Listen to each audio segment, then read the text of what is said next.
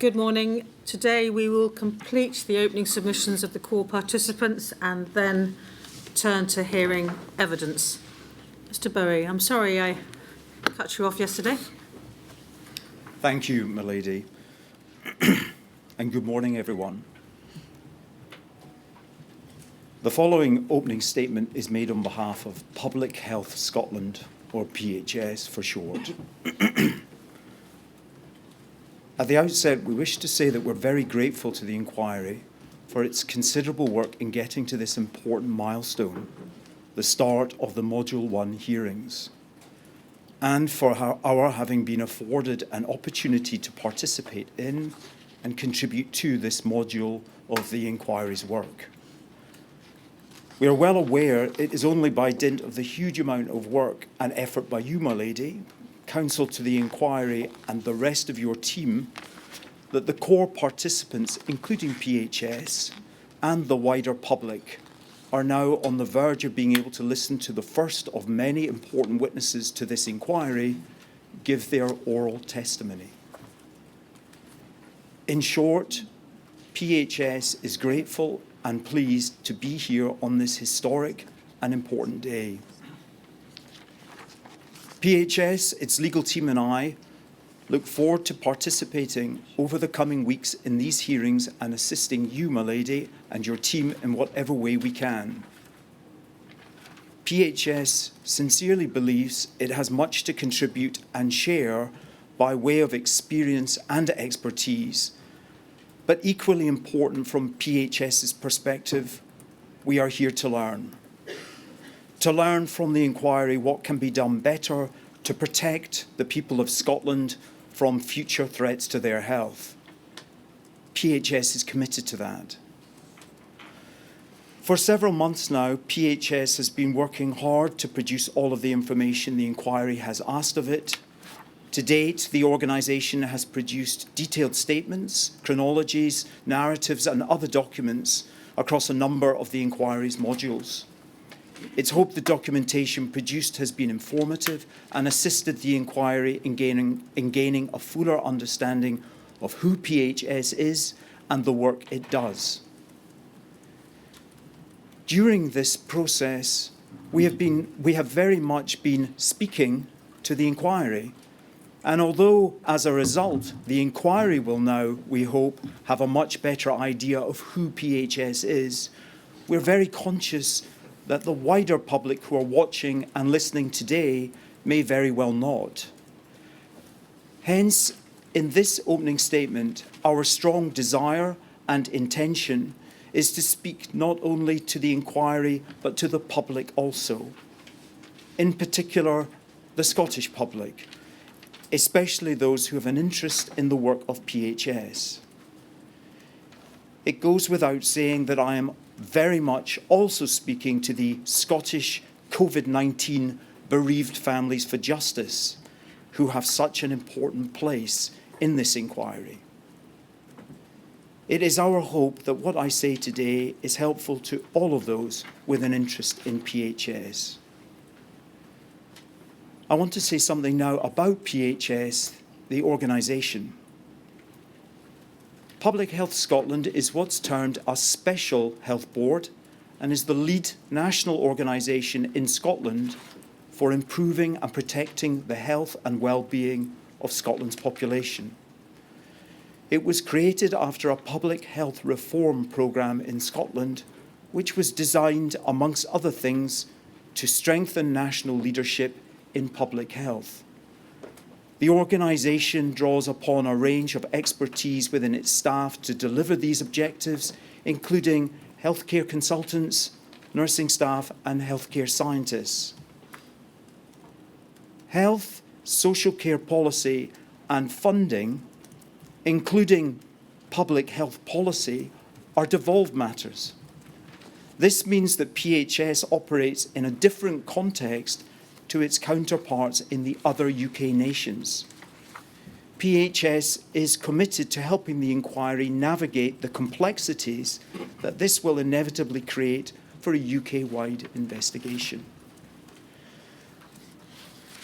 In terms of its relationships with others, PHS is accountable to both Scottish Government and local government, reflecting the fact that public health in Scotland is viewed as a shared endeavour of both local and national government.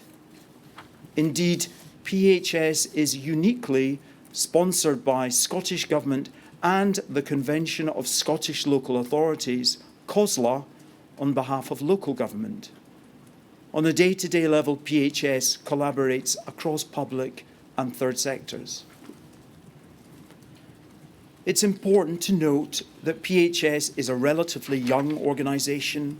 It came into existence legally in December 2019, becoming operational on 1st April 2020 at around the start of the pandemic and at the time of the first UK-wide lockdown. It will be apparent that, consequently, during the period with which this module of the inquiry is concerned, PHS was not operational. Responsibility for protecting the Scottish public from infectious diseases and environmental hazards fell to a different organisation, Health Protection Scotland, or HPS for short. When PHS was created, many of the staff and functions of HPS were transferred over to PHS. Moreover, it's important to understand that because of the pandemic, at the time of PHS's launch, there required to be a rapid rethinking of a number of plans in relation to the organisation which had been put in place over a number of years previously. It's fair to say that the organisation faced a number of coalescing and difficult challenges at that time. Despite the pressure of being very much on the front line of the nation's response to dealing with the pandemic, in September 2020, PHS published a 3-year strategic plan setting out its goals for Scotland, focusing on 4 cross-cutting areas: Covid-19, community and place, poverty and children, and mental well-being. The original strategy was strengthened in November 2022 with the publication of a new 3-year plan. This plan built on the 2020 strategic plan and set out PHS's purpose as Scotland's national public health body: to lead and support work across Scotland to prevent disease, prolong healthy life, and promote health and well-being. PHS's publicly stated values include respect, collaboration, innovation, excellence, and integrity. PHS undertakes that going forward, it will continue to do everything in its power to assist the inquiry with its work in whatever way it can. It will endeavour to approach the inquiry with openness, respect, and candour, underpinned by a genuine desire to learn and do better. As a public body, PHS understands the responsibility it owes, not only to the inquiry, but to the people of Scotland, and it will do everything it can to meet those responsibilities. Thank you for listening. Thank you very much. And now I think it's Mr. Hill.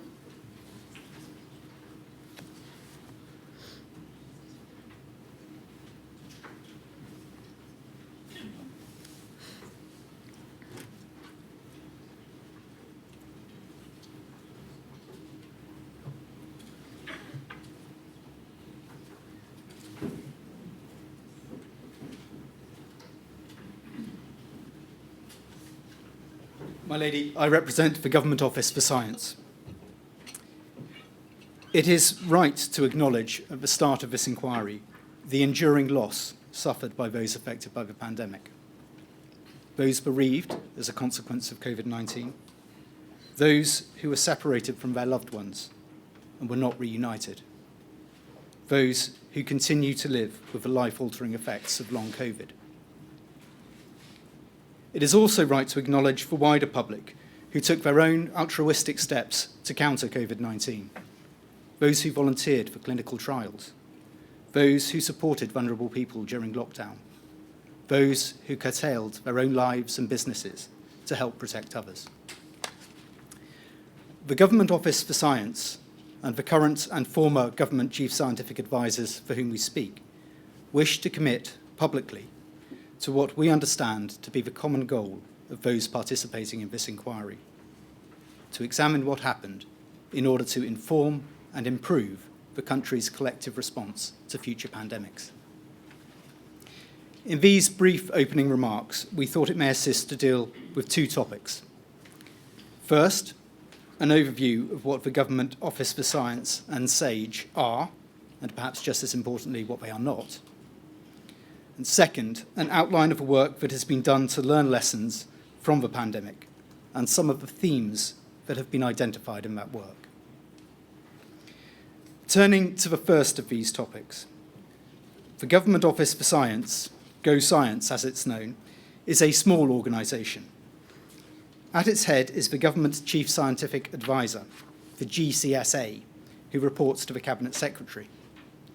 Together, Go Science and the GCSA provide science advice to the Prime Minister and the Cabinet and promote and support the provision of science advice in all government departments. During government-wide emergencies, Go Science convenes and provides secretariat support for SAGE, the Scientific Advisory Group for Emergencies. SAGE is generally chaired by the GCSA. During the pandemic, it was co-chaired by Sir Patrick Vallance, then GCSA, and the Chief Medical Officer, Sir Chris Whitty. SAGE is not a permanent standing committee, and it does not have members. It exists only when it is activated by COBRA in response to an emergency. Its role is to bring together experts relevant to that emergency to inform science advice in a way that is coordinated, comprehensive, and comprehensible. Those who participate in SAGE and its subgroups are experts drawn from across the country, from inside and outside government. Those who attend give independent advice, their analysis drawn from their expertise and experience. It is important to note a few key points. First, Go Science, the GCSA and SAGE are not the only formal sources of science advice to government, even during an emergency. Different government departments lead on different areas, which are related to their own work and expertise. As we have heard, for pandemic planning, the Department of Health and Social Care is the lead department and draws on its own network of scientists, clinicians, public health experts, and so forth to inform its work. Most government departments have their own chief scientific advisors and their own structures and processes by which science advice is provided internally to senior civil servants and ministers. Organisations such as the United Kingdom Health Security Agency provide operational science and advice. SAGE and the GCSA do not, could not, and would not wish to establish a monopoly on science advice. Second, the GCSA and SAGE do not make policy. They provide evidence and advice to policymakers who weigh it against other sources of evidence and advice: economic, legal, ethical, political, and on occasion national security advice, in order for policy decisions to be made. In our democratic system, elected politicians make those decisions, and in making them are accountable to Parliament and to the electorate. During the pandemic, at Sir Patrick's insistence, SAGE published its minutes and its papers. Other areas of advice were not made public and thus were not subjected to the same level of debate and scrutiny. A potential consequence of SAGE's transparency may be that the science advice arising from SAGE was given particular prominence in the minds of the media and the public in relation to policy. It was, of course, an important input, but it was never the only consideration, nor should it have been. Third, The GCSA and SAGE are not responsible for the operational delivery of science, for example, establishing a testing programme, nor are they responsible for the way in which the science advice is implemented in practice, for example, putting in place procedures to lessen the risk of infection in schools, hospitals or care homes. Those matters fall to other departments and other organisations. Fourth, the processes I have described are intended to deal with all aspects of science advice in government at all times. It must not be forgotten that most of the work of the GCSA and Go Science relates to a wide variety of non-emergency matters. Further, the pandemic was atypical even for an emergency situation and was unprecedented in its duration. There were 105 SAGE meetings over 2 years. The most previously was 22 over 7 months. The scale and duration of the response posed challenges and, at points, revealed vulnerabilities in the way in which SAGE and Go Science operated. That brings me to the second topic, lessons learned. The work of the GCSA and Go Science on critical self-examination and challenge began at the early stages of the pandemic. In April 2020, Professor Sir Ian Boyd was invited to observe SAGE meetings in order to provide the chairs with feedback on groupthink, optimism bias, and other matters. This was followed shortly after by a review undertaken by Sir Adrian Smith, now President of the Royal Society, at the request of the then GCSA. These were the first of many reviews, all of which are set out in the witness statements provided to the inquiry.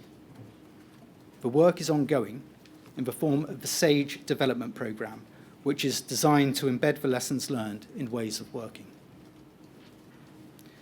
A number of documents, papers and reports touching on a wide range of matters have been produced and brought to the inquiry's attention. 2 may be considered to be of particular significance. The first is the technical report of the Covid-19 pandemic in the UK, published on the 1st of December 2022, but was produced by the Chief Medical Officers and others, including Sir Patrick.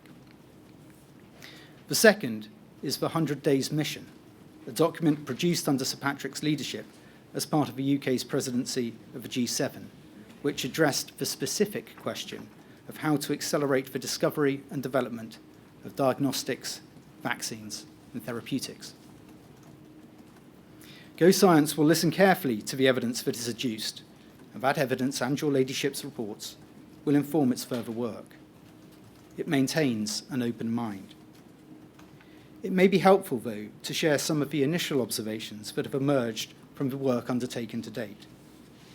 This is not intended as an exhaustive list, and it is restricted to matters relating to science and science advice, rather than a wider assessment of factors that affected the course of a pandemic. First, the existence of SAGE and its subgroups was beneficial to the UK's response. Not every country had an equivalent of SAGE, and many of those that did not sought to emulate it.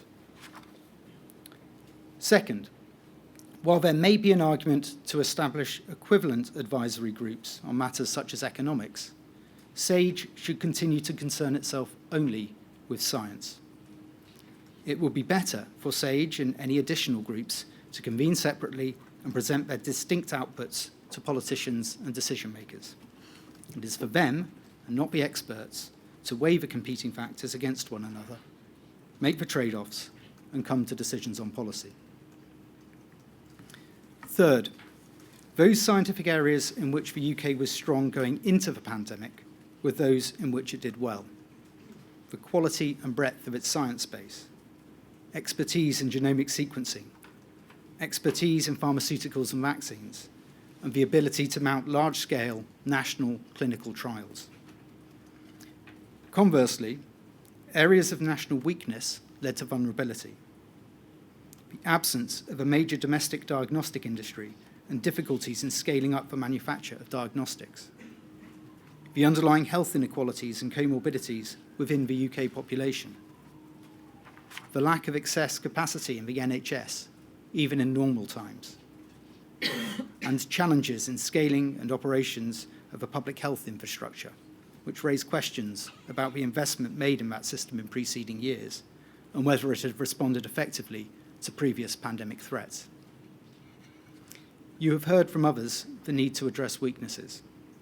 We agree, and would add that there is also a need to maintain strengths, including advances made during the pandemic.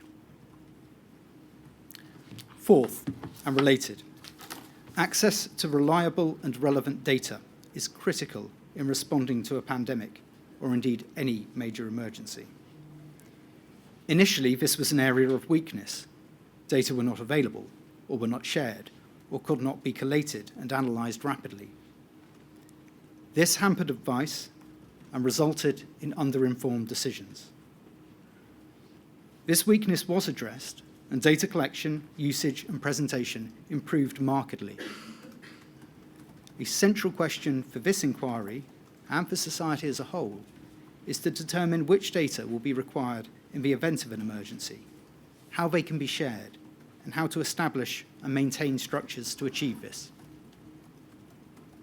Your Ladyship will see that these observations reflect the three themes of the 100 Days mission: timely and continued investment in research and development, maintaining capacity and best practice by embedding it in everyday work, and agreeing in advance the rules of the road, for example, on which data is to be shared and how. These do not purport to be an entire answer to how to prepare for a pandemic, but they are a necessary starting point.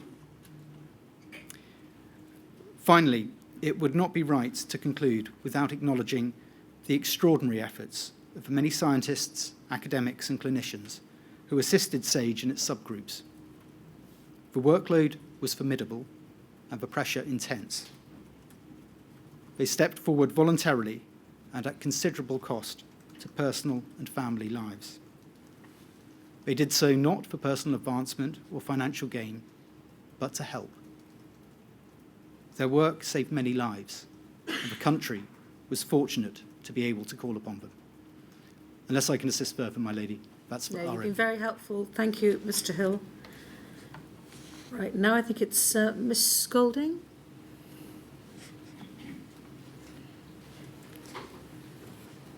I shall just wait, my lady, for the Waiting for lectern, the- yes, the passing lectern. of the lectern.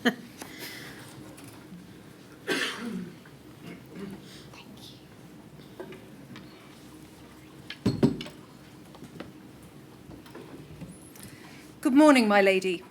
I appear together with Mr. Stein KC, and we represent the Department of Health and Social Care in this inquiry. We wish to start by expressing our heartfelt condolences and deepest sympathies to all the families who have lost loved ones to this pandemic, had their lives disrupted, and who have suffered the after effects on both their mental and physical health. The pandemic touched every family in the nation, and in many cases brought change, losses, or absences which can never be fully repaired. The department recognises that the guidance it put in place often meant that family and friends were unable to see their loved ones for long periods of time, causing profound loneliness, pain, and anguish, the effects of which still endure for many today and were so powerfully reminded to us by the accounts given in the video yesterday. In particular, people were unable to visit and comfort loved ones who were unwell or dying, and were unable to undertake the important rituals surrounding death, which are so vital for catharsis and expressing a shared grief. Not being able to attend and say goodbye at a family funeral was a nightmare for so many of us. The stoicism and forbearance shown and the sacrifices made by so many will never be forgotten. The department also wishes to thank each and every person working within its own staff, in health and social care, in hospitals, care homes, and in the community, in public health bodies, in local government, in the armed forces, in charities and the voluntary sector, as well as the hundreds of thousands of family carers who sought to keep their loved ones safe at considerable cost to their own physical and mental health in very many cases. the dedication and compassion shown by these individuals at very short notice and the efforts they made to provide comfort and support were nothing short of heroic, and we salute them. We must also thank each and every person who changed their behaviour to protect those who are most at risk of being affected by the pandemic. The advice the department gave and the measures it was required to recommend needed the consent of the population. Everyone who stayed at home, often to the detriment of their mental health, their financial health, their education, and their personal and professional relationships, helped keep us all safer. Without this agreement, many more people would have lost their lives.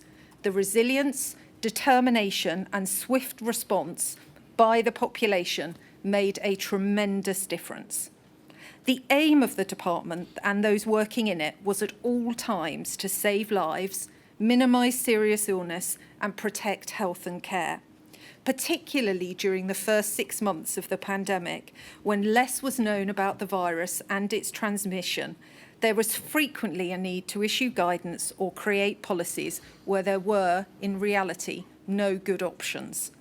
The department recognises the strength of feeling amongst some that certain of the decisions made by us were wrong. For example, some people feel that lockdown should have been introduced earlier and for longer. Others hold an opposite and contrary view. What the department was often faced with were a choice between a series of hugely unpalatable options, all of which were certain to have negative impacts on the citizens of the United Kingdom in one way or another. Decisions were often extremely finely balanced. Contrary decisions could rationally have been made, resulting in a very different set of outcomes. The department will not seek, during the course of this inquiry, to say that it did everything right or that it would necessarily have made the same decisions today in 2023 with the benefit of hindsight. We will, however, propose that it is necessary to recognise that the context of the time, particularly in respect of pandemic preparedness, was very different to what we know now, and would ask you, my lady, not to impose what we shall call a retroscope upon decision-making. Covid-19 has not gone away.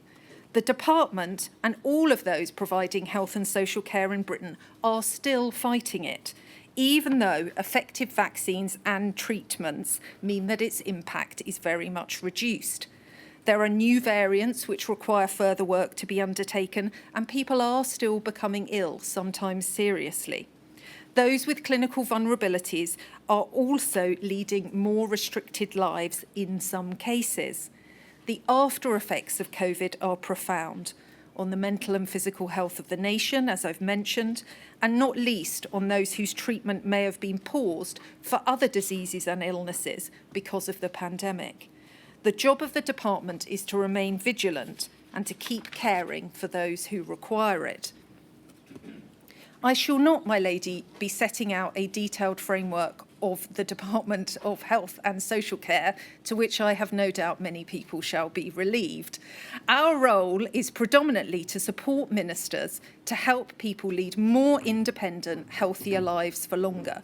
Its job is to set in place the framework so that our NHS can function and deliver exceptional healthcare to the population, and to provide care services for the most vulnerable in our society. The organisational framework for delivering such is complex and dispersed amongst a large number of bodies in central government, in arm's length bodies related to central government, in local government, in charitable, voluntary and for-profit organisations. At the time of the pandemic, for example, there were 152 local authorities, 213 hospital trusts, 191 clinical commissioning groups, 34,000 general practitioners, and around 25,800 registered adult social care establishments, by which I mean both domiciliary, i.e. non-residential, and residential services. The demands on both health and social care services have increased greatly over the past 20 years, as people live longer and breakthroughs in treatment and technology enable those with disabilities to thrive in an ever broader range of activities. Seeking to manage and provide guidance, support, equipment, services and policies during the pandemic was a Herculean task and was the greatest challenge ever faced by the NHS and the adult social care sector. You will hear the department referring to various documents as battle plans or operations, precisely because it was an all-consuming period akin to a war, and mobilisation was required in every organisation in the United Kingdom and with every person. We approach this inquiry with humility. We know that there are valuable lessons to be learned.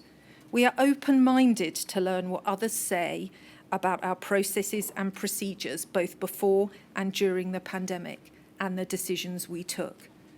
By the end of 2020, everyone was thoroughly sick of the word unprecedented, but that is the most accurate description of what happened.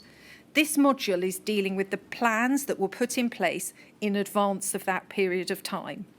Before the pandemic started, they were regarded by various international bodies as world leading. Some of those plans did help during the pandemic, and our evidence to this inquiry points out where that is the case. An obvious example was the work which had been undertaken following the Ebola outbreak in 2015 to put additional money into vaccine research, and the setting up by the previous Chief Medical Officer, Dame Sally Davies, of the National Institute for Health Research, which brought together and aided research funding, again enabling a vaccine to be developed quickly by the UK scientists. Operation Cygnus, which was the exercise you heard about yesterday, undertaken in 2016 about planning for a flu pandemic, was also instrumental, as it allowed the United Kingdom to have draft legislation which was then easily adapted for use during 2020. However, the department does wish to identify areas where in particular it has sought to learn from what went well and also what did not go well in respect of preparedness, to enable it to prepare better for future pandemics and other catastrophic risks to the nation's health and well-being. These are best encapsulated by the following 5 issues.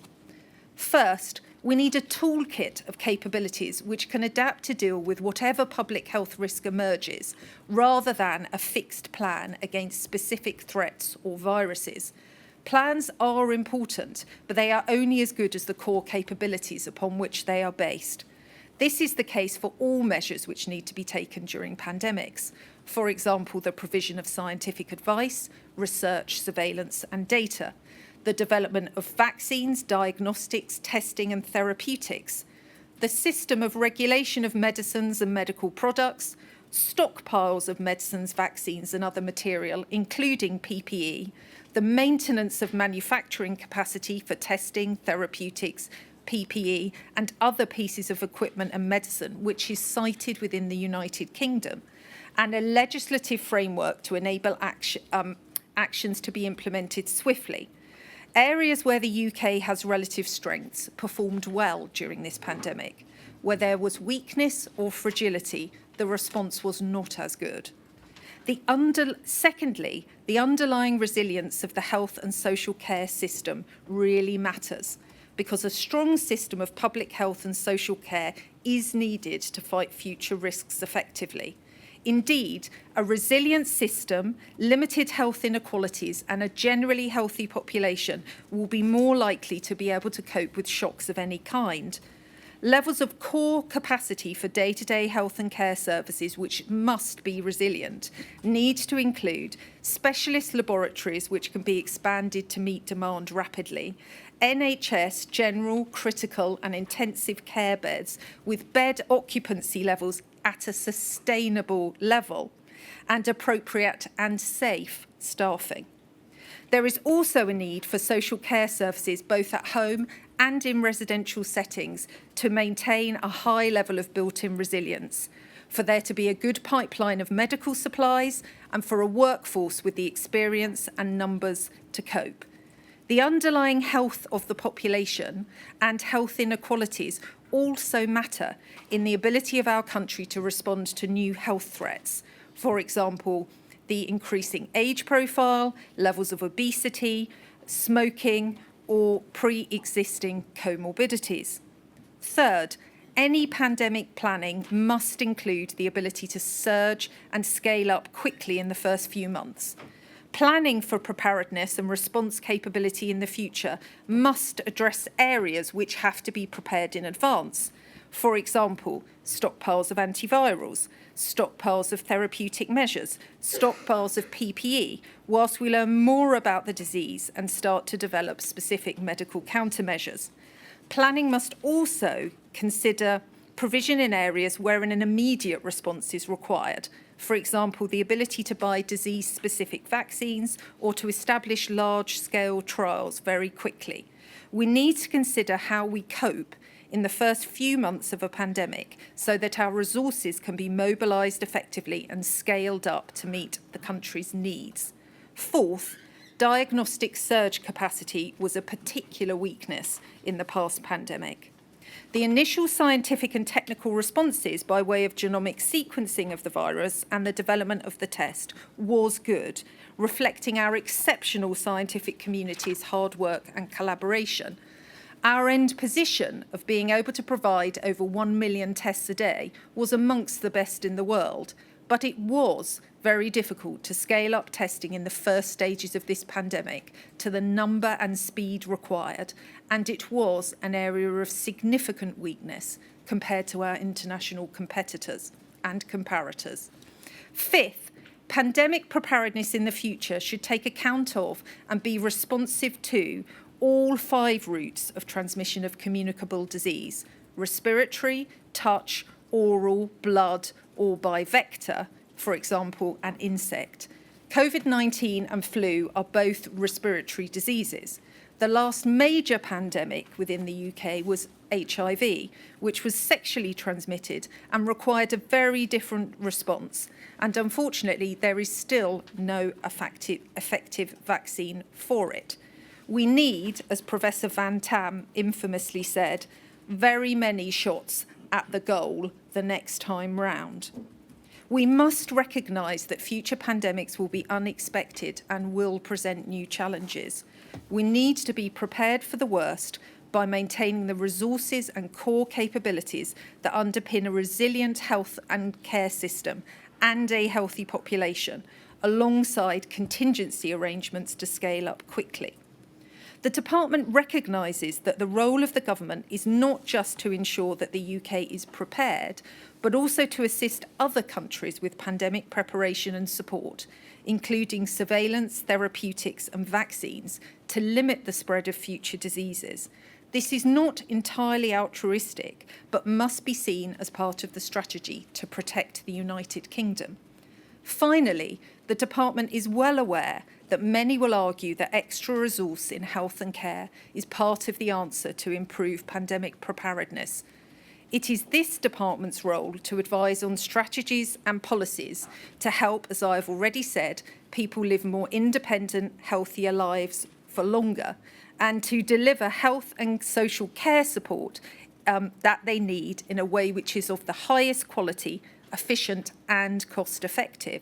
It is, however, the job of the government as a whole to make and implement decisions on the level of resourcing, balanced against competing demands from other departments. In this regard, fiscal and economic resilience will always be vital to the country's ability to resource the needs of its citizens, both in ordinary life and in future crises of this nature. In short, the Department welcomes the work of this inquiry, recognises its importance in shaping future preparedness and in assessing the numerous decisions taken in meeting the demands of the COVID pandemic. The Department is here to assist with the work of the inquiry in whatever way we can, and the Department is committed to making sure that this country is ready to face the challenges presented by any and all future diseases. Thank you for listening. Thank you very much indeed. Mr. Kinnear?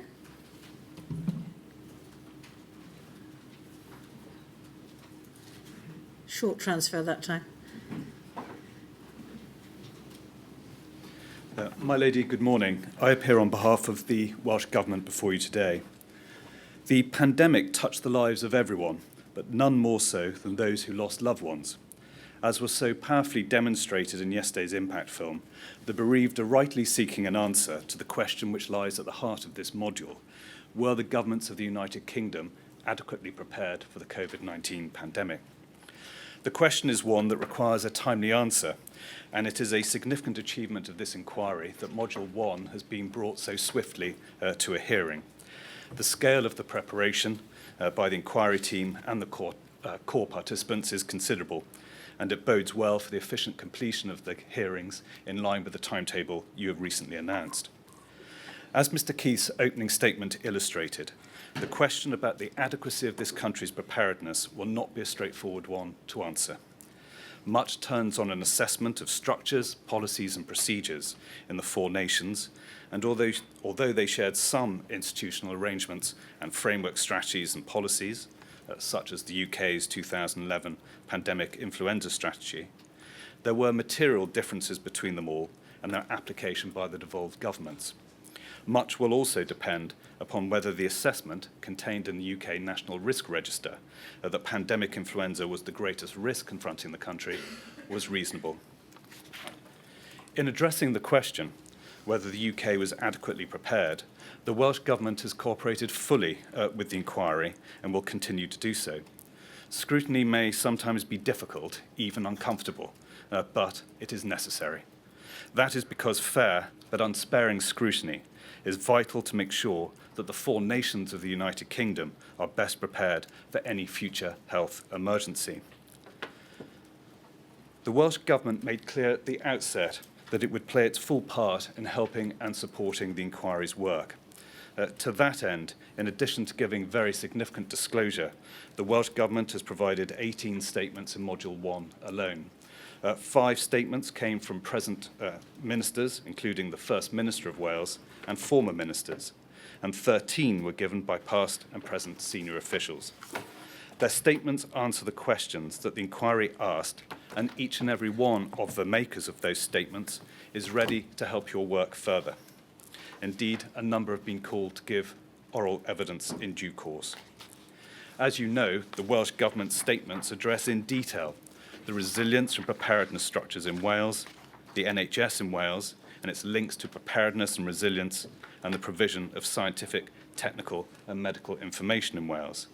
Those matters were addressed at length, as well as the inquiry's questions about what was considered to have worked well in relation to preparedness, and equally what was thought not to have worked well. The detail of those views will surely be considered further in examination.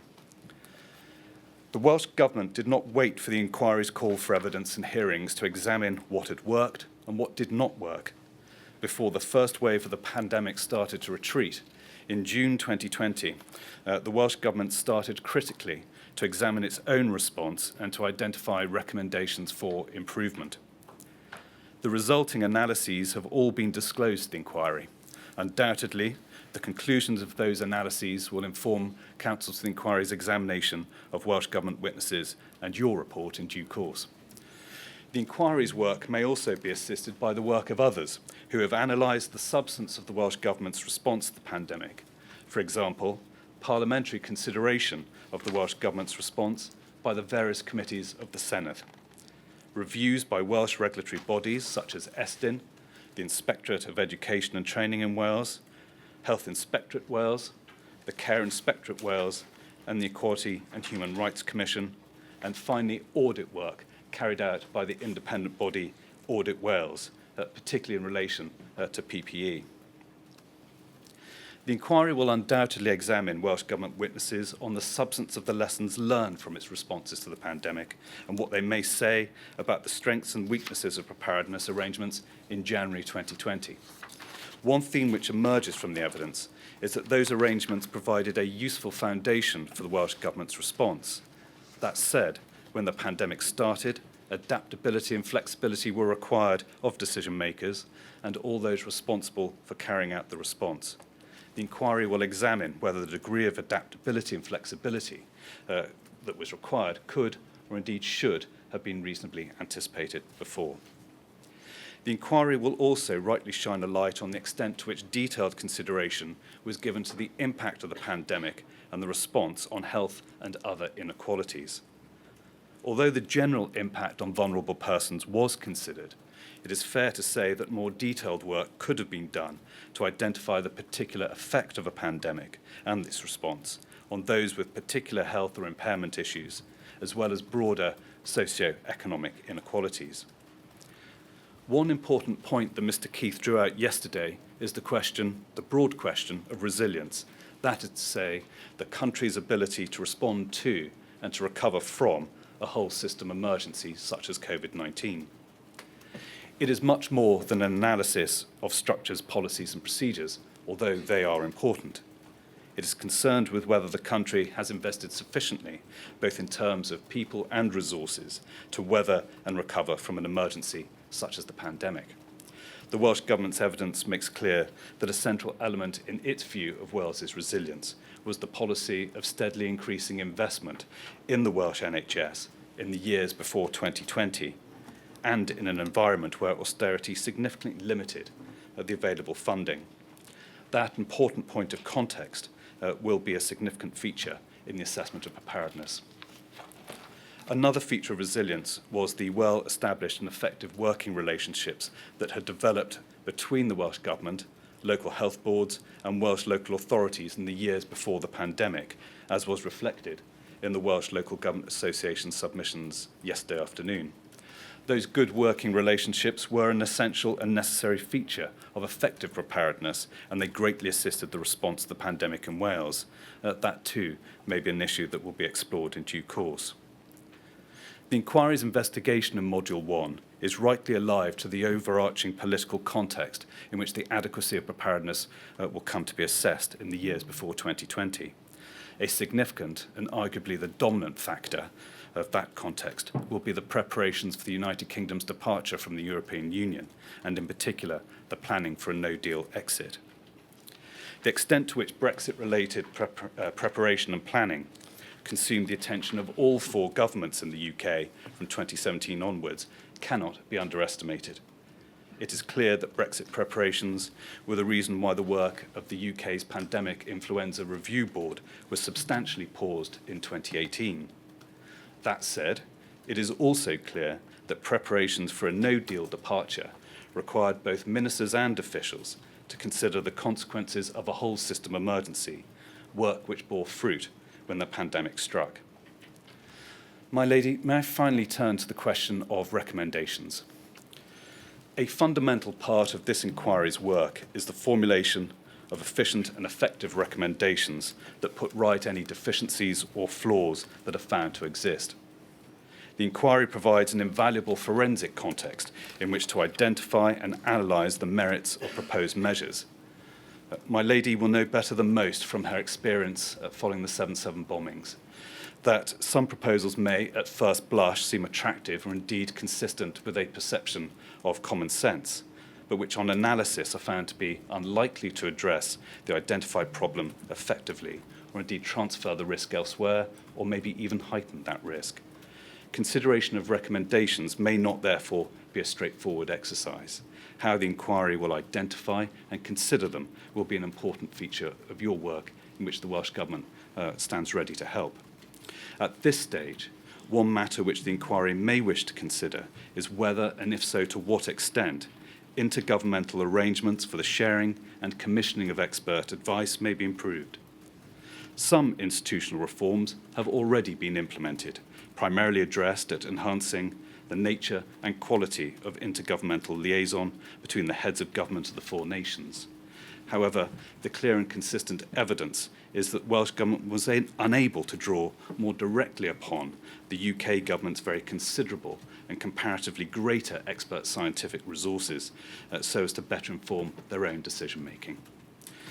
My lady, in conclusion, we come before you recognising that there will be lessons to be learned in relation to preparedness. Finally, thank you for the work that you and your team have already undertaken and for the very much more substantial work that is to come. The Welsh Government will continue to assist inquiry in any which way it can. Thank you very much indeed. Now I think we have Mr Mitchell for the Scottish Government. This is lectern handing, very well planned.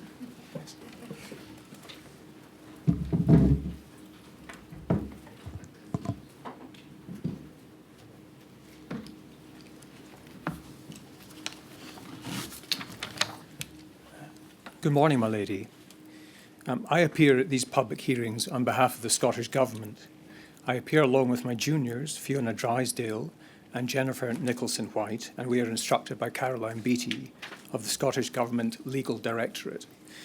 My theme this morning is one of commitment. Commitment to the Chair, to the inquiry process, and to the people of Scotland.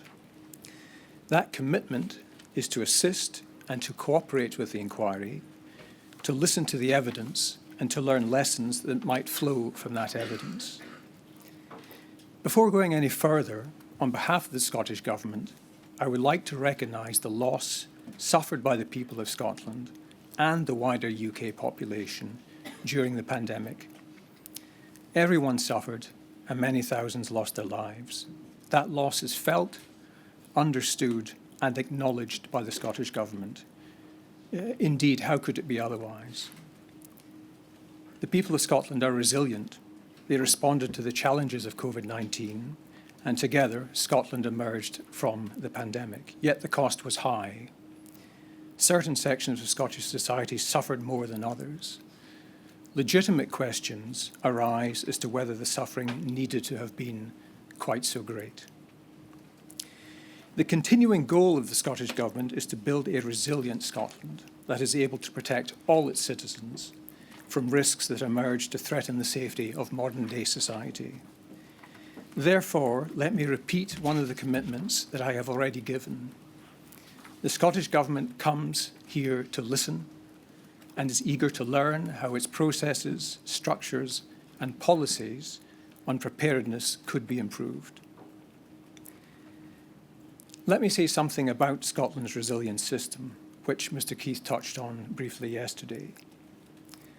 The Scottish Government has taken an approach over many years to build resilience capacity to deal with any risks faced by the country, including preparing for a pandemic. The Scottish Government approached pandemic risks in the way that it approached any risk. Often, it prepared in partnership with the UK Government and other devolved administrations on what is sometimes called a four nations basis. It may be helpful if I take some time here to set out, in brief terms, the resilience system as it exists in Scotland. In general terms, the development of resilience in Scotland has focused on consequences, not causes. In other words, an all-risks approach is adopted, whereby planning can be adapted readily to fit a wide range of issues. Within the Scottish Government, there are, broadly speaking, two functions to preparedness.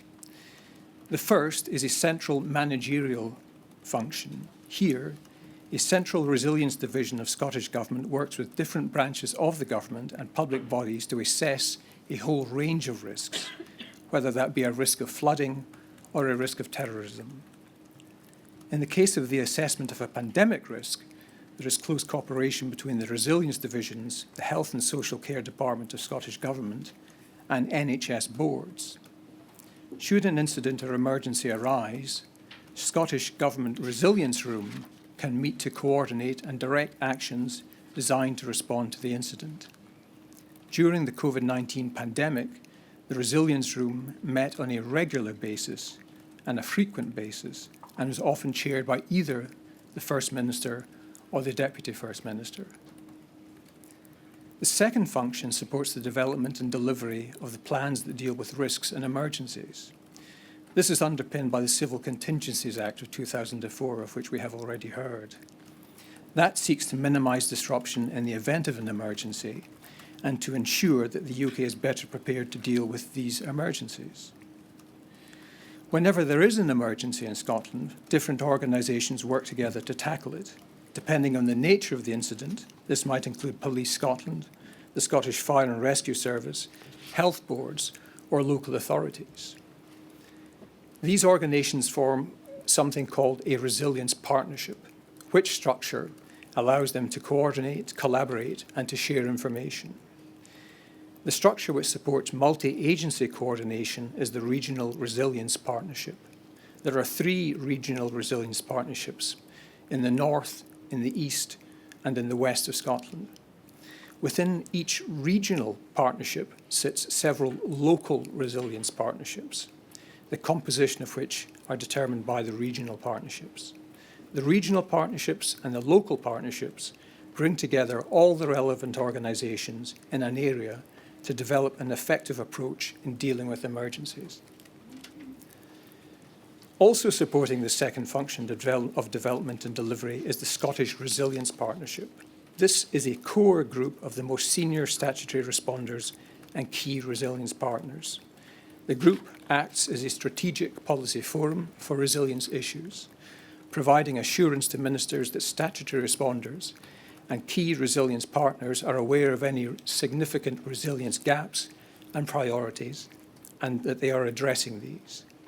It provides advice to the resilience community on how best to ensure that Scotland is prepared to respond effectively to major emergencies.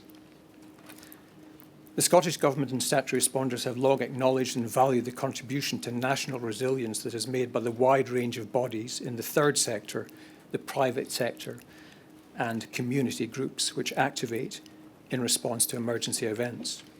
To support collective discussion around the all-risks approach to preparedness and response arrangements, the Scottish Government hosts regular meetings of the Voluntary Sector Resilience Partnership.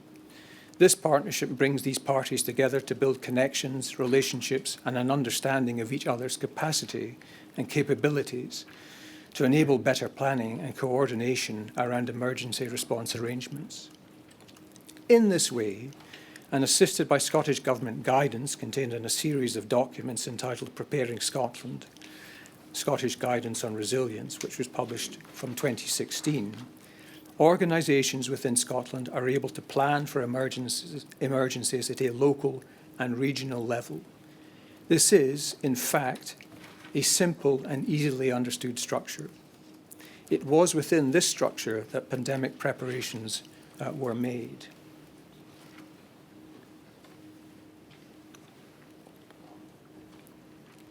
With mention of pandemic preparation, it may be useful for interested observers to know a little about the Scottish Government's preparation for a pandemic.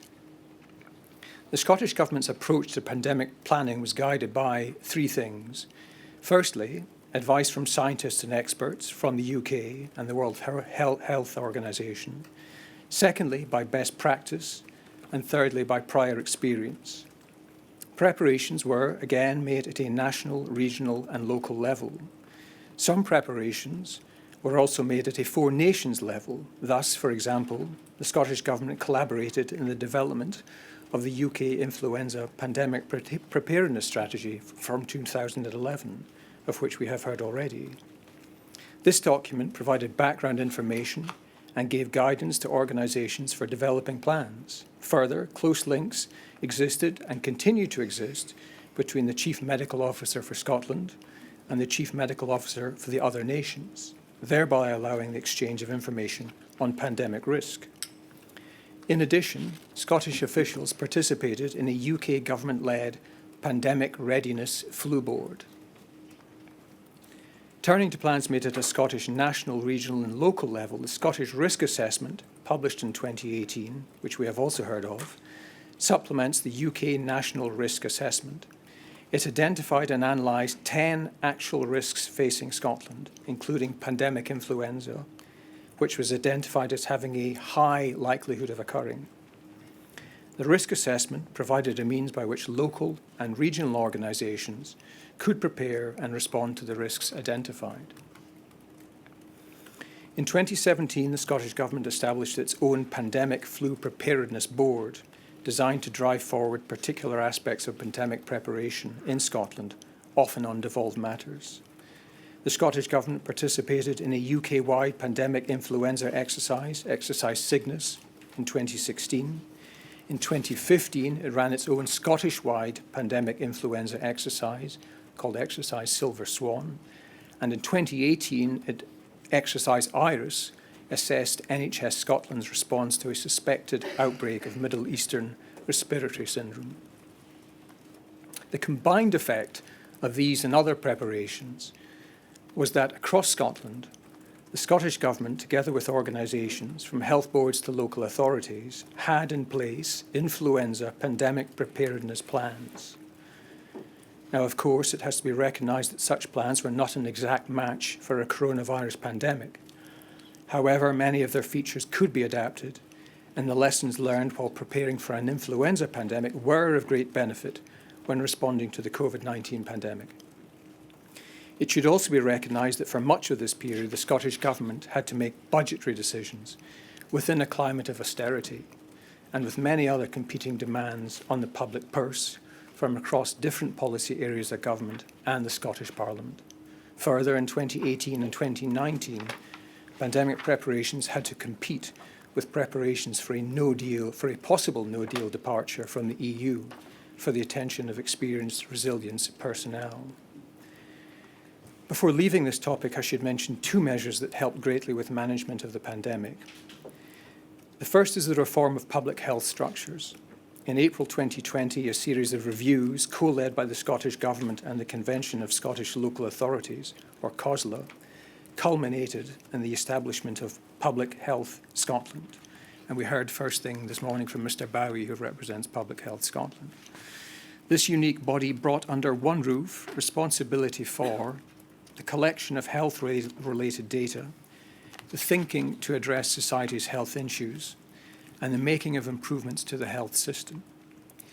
Jointly accountable to the Scottish Government and COSLA, the result was a single authoritative source of information and advice, a one-stop shop, if you will, that public and private sector leaders could call upon.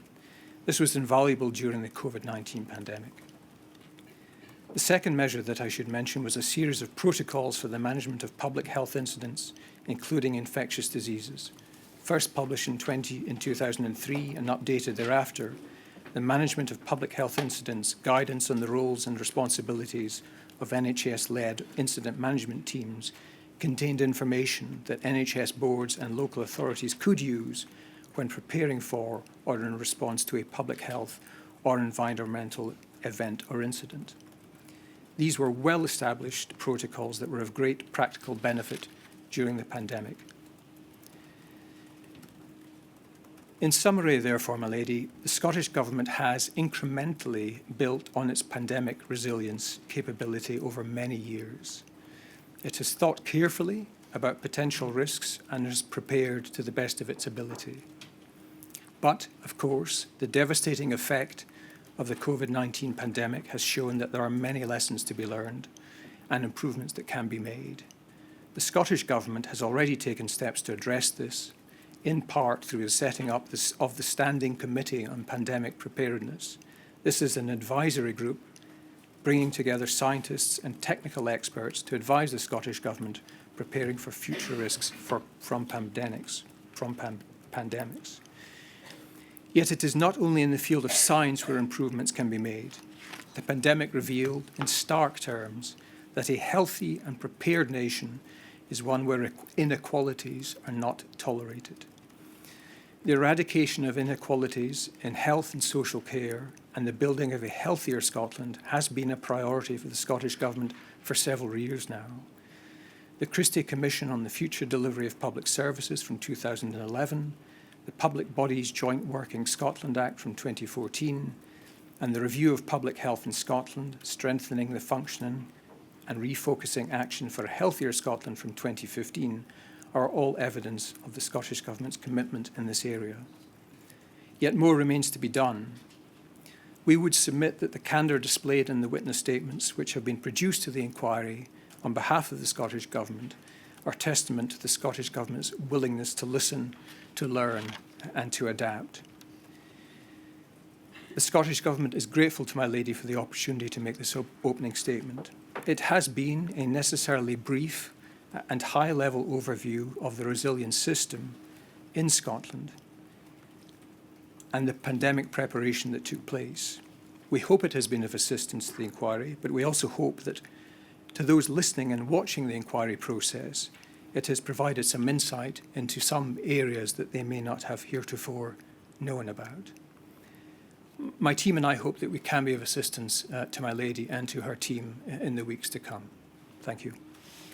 Thank you very much indeed. We'll break now. I shall return at 11:20.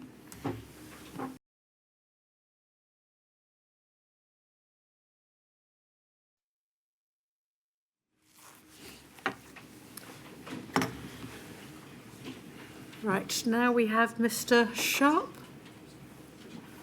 Mr. Sharp. Good morning, my lady. I'm afraid I'm hidden from direct vision by the pillar on your left, but I can assure you I am present and here. I thought we were going to try and make sure that those who speak weren't behind a pillar, Mr. Sharp. I'm sorry. My lady, I think that really is beyond unfairness. Would you like to move to somewhere where he can? perhaps I can move across. Yeah.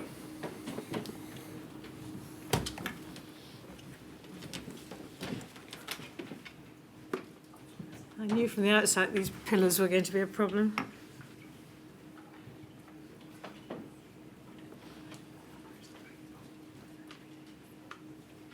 Right, now you need to make sure you've got a microphone. Yep.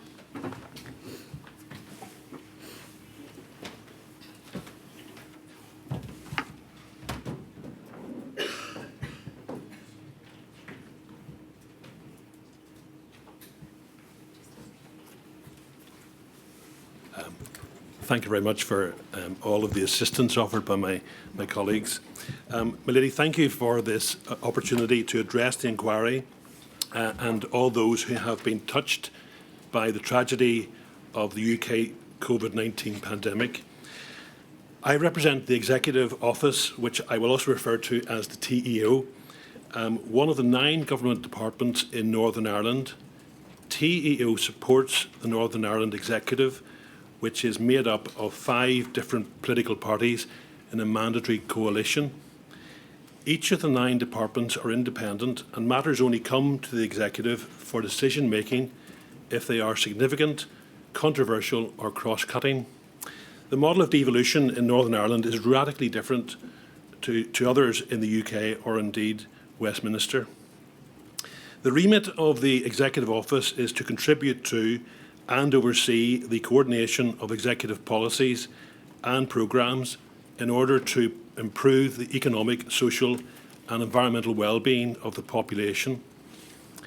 Within this remit, TEO has policy responsibility for civil contingency planning matters, specifically for the coordination of civil contingencies and emergency planning, including the wider consequences of disease outbreaks, as in this catastrophic case.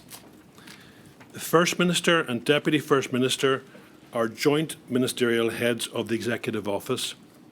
They are accountable to the Northern Ireland Assembly for their policies and programmes and for the activities of the department, including its arm's length bodies. All civil servants in the Executive Office operate under their direction and control in discharge of their functions. The head of the Northern Ireland Civil Service, also referred to as HOCS, was the permanent secretary to the Executive Office during the period under investigation in this module. In June 2021, the Northern Ireland Civil Service created a new permanent secretary role within the TEO to lead the policy agenda and delivery. Dr. Dennis McMahon was appointed as Permanent Secretary on 26th of July 2021.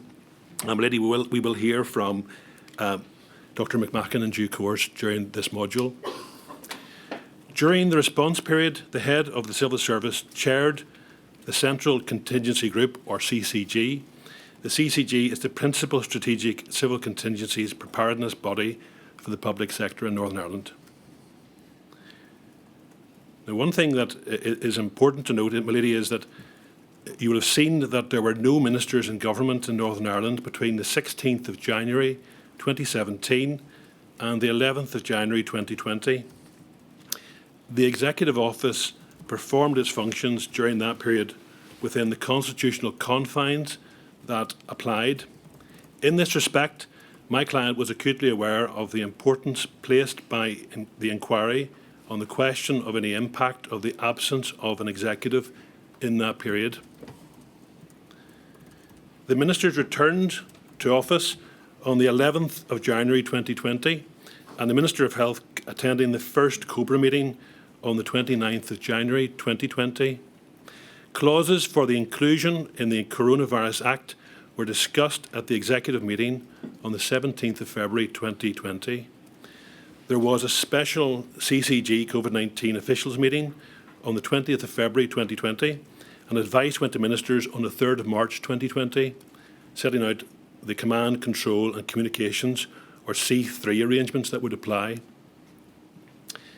It's also relevant to mention EU exit. TEO has also noted the evidence provided in terms of EU exit and the interest of the inquiry in this issue. The EU exit arrangements, including Operation Yellowhammer, had a number of very significant impacts on contingency planning arrangements across the UK.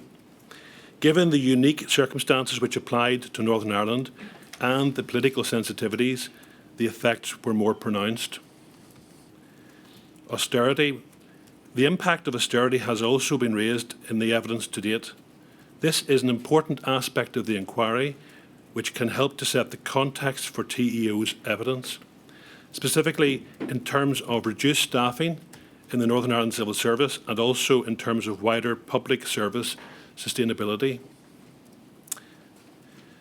The Executive Office is determined that the knowledge, recommendations and lessons identified by this inquiry will be treated with the utmost seriousness and importance.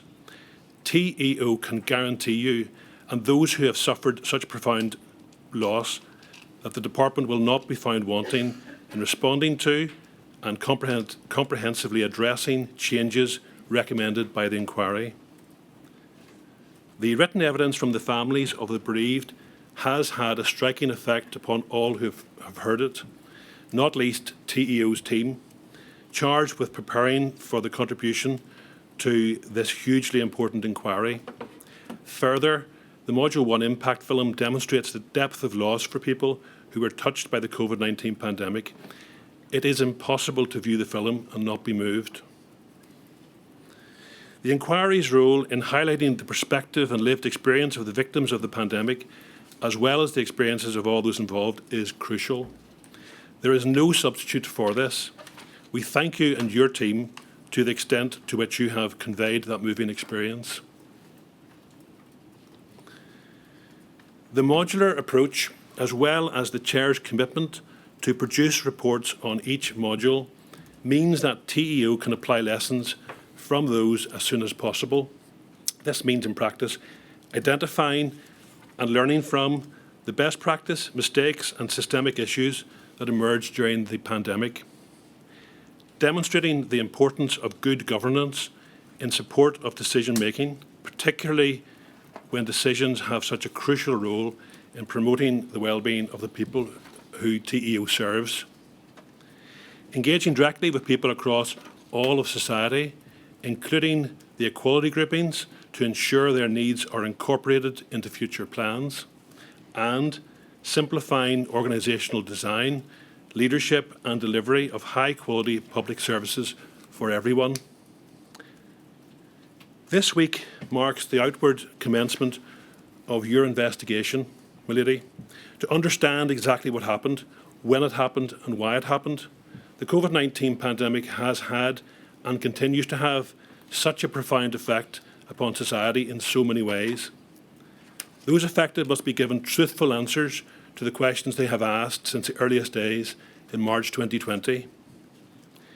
Those whose lives were irreparably damaged by the pandemic will rightly wish to know how future contingency planning in Northern Ireland can be designed to avoid any future failures.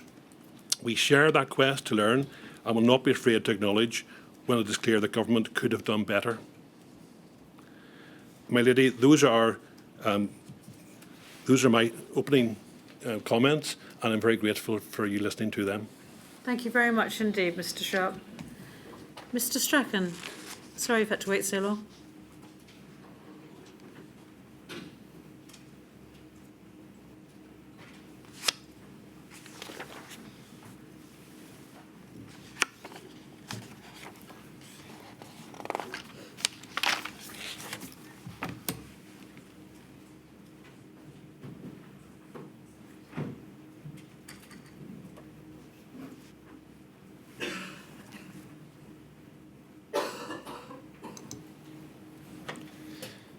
Good morning, my lady. I appear on behalf of the Cabinet Office today with Mr. Harland, who sits to my right.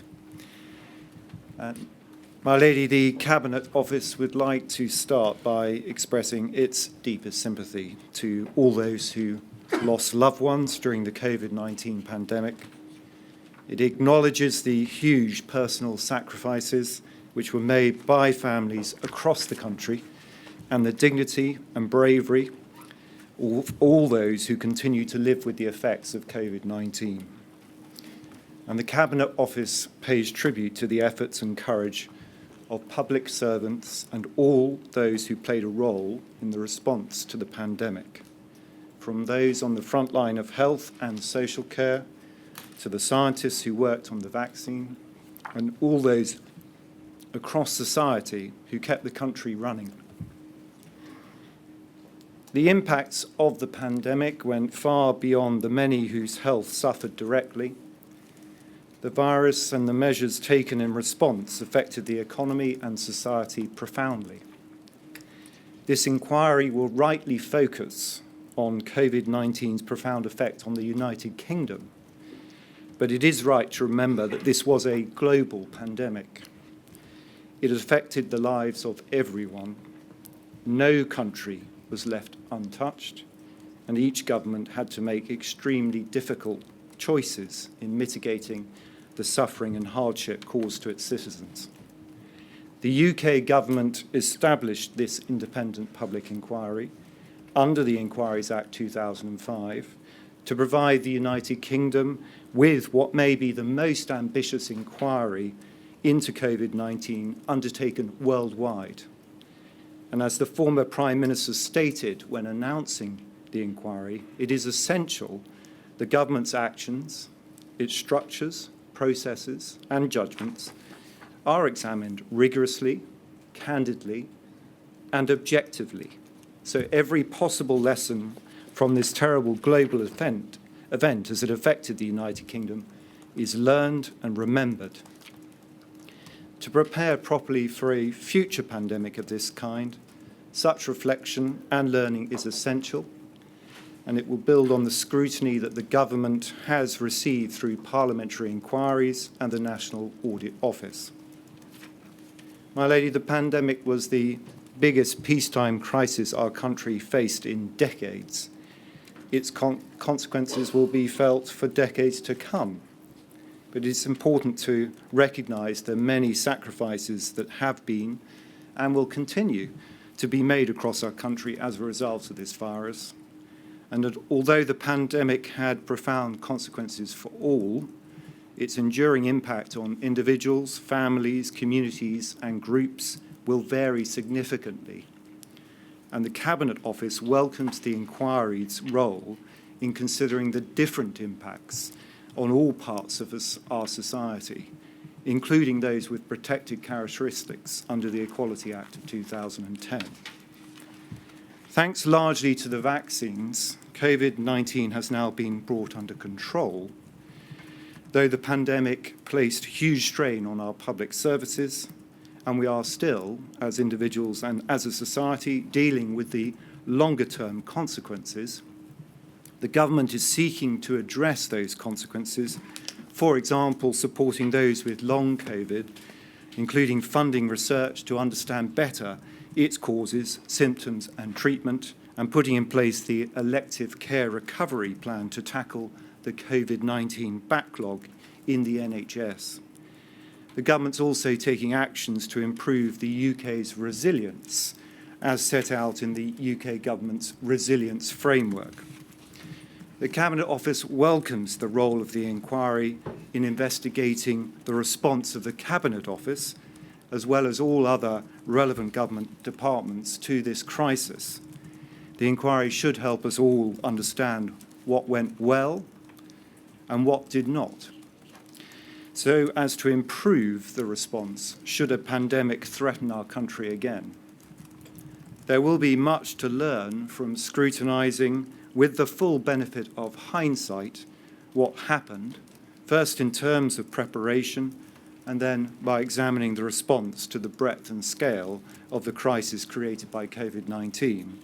Lessons can and must be learned. For a global event of this kind, it will certainly be the case that things could or should have been done differently.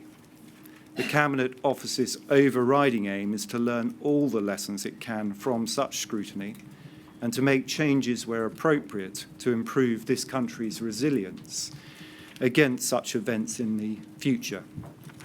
Both history and science sadly tell us all of the need to prepare for future challenges to come. This inquiry offers us the chance to face them with an open mind and the best information possible. The Cabinet Office therefore remains steadfast in its dedication to supporting the inquiry in its vital work. In response to the inquiry's request for information in relation to Module 1, which, as Mr. Keith has identified, concerned the period dating back to 2009, the Cabinet Office has provided 8 corporate statements from senior officials currently working in key positions in the Cabinet Office. In addition, the Cabinet Office has supported 9 witnesses to provide Module 1 witness statements in their personal capacities, in which they set out their own views, reflections and suggestions for improvement in light of the requests from the inquiry to do so. These include the former Prime Minister David Cameron, Cabinet Ministers, former heads of the Civil Service. And a number of these witnesses will assist the inquiry by giving oral evidence during the forthcoming hearings. The findings of your inquiry will enable the country to be better prepared for any future pandemic, and the Cabinet Office is keen to use its conclusions to build and improve upon the changes it's already implemented to enhance crisis management structures. The Cabinet Office recognises that continuous learning is vital to maintain effective resilience. The remainder of my opening statement covers just 2 main areas. First, the role of the Cabinet Office at the centre of government, as Mr. Keith has referred to in his opening remarks. And second, a high-level summary of the learning of lessons which the Cabinet Office has carried out so far and the actions it is already taking forward to enhance resilience for the future. So first, if I may, just something on the role of the Cabinet Office. The Cabinet Office is a ministerial department of His Majesty's government. Its ministers currently include, among others, the Prime Minister, the Deputy Prime Minister, and the Chancellor of the Duchy of Lancaster, and the Minister of the Cabinet Office. The Cabinet Office is responsible for providing support to the Prime Minister and the Cabinet, and to ensure the government works together to deliver for the people of the United Kingdom. The Cabinet Office has a broad and fluid remit. Its key responsibilities include supporting collective government decision-making through the Cabinet and the committee system, as you have heard, supporting national security and coordinating the government's response to crises, and promoting efficiency and reform across government, and monitoring and driving the delivery of priorities by other departments.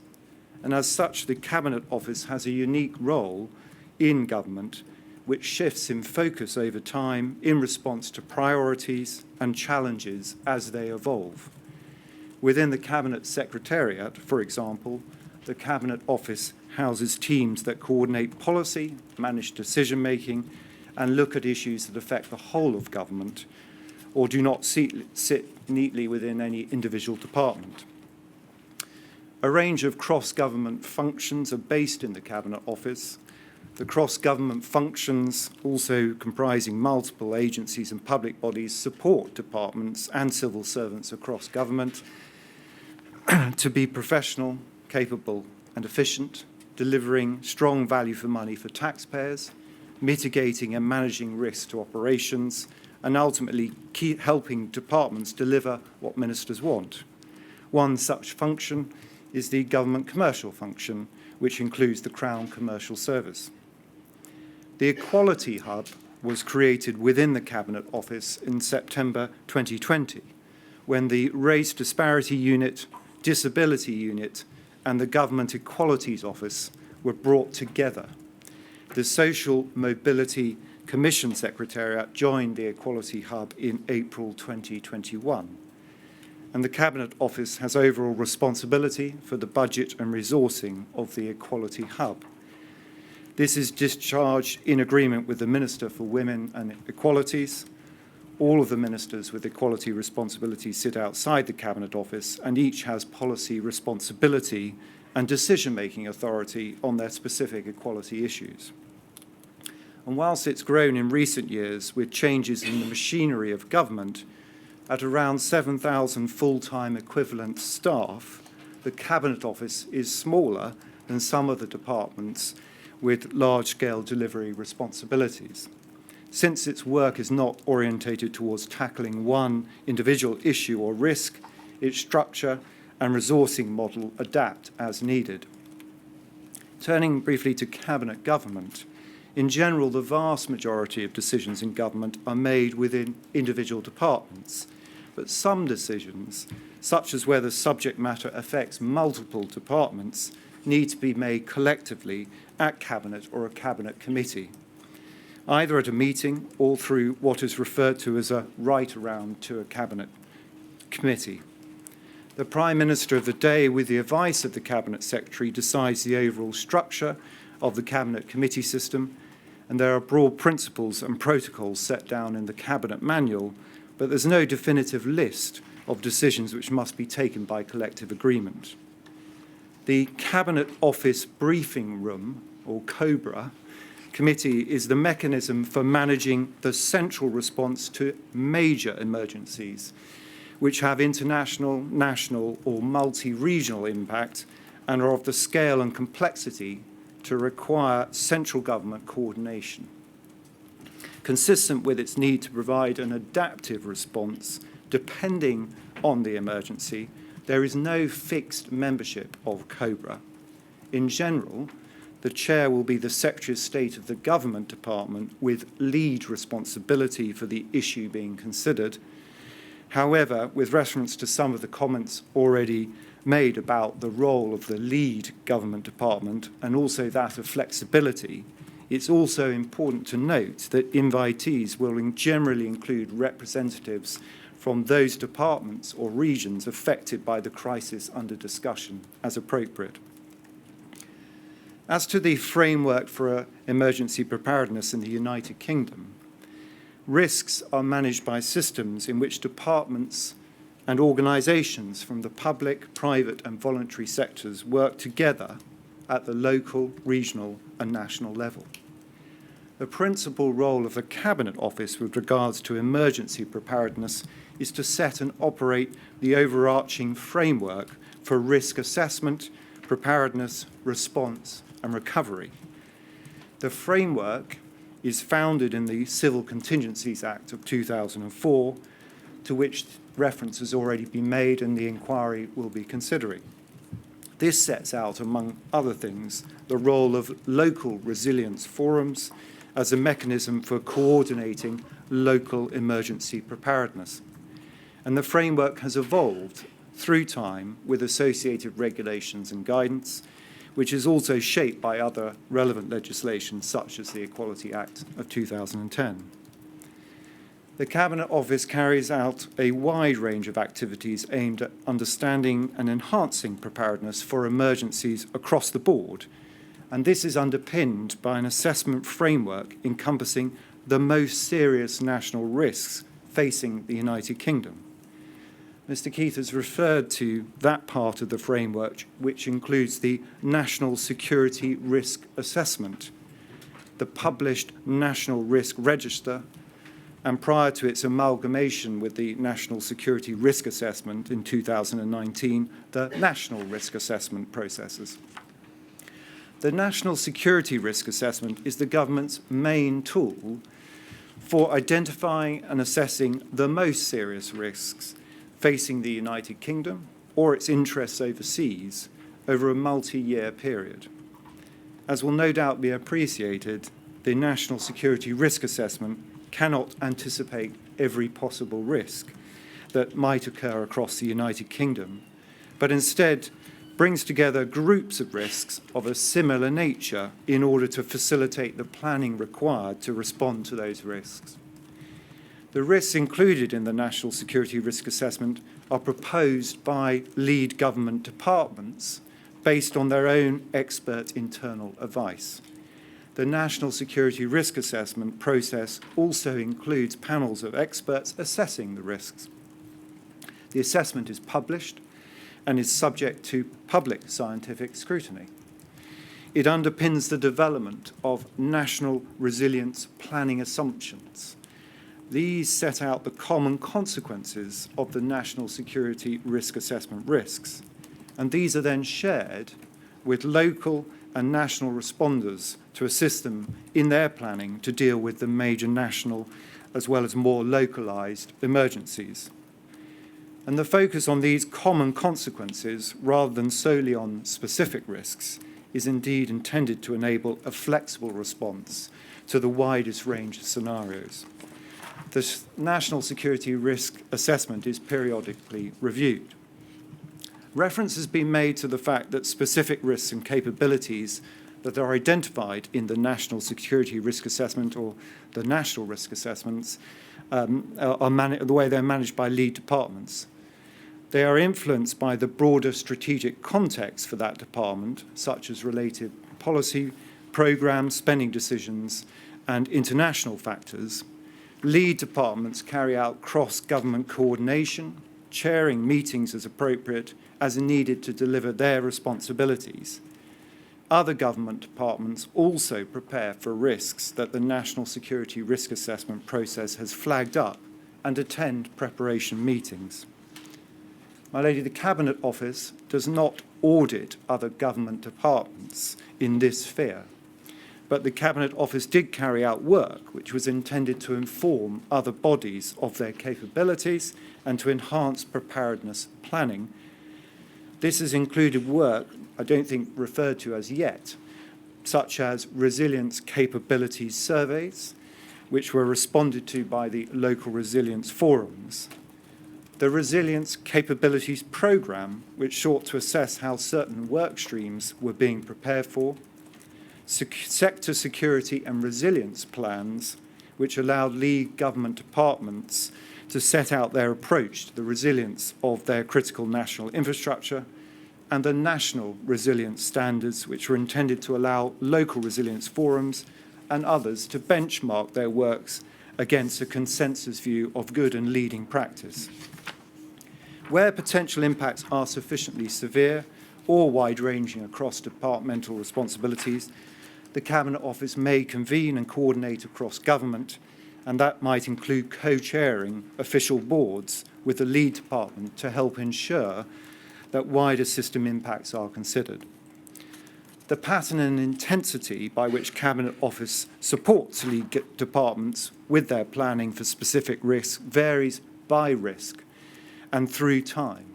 And as is typical for the centre of government, ministers and senior officials will have to decide what level of support they should provide to other government departments, based on what's known about the capabilities of that department, what needs other departments have, and the resources that central government can commit. The latter is informed by overall resourcing decisions and the landscape of emergencies and contingencies that the government is tackling at any one time. The Cabinet Office also has its own role in leading certain aspects of a response if one is required, for example, organising COBRA. While it can never be optimally positioned to respond to one individual risk, the Cabinet Office has channeled resources to meet specific emerging needs. And over the time period with which Module 1 is concerned, the most pressing risks at any one time range from civil contingencies to national security threats and wide-ranging policy and operational challenges. In the period immediately preceding COVID-19 pandemic, the dedicated team on the UK's exit from the European Union was the biggest single formation in the Cabinet Office.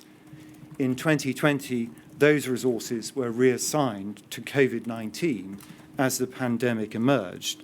And by the end of that year, the COVID-19 task force had more than 300 people in it.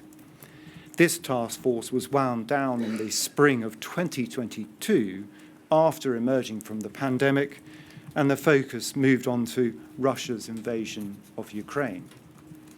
In terms of devolution, the government works closely with the devolved administrations to promote effective emergency planning and response that is, as far as possible, aligned across the United Kingdom, whilst respecting devolved choices. Turning to the Cabinet Office's role in pandemic preparedness during the Module 1 timeframe, the work undertaken by the Cabinet Office in respect of pandemic preparedness is described in detail in the witness statements already provided to the inquiry. And as I've already described, the Cabinet Office coordinated the risk assessment process with input from lead government departments. Pandemic influenza was identified as the top risk throughout the relevant period. New and emerging infectious diseases were also included in the risk assessments and registers. And throughout the relevant period, health sector preparedness was managed by the Department of Health and Social Care. Beyond the Module 1 period, but noted here for completeness, in July 2021, the Department of Health and Social Care and the Cabinet Office jointly established the Pandemic Disease Capabilities Board to enhance the cross-government and cross-United Kingdom approach to preparing for a broader range of pandemics, including but not limited to pandemic influenza. I may turn to lessons learned and actions taken to improve preparedness. I've already noted that the government set up this inquiry to conduct a thorough and objective assessment of its handling of the COVID-19 pandemic, with the ultimate aim of ensuring that all of the available lessons are brought to light so the country is better prepared when the next pandemic hits. COVID-19 developed quickly from an acute emerging threat to a pandemic requiring the whole of government to respond to a chronic challenge. And the Cabinet Office will support the inquiry to capture every lesson for our emergency frameworks and pandemic preparedness, including both where we need to build on existing strengths or address weaknesses in the United Kingdom's response. But the government has sought to learn and improve throughout the course of the pandemic in real time. The Cabinet Office has also commissioned a number of reviews and made a range of changes to improve resilience and preparedness more broadly, with further improvements in train. As I'll briefly explain, continuous learning and improvement are an inbuilt and vital part of the United Kingdom's resilience mechanisms. In terms of formal reviews, beyond the crisis, whilst respecting the inquiry's process and without prejudice to the inquiry's own conclusions, the Cabinet Office has carried out formal reviews in respect of resilience and preparedness, including the following. First, the Boardman Review of Cabinet Office Communications Procurement, which reported in December 2020, considering the preliminary results of a fact-finding exercise into the award of contracts for COVID-19 communication services made by the Cabinet Office in March 2020. It made 3 recommendations in relation to existing procurement policy and legislation, 13 recommendations in relation to Cabinet Office processes and governance, and 12 recommendations in relation to conflicts of interest and bias. And the Cabinet Office accepted all of these recommendations. Second, in January 2021, the Civil Contingencies Secretariat commissioned the Royal Academy of Engineering to undertake an independent external review of the National Security Risk Assessment methodology. And the Royal Academy of Engineering was asked to address a number of priority questions focused on scenarios, concurrent and compound risks and interdependencies, assessment timescales and cross-cutting issues such as data, expert input and diversity and inclusion.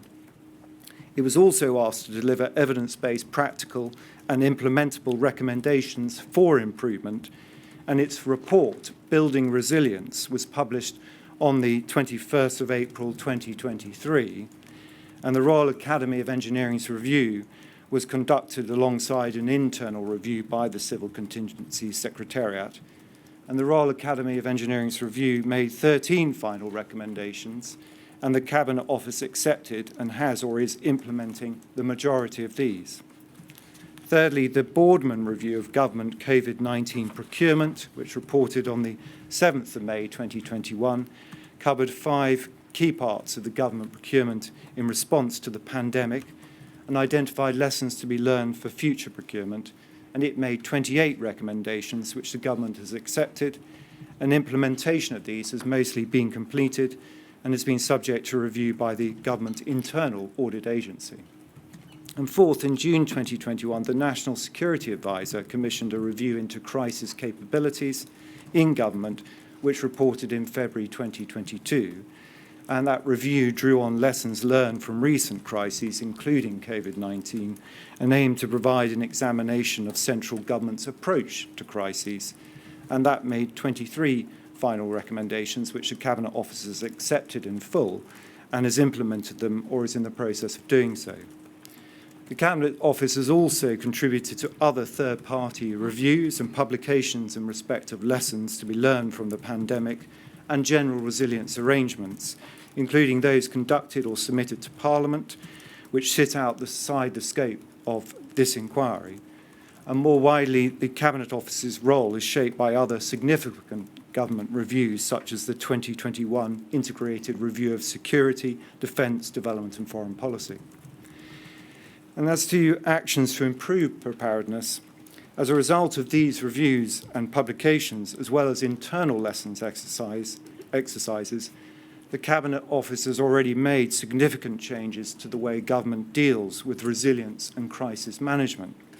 Amongst other things, the Crisis Capability Review recommended that a new permanent Cabinet Office crisis team should be established, with its responsibilities to include owning and implementing plans for scaling up central government's response in the face of major crises.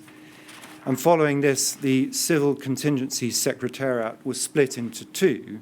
The COBRA unit now focuses on the government's response to emergencies, and the Resilience Directorate has been established to lead on longer-term resilience issues. The pandemic exposed the need for a material improvement in how government generates and interrogates data to support decision-making in a crisis. And as a result, the National Situations Centre, based in the Cabinet Office, was established and became operational in October 2021. And it now serves as a focal point for data and an analysis in emergencies. COBRA facilities themselves have been modernised and upgraded, including new physical office space and improved information and communication technology provision.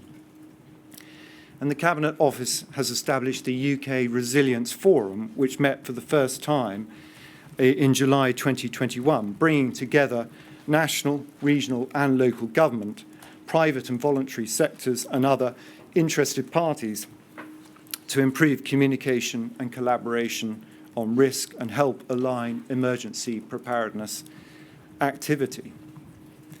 And in 2022, the Cabinet Office published the findings and recommendations from its review of the Civil Contingencies Act and also promulgated a new version of the National Security Risk Assessment.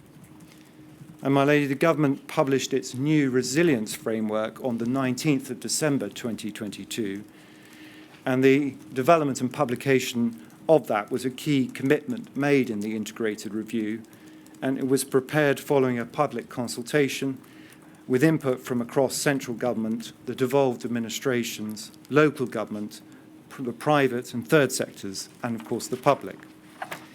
It sets out the United Kingdom government's plans to strengthen resilience to 2030. And the measures set out in the resilience framework include, first of all, delivering a new resilience, UK Resilience Academy, built out from the Emergency Planning College, with making a world-class professional training available to all that need it.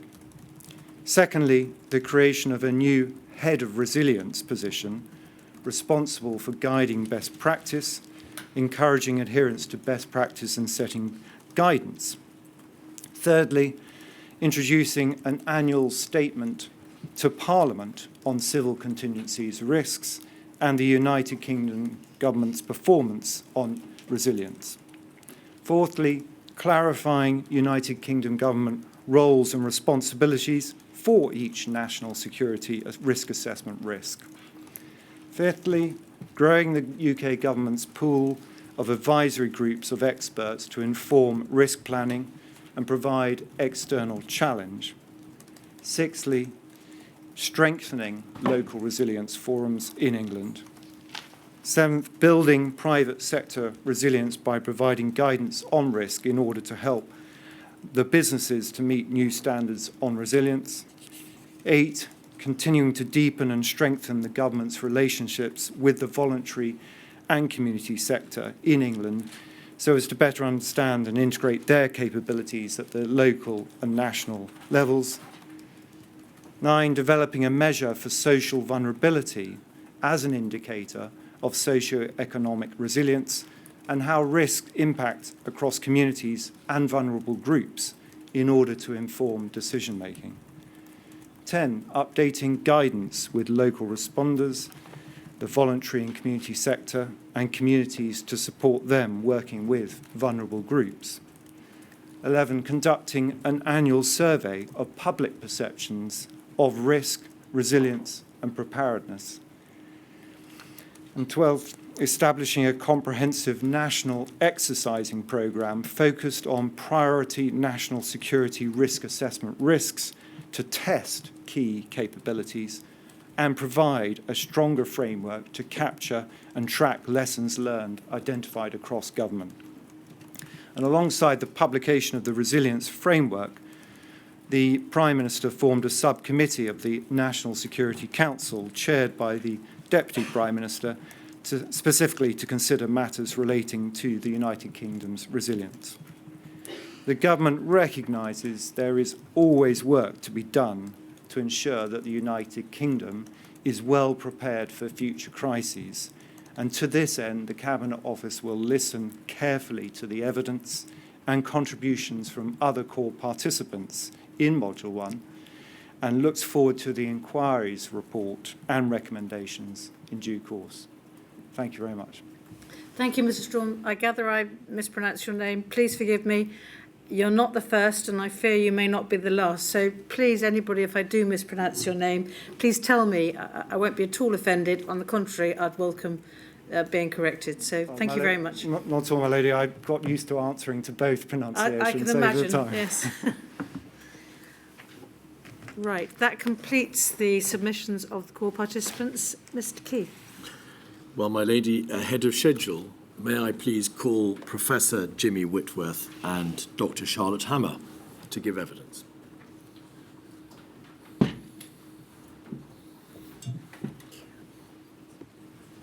Thank you very much.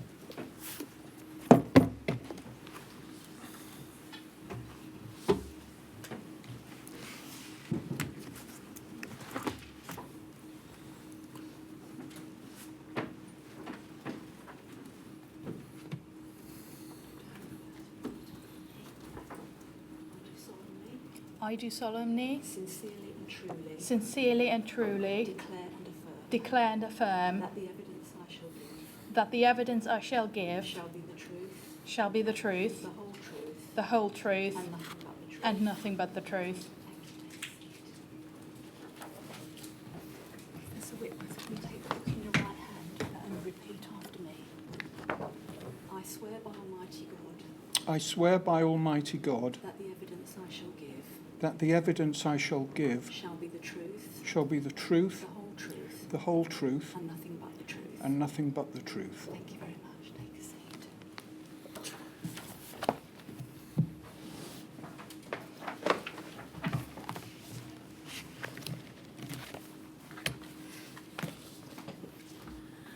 Good morning.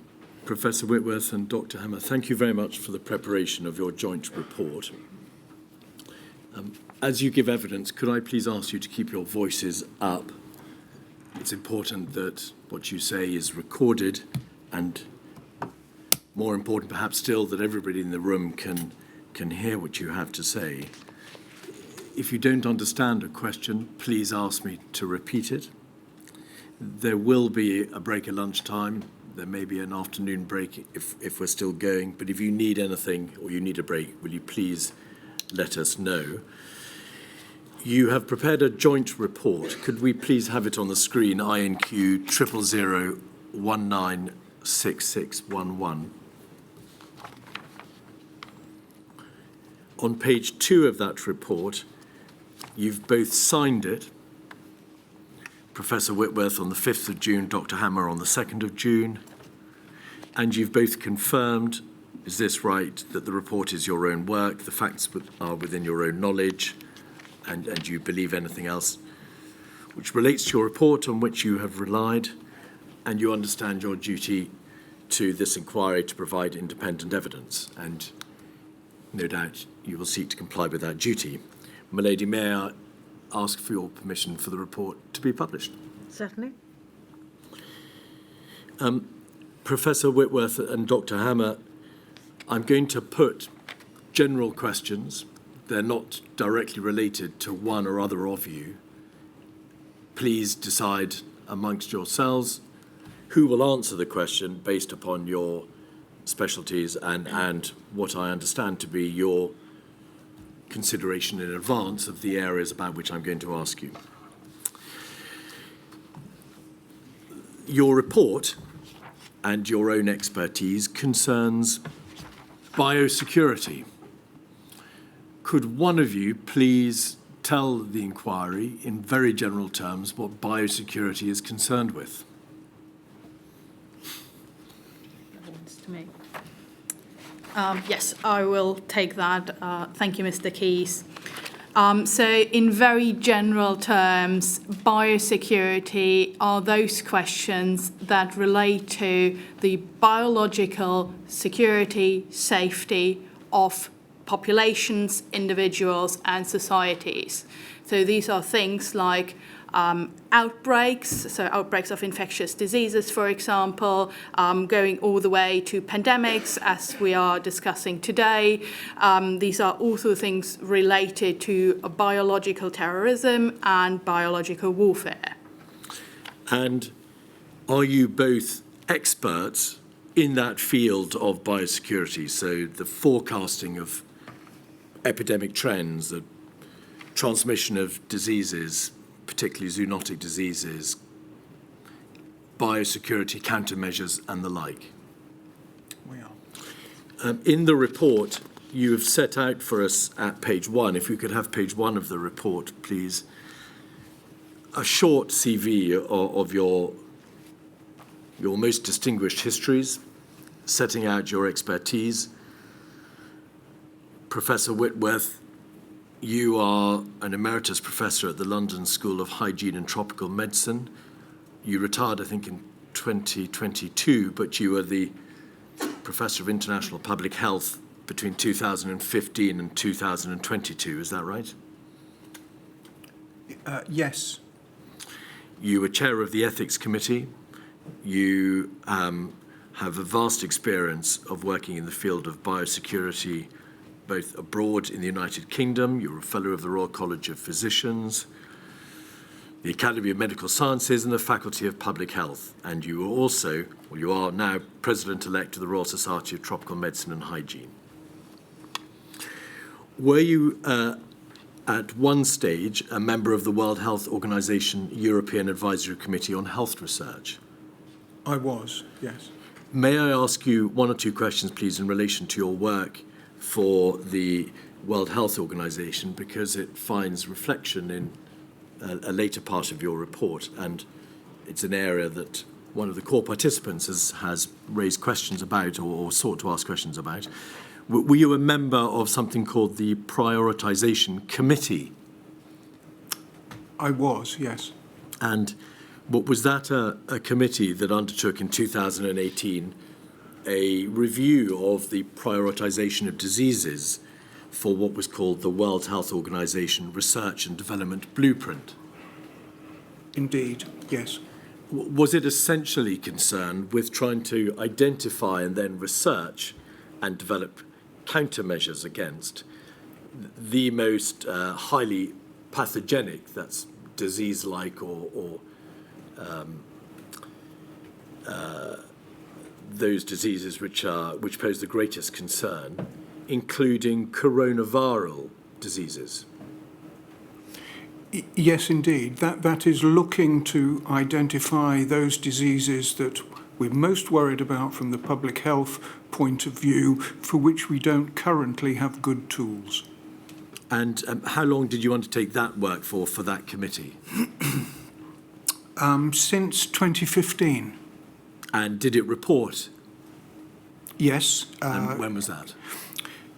After each meeting, there would be a report that came out. I think the most recent was 2018. Thank you very much. You've also published over 250 scientific papers, and you've provided a link to a selection of all most recent articles in the report. Indeed. Dr. Hammer, you are the Everett Butterfield Research Fellow at Downing College, University of Cambridge.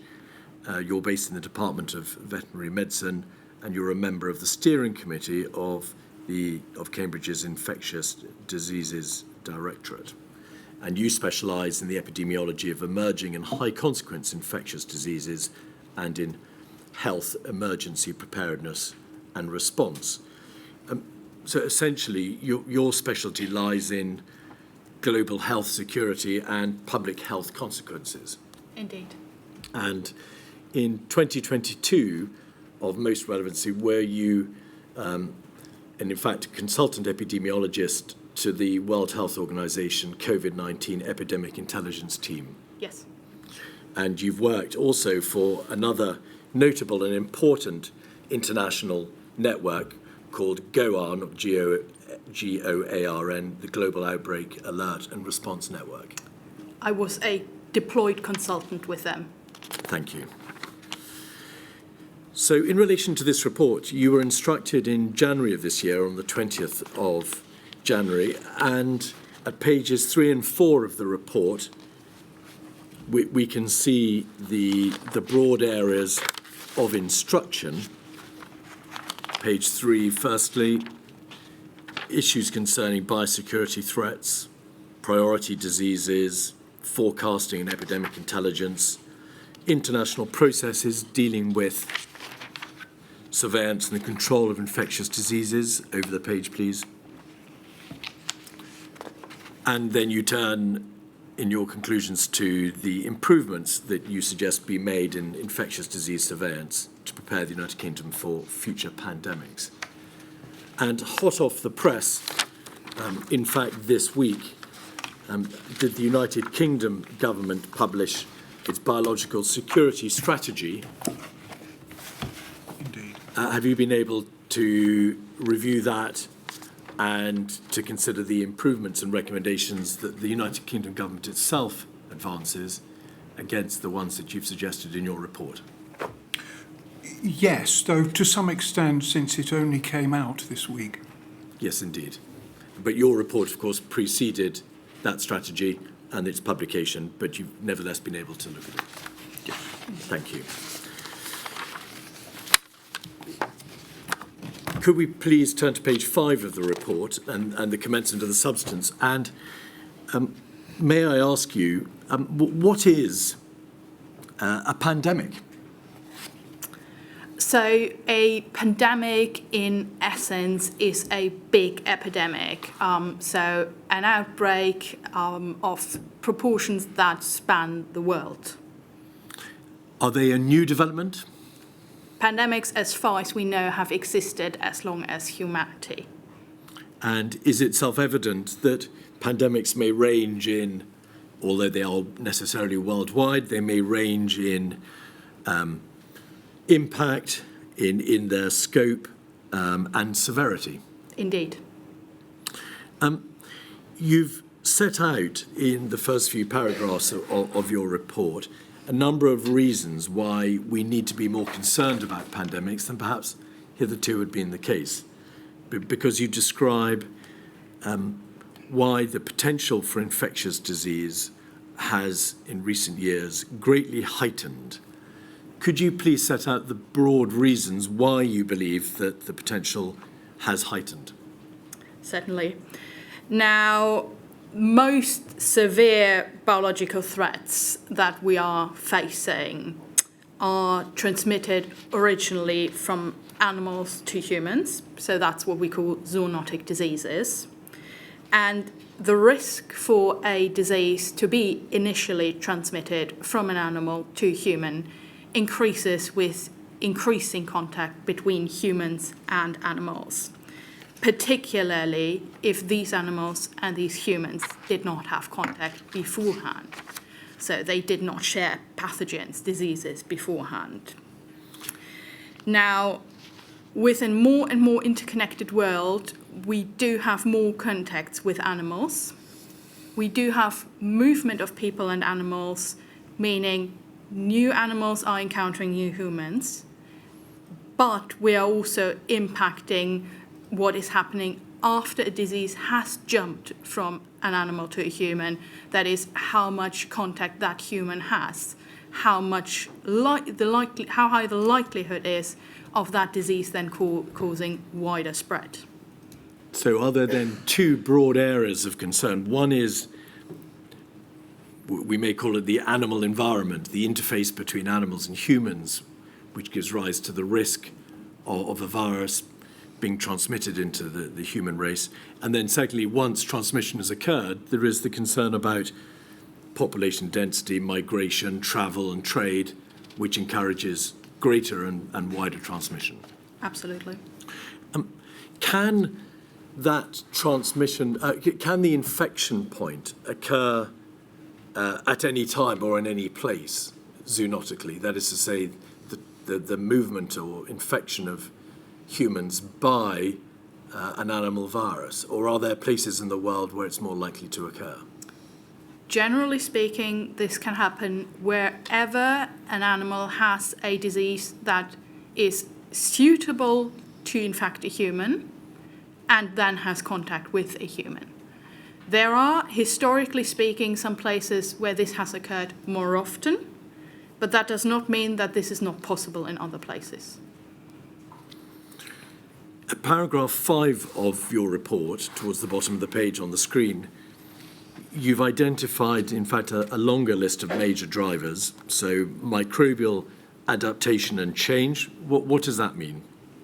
So when we're talking about microbial adaptation and change, that is, broadly speaking, which species a microbe can infect. So that would be the potential to actually jump to humans, because at the end of the day, we are just one of a whole range of species.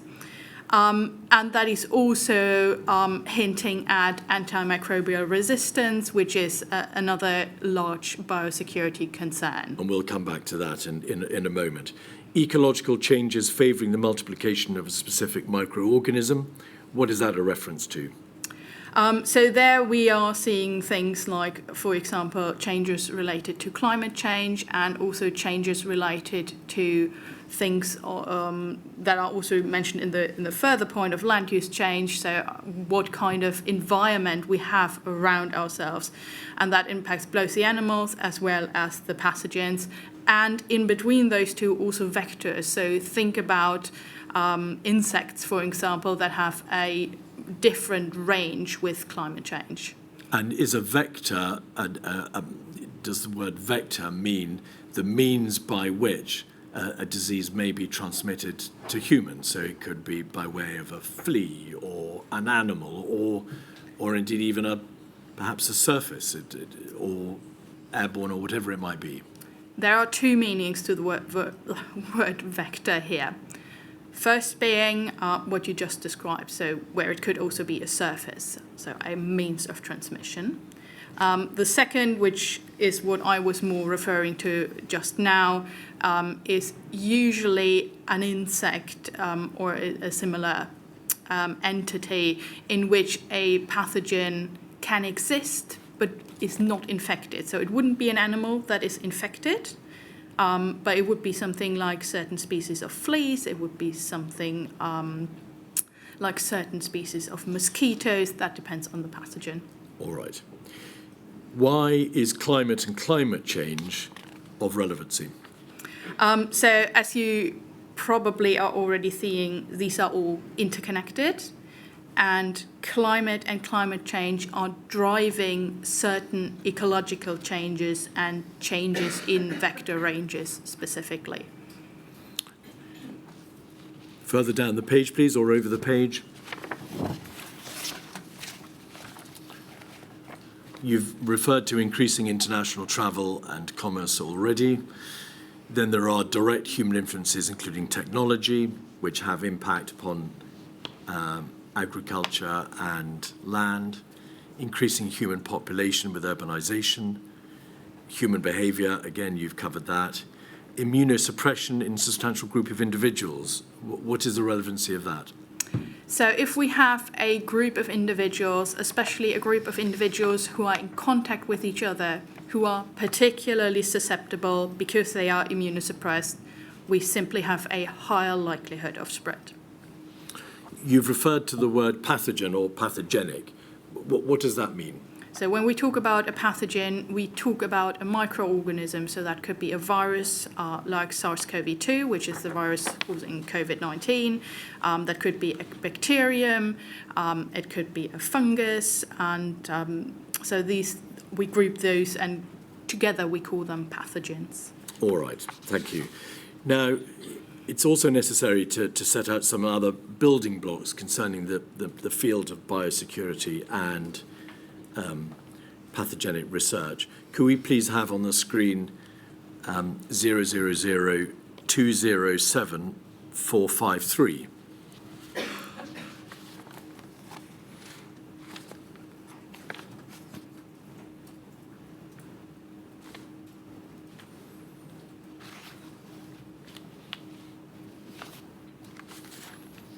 Perhaps not. Oh, yes. Professor Whitworth and Dr. Hammer, this is a reference table of previous pandemics and major epidemics prepared, in fact, by the inquiry team. I'm sorry that you haven't been provided, I don't believe, with a hard copy. But essentially, it sets out the major pandemics and epidemics, obviously, and a certain amount of information relating to each. And I want to just take you through the list, please, very briefly, in order that we may begin to understand the names of and recognise some of the major pathogenic threats that we and the world have faced over time in order to put coronavirus SARS-CoV-2 in its proper context. So commencing towards the top of the page, you'll see 1918 to 1920, influenza, H1N1.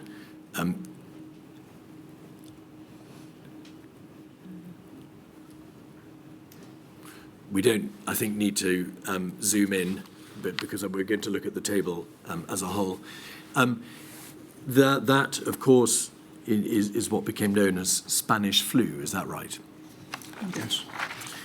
We can see, and the most important part of it, the most important information is towards the right-hand side of the chart, where information is provided in relation to the number of UK deaths and the case fatality rate, as well as the transmission route. What is the case fatality rate, as you understand it? So the case fatality rate means the proportion of individuals who have become ill who die. And therefore, does the case fatality rate indicate the severity? It does. Of the disease? Influenza H1N1 Spanish flu was a respiratory disease, is that correct? Yes.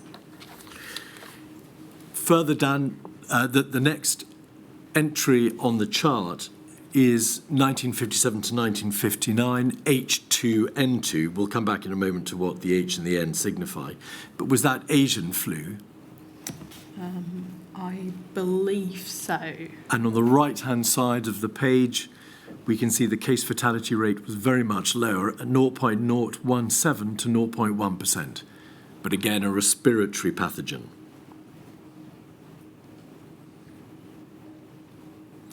(1968 to 70), influenza H3N2, that was known as Hong Kong flu.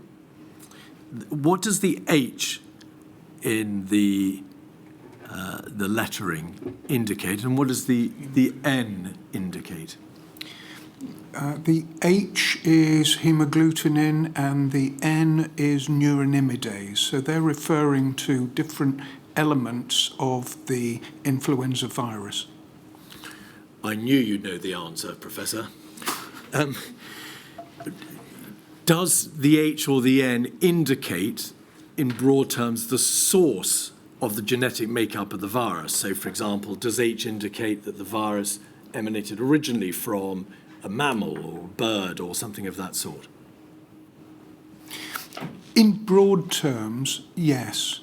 But you can't be confident whether it came from a bird or a mammal just from the H and the N nomenclature. Right. Then we can see in 1977 to 1978 influenza H1N1. That was a influenza that had its possible origins in China or Russia. It became a global pandemic, also called Russian flu. And then 2002-2003, coronavirus SARS-CoV-1. So SARS plainly stands for severe acute respiratory syndrome, coronavirus, CoV coronavirus 1. This was the first coronavirus, is that correct? Yes. A moment or two on SARS-CoV-1. It commenced in 2002, is that correct? Yes.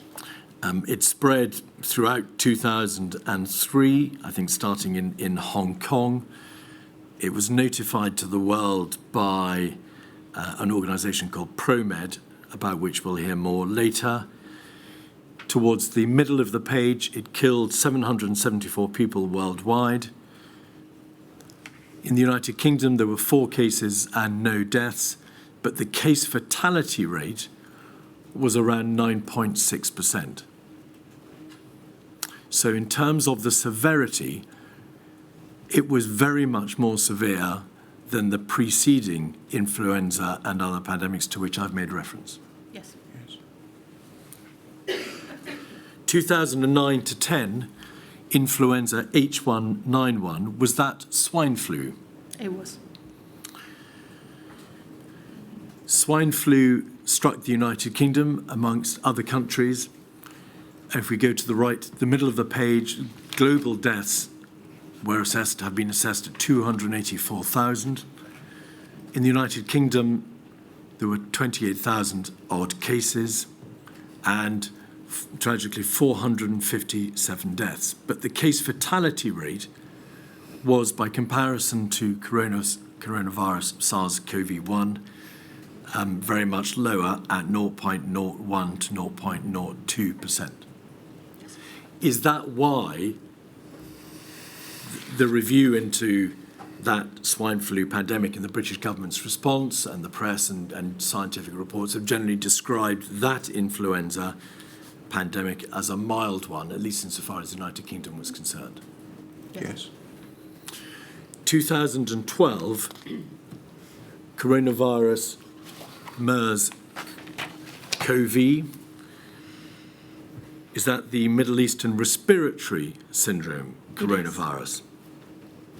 Global deaths 866, UK cases 5, UK deaths 3, but the case fatality rate was very, very much higher at 34.3%. again, a respiratory disease. Yes.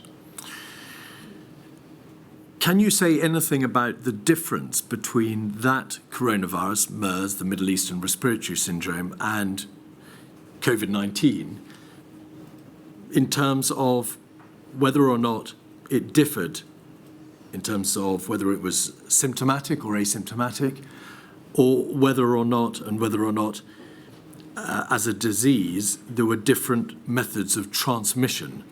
So, for example, whether or not it was a disease transmitted more by aerosol or droplets from higher respiratory tract or lower down in the chest. Yes, so I believe Professor Heyman will go into more detail on this tomorrow as well. But generally speaking, MERS is transmitted quite differently. There's two main routes. So MERS is entering the human population primarily from camels, dromedary and camels. So one route of transmission is very close contact with an infected dromedary and camel, who, as far as I understand it, can have MERS asymptomatically. The other route of transmission, which is the route that the larger MERS outbreaks have gone through, is within a healthcare setting. Again, very close contact, and there you can have either transmission from patient to patient or from patient to healthcare worker.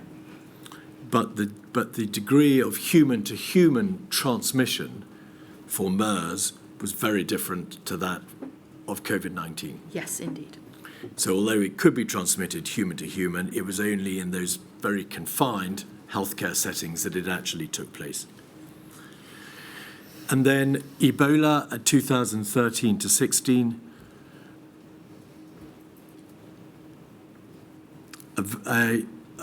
So far, the highest case fatality rate, 62.9%, but it's not an epidemic or pandemic that has afflicted the United Kingdom.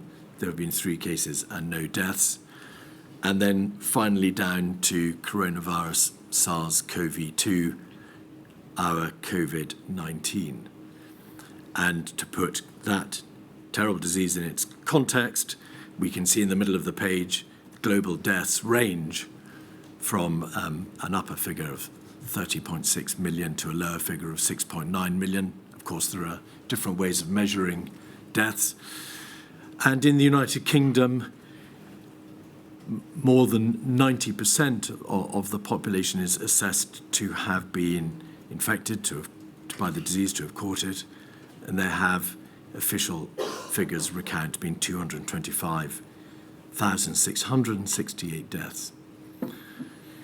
The infection fatality rate is something different to the case fatality rate, is it not? It is, yes. What is the difference? So the case fatality rate takes the proportion of cases, so people who have become ill, whereas the infection fatality rate takes the proportion of infected people, including those asymptomatically infected. So essentially, case fatality rates rest upon a confirmed case of infection. There has to be an identified case, whereas an infection fatality rate is an assessment based on those who have become infected, whether or not that is being confirmed in some way or not. Yes and no. Of course. I think I'm going to need you to run it past me again. Doctor.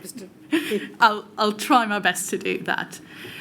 So with a case fatality rate, we usually specify what cases we mean. Do we mean only confirmed cases? If so, confirmed how? Laboratory confirmed or confirmed by a clinician? Or do we also include, for example, probable cases or suspected cases?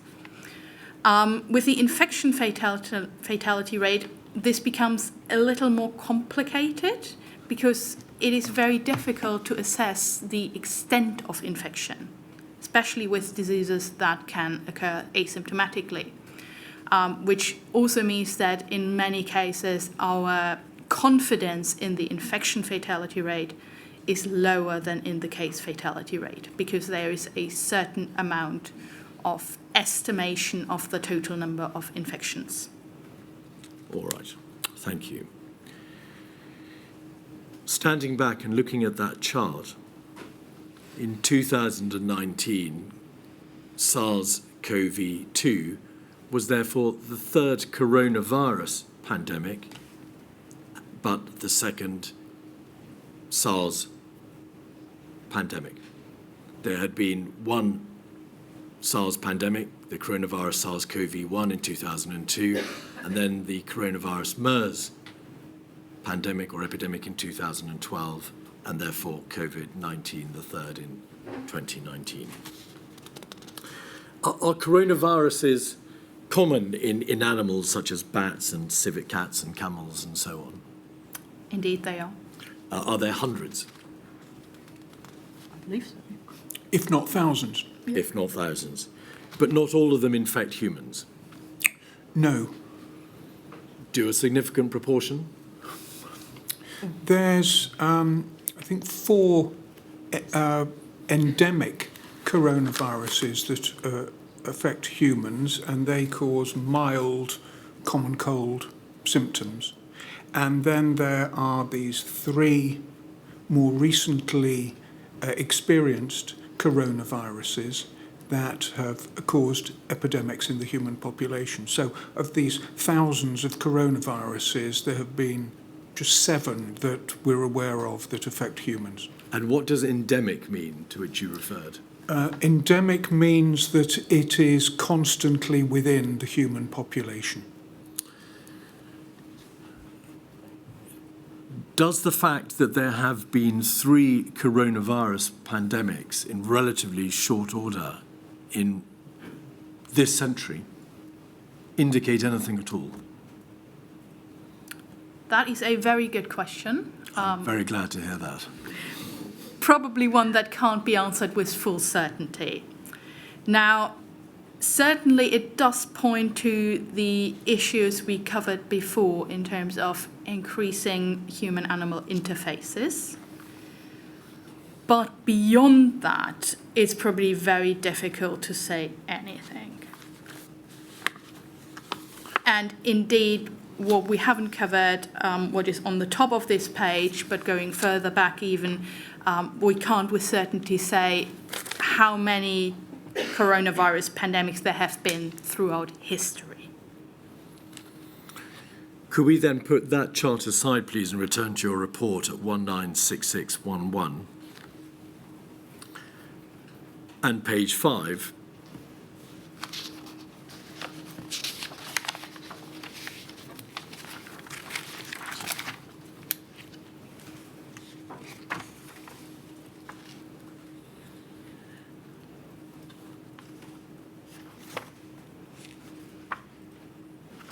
And if you could zoom in, please, on paragraph 2.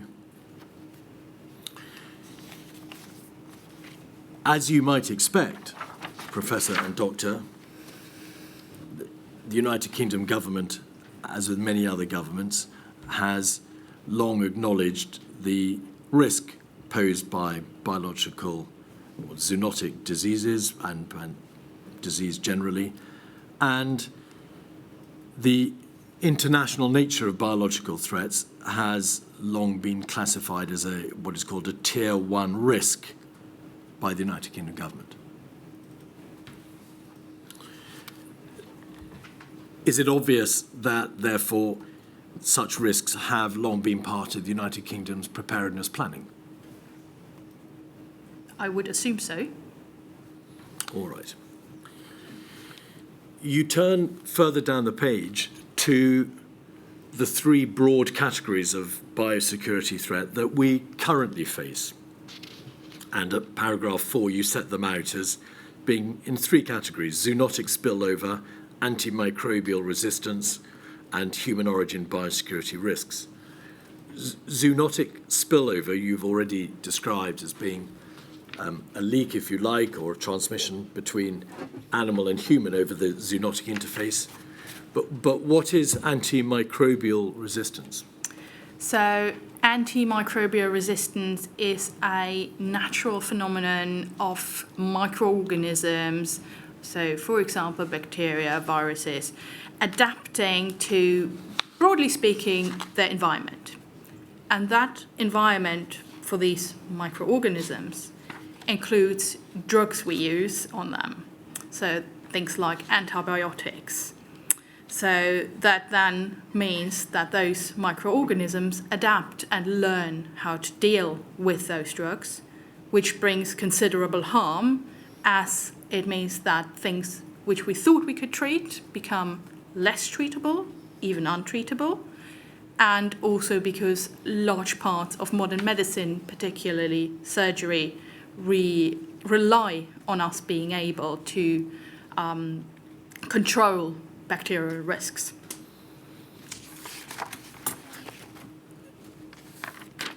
The third category, the deliberate and accidental release of pathogens, the human origin biosecurity risks is self-evident, and we'll come back to the detail of that in a moment. So with those three categories broadly in mind, can we just focus, please, for a moment on zoonotic spillover? Does zoonotic spillover present a range of risks or effects? Can it be that following a zoonotic spillover that there may be limited or no risk for the human race?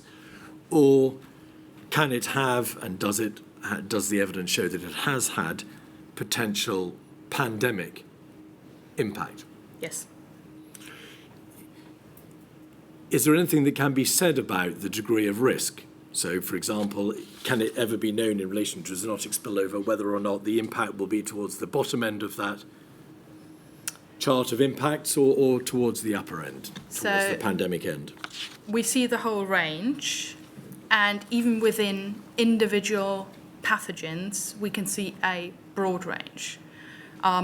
If we take, for an example, stepping back from coronaviruses, if we take Ebola as an example, we see quite a number of spillovers of Ebola where we have a handful of cases.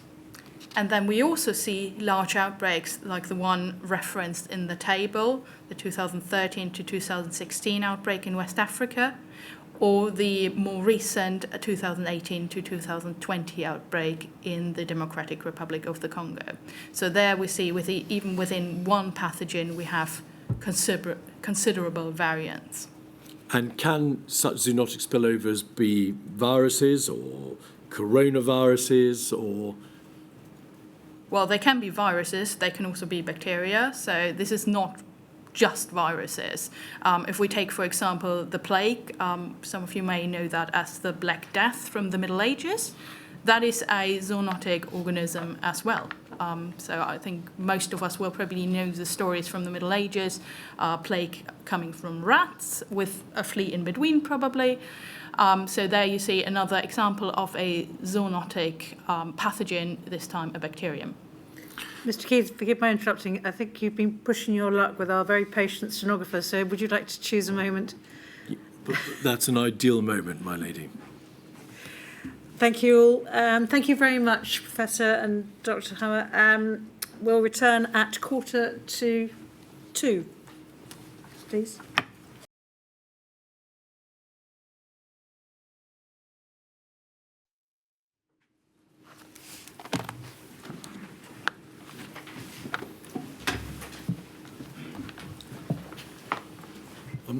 May we please have the reference table of previous pandemics back up on the screen? INQ 30207-453, please.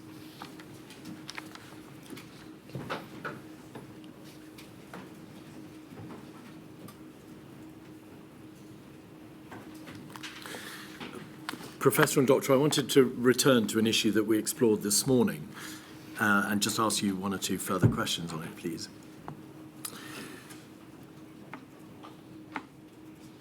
Are the number of deaths caused in any pandemic the result of differences in both transmission of a disease and the severity of the disease? They certainly are. They are also a result of changes in overall population across the planet. But once a disease infects the human race, and let's assume it spreads, the number of deaths will be determined by how transmissible the disease is and how severe the disease is. Yes. So, on the one hand, you may have a disease that doesn't transmit very well, but if you get it, you are in very deep trouble indeed. Or you may have a disease that transmits extremely easily, but is less dangerous, less severe, and therefore less likely to kill you, and therefore there's a better prospect you'll survive. Indeed. So MERS, for example, 2012, as you were saying earlier, if we could just highlight, thank you very much. MERS was a virus, I think, originally from local bats, but the reservoir, the carrier of the virus was camels, and camels could then infect humans. There weren't very many cases worldwide, and there were certainly very few cases in the United Kingdom and 3 deaths. But the chains of infection, that is to say, the way in which people infected other people, tended to die out after a few cases, and you could only get MERS, couldn't you, from very limited scenarios. For example, a healthcare worker treating somebody who was infected with MERS and was capable, therefore, of infecting the healthcare worker. Yes. So that was known as stuttering transmission. The transmission didn't flow easily. There wasn't widespread human-to-human transmission. And therefore, the overall numbers were, relatively speaking, very, very low. Although, of course, each death is a terrible tragedy. But there was no widespread transmission. But if you happen to get MERS, the fatality rate, whether judged by the number of overall cases or judged by the number of unconfirmed infections, was very high indeed. Is that the position? Yes. Yes. Whereas, by contrast, swine flu,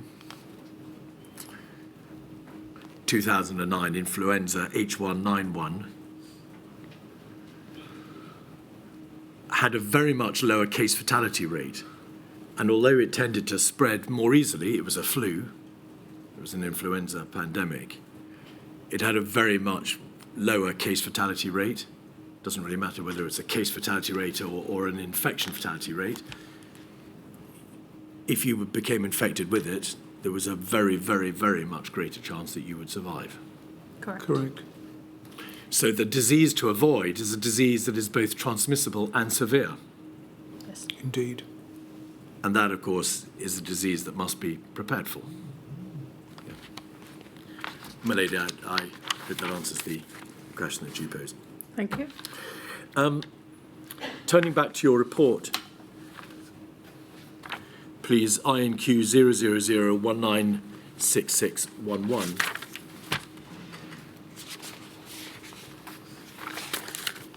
And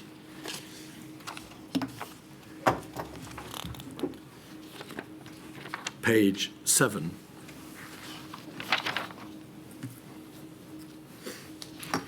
You describe in your report how there are coronaviruses, and we've heard something about the 3 major coronaviruses which have been of the greatest concern. And you discuss influenza. But you refer in paragraph 8 to something called disease X, which you describe as a hypothetical future disease with the potential to cause a global pandemic. Now, disease X isn't a real disease. As you say, it's a hypothetical scenario. What is the benefit in terms of prevention or countermeasures or preparedness of identifying a hypothetical disease, which is called disease X? What benefit does that give us? So basically, the idea behind disease X is that it is not unreasonable that we will encounter a large outbreak, maybe a pandemic, from a disease that we did not previously know the properties of. Obviously, preparing for something that we do not know the properties of, if we don't have a concept of that, is very difficult. And therefore, we have disease X as this hypothetical disease that we don't know the properties of, just like we might not know the properties of a future pandemic disease. And in a way, then, disease X is supposed to teach us how to prepare for unexpected things and how not to fall into the trap of preparing for something that we already know and that has happened in the past. So putting it another way, is it a method perhaps of focusing the mind more sharply on a potential future but very real risk? You could say that. Has there always been a proper understanding of disease X, or has this approach of trying to identify or focus on a hypothetical disease been a more recent development? So the idea of preparedness inherently has an understanding of something unexpected potentially happening. Now, if you want to put it like that, operationalizing that into disease X has happened within the last decade and a half. And by that, do you mean scientific bodies, both the United Kingdom and abroad, and the World Health Organization in particular, has focused or started to focus much more on what disease X might be, and therefore to try to sharpen its focus on how best to take steps to prevent against what that disease may turn out to be. Professor Whitworth, you mentioned the Prioritisation Committee for the World Health Organization and your membership of the committee. In a sense, was that committee, by prioritising attention on particular diseases, including coronavirus diseases, trying to identify what that disease X might be and therefore trying to guard against that possibility? Yes, that would be true. If we think about coronaviruses, we know there are many thousands of those. We had experience of two coronaviruses, SARS and MERS, getting into the human population during the 21st century, and it was a reasonable bet that another one might come into the human population, which we've seen with COVID here. And it's also very plausible that another one might come along in the future. If you don't know whether or not disease X is going to be coronavirus or virus or zoonotic or whatever it might be, whatever it might turn out to be, what is the practical benefit to us all of focusing on disease X? Obviously, the precise means of protecting ourselves against a disease depends to a very large extent on what that disease turns out to consist of. I think twofold. I think one, it encourages us to be flexible in our approach and not to very slavishly think about what we did for the last epidemic or the last series of epidemics like the ones you've shown on your chart. But also it allows us to develop a sort of generic framework of how we would deal with a disease that was spread, say, by the respiratory route, was of a certain level of transmissibility, certain level of severity, and think about what measures we would need to put in place to be able to control such a disease. Professor, the United Kingdom, like many countries, on the onset of COVID-19, focused its attentions on an influenza pandemic, but was struck, of course, by coronavirus. So from the viewpoint of December 2019, that coronavirus, COVID-19, was the disease X. It was the disease which struck us. Was there a failure, do you think, by many countries around the world to identify that possibility, therefore that they did over-slavishly focus on influenza and not what the other disease might turn out to be? I think that's a fair criticism, but I think we have to remember that when this first struck, we knew very little about the biological properties of this disease. And so at that stage, while we were scrambling to get more information, it would be best to start with a plan of something that was relatively similar, but to keep in mind that we need to be flexible to change that as the evidence emerged. Quite so, but much of what you said, of course, is concerned with being able to respond and to be flexible sufficiently to be able to respond. But in terms of not seeing, not appreciating perhaps the nature of the disease which ultimately struck us, do you believe that there was too great a focus, not exclusively a focus, but too great a focus on a different type of disease? We prepared in the main for a influenza pandemic, and that wasn't the pandemic that struck. Yes, I think that's a fair criticism. With the two coronavirus epidemics that had occurred previously, there was quite a divergence in the epidemiological features of that, the transmissibility and the severity and the amount of symptomatic versus non-symptomatic cases that were there, which means that it would be hard to predict exactly what would happen with a new coronavirus that we hadn't experienced before. You've explained to us what transmissibility is. Can I ask you please to say a little more about what asymptomatic and symptomatic Certainly, viral infection means? If one thinks about people who are infected with a virus, they might show symptoms and have disease, or they might not.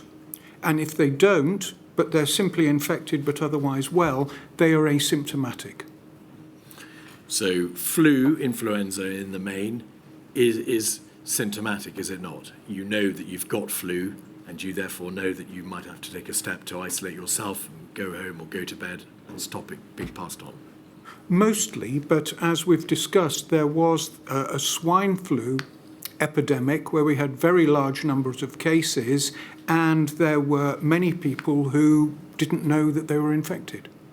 So, in fact, even if you were to focus on an influenza pandemic to the exclusion of all other pandemics, you would necessarily have to prepare for both asymptomatic and symptomatic versions of that pandemic. Indeed, yes.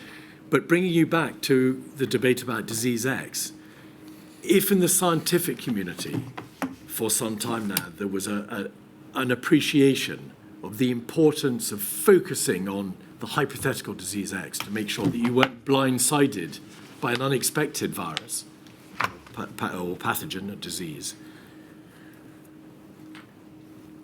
why then was that perhaps excessive focus on influenza pandemics as opposed to coronavirus or some other form? I think because that is where we had had the most experience before in dealing with influenza epidemics that occurred previously, and to use that as a starting point of how you would approach a coronavirus epidemic was reasonable while we gathered further information.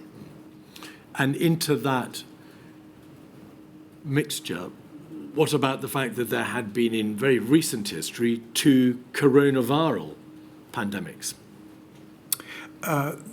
That's true. That really ought to be factored in as well, but remember that those 2 were quite divergent in their effects on the human population. So it wasn't as if you could say, this is a coronavirus, this is the plan we need to follow. Thank you. Well, that's very clear. Then may we turn, please, to the second of your major categories of risk, antimicrobial resistance, which you address in detail at paragraph 16 of your report.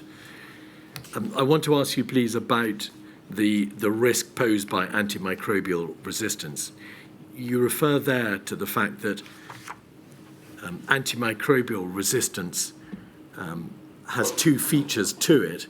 There is firstly, the issue of transmissibility. That is to say, if you have a disease, a pathogen that can't be controlled by, for example, antibiotics, then there is the concern that the particular disease or pathogen could spread easily, transmissibility, and also that there is the further issue of transmissibility of resistance genes between pathogens. What does that second reference mean? The issue of transmissibility of resistance genes between pathogens? So this is a specific feature, particular of bacteria that develop resistance, and between themselves, by the way of how a bacterium works biologically, there is a possibility of the ability to detect and counter an antibiotic can be shared between bacteria. And therefore, that has an impact upon the line or the degree of resistance, as well as on the future development of the pathogen or the disease. And of the spread of resistance in general. So it's a cascading effect. Indeed. All right. The third broad area of biosecurity. I'm sorry, I should have asked you. In paragraph 16, you refer to the fact that AMR, antimicrobial resistance, has gained the label silent pandemic, and that in 2016 it was predicted to kill about 10 million people per year by 2050. You make the point that the precise future course of antimicrobial resistance is uncertain. But is the point that you make in the paragraph that potentially there could be catastrophic consequences from AMR as well? Yes. Has that risk changed over the last few years, at least since the prediction of 10 million people by 2050 was made in 2016? I think it has changed in both directions, so it is probably very difficult to quantify that change. But we have both an increased awareness, and resulting from that increased awareness, increase what we call antimicrobial stewardship, so trying to slow down the spread of resistance. But on the other hand, we also still have significant use of antimicrobials that speed up the level of resistance. So I would not want to speculate what that would mean for that estimated number. All right. The third broad area of biosecurity threat that you identify is what you call human origin risks, and you deal with that at page 11, commences at page 10, page 10, paragraph 18. And you describe how there is a non-zero risk of a pandemic originating from either deliberate or accidental human behaviour. Have there in the recent past been any significant incidents of human origin leak? That's to say, by way of, malicious use of a pathogen or a disease or an accident in a laboratory? So if we look at accidents first, these have happened in the past. So we are aware of 4 incidents involving the first SARS-CoV-1, for example. The 2007 foot and mouth disease outbreak in the UK, which some of you might still remember, that was a laboratory leak. That was an accidental release. And then the largest one that we are aware of was in 2019, and that was a Brucella outbreak in China, again associated with a laboratory accident. All right.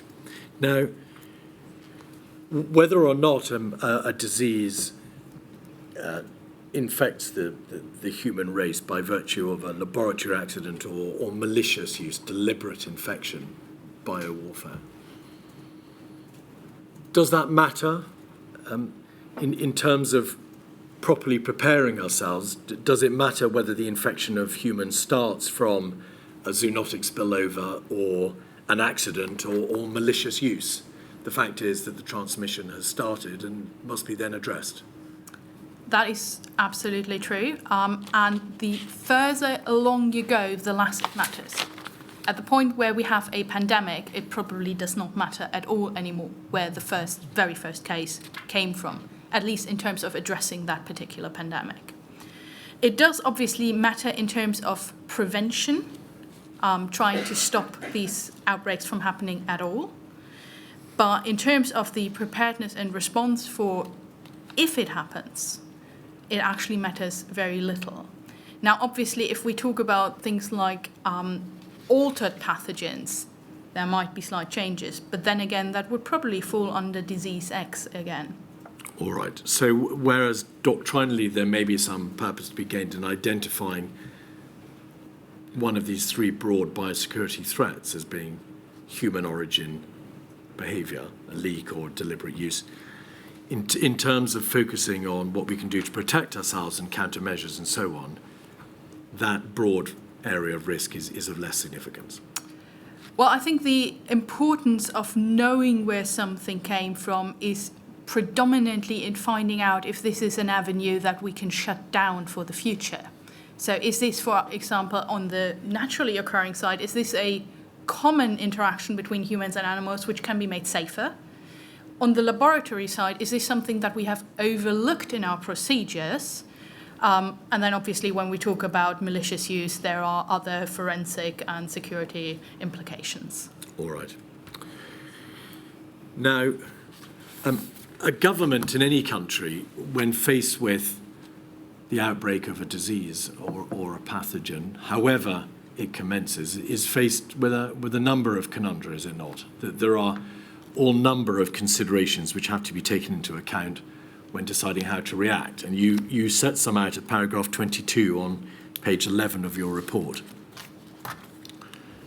And I'd like you, please, just to run very briefly through the considerations which you've set out there, because they all have an impact on how any government will respond. And of course, therefore, one has to have an eye to them when formulating recommendations or how better to respond in the future. So the first bullet point, a small cluster of infections has variable potential to become widely established in the population, and this is challenging to predict accurately in advance.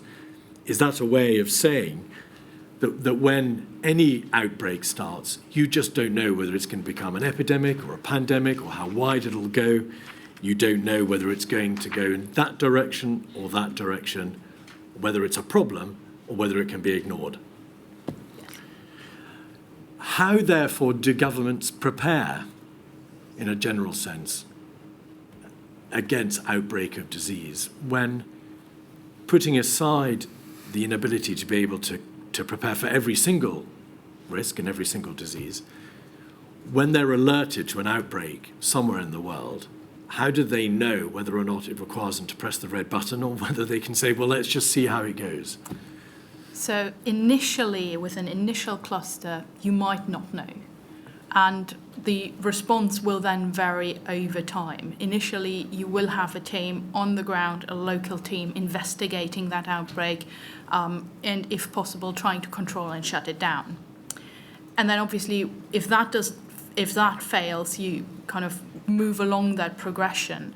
And at the international level, there are established mechanisms for determining if something requires you to, as you put it, push that red button. And the more surveillance you carry out and the more you alert yourself as a government to knowing what's going on in the rest of the world and how many outbreaks are occurring, presumably the greater the risk or the greater the proportion of those will be false alarms. The more alerts there are of which nothing comes, the more false alarms there will have been. So that adds an additional pressure on governments. Yes. Because they can't follow every possible alert. And every time they cry wolf, everybody else's sense of preparedness will diminish. So why then is surveillance important? You go on to describe in detail the various different ways in which worldwide global surveillance mechanisms are in place. If we cannot respond significantly or fully to every single alert, but why does knowing that there are more and more alerts out there help us? So the idea is that what we want is an early alert. The earlier your alert, the more likely you can actually respond to it, because the response will be much, much smaller.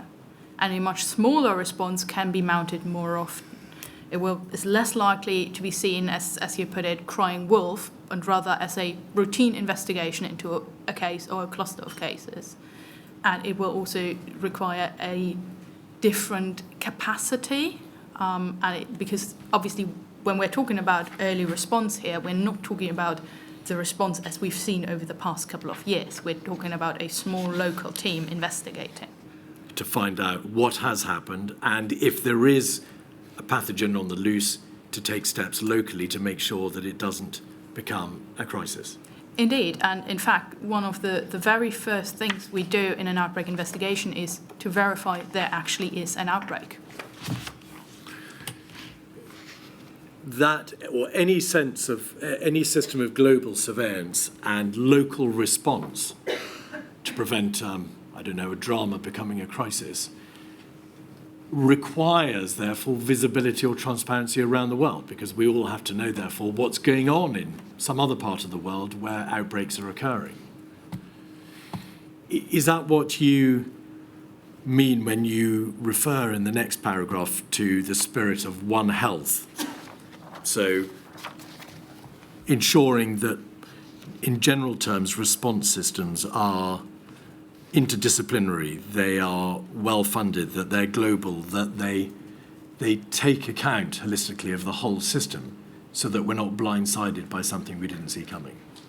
One Health is a bit more specific than that. So One Health is specifically collaborative, multi-sectoral, transdisciplinary approaches across humans, animals, and the environment. So it is the working together of these three sectors particularly.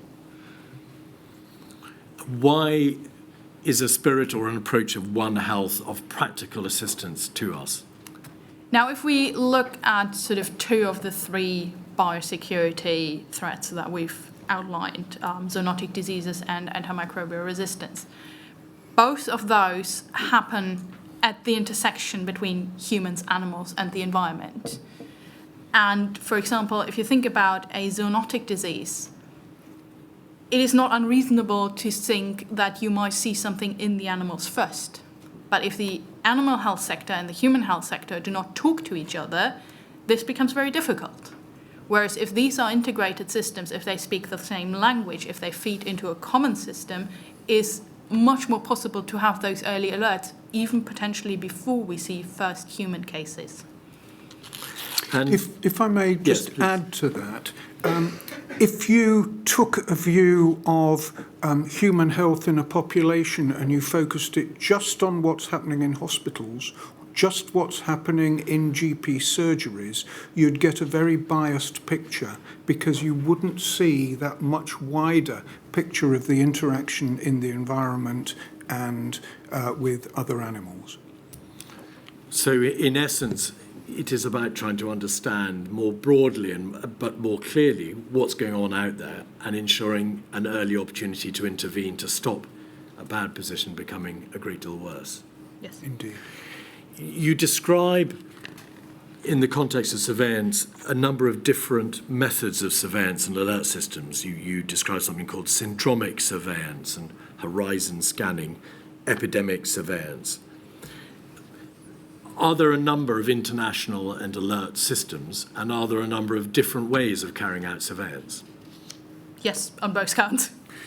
Now, in relation to COVID-19, the United Kingdom and the world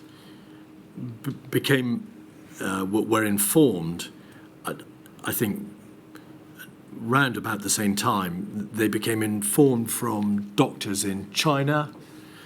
They became informed from an entry on the surveillance system ProMed, And the WHO China office also issued an alert. This was all at the end of December 2019. Provided there is at least one working, comprehensive, effective surveillance system or alert system, is there a need for more surveillance systems or multiple surveillance systems? And if there is an international surveillance system, does the United Kingdom have to have its own surveillance system? Ultimately, the United Kingdom was, with the rest of the world, informed at the end of December 2019 that there was an outbreak. So taking sort of the national and international, a lot of information from national surveillance systems feed into international surveillance. International surveillance, at least if we're talking about traditional surveillance, so not looking at media alerts, for example, cannot stand on its own because it requires lab capacity in every country. It requires clinicians notifying in every country. So you can't really take the two apart and say we only need one or we only need the other. All right. Was there an independent panel for pandemic preparedness and response convened in 2001? Are you aware of that panel? It's not something I confess that you've addressed in your report, but it relates to some of the matters that you've covered. If you haven't got it to hand, so that is the report from the independent panel that you are for pandemic referring. preparedness Yes. and response. Indeed. Is that something that you're able to discuss? I don't know, Doctor, whether or not you happen to have a copy there. Yes, we do. We've got in our system, could we have 183545, please? Do you have it? It's number 3 in the witness.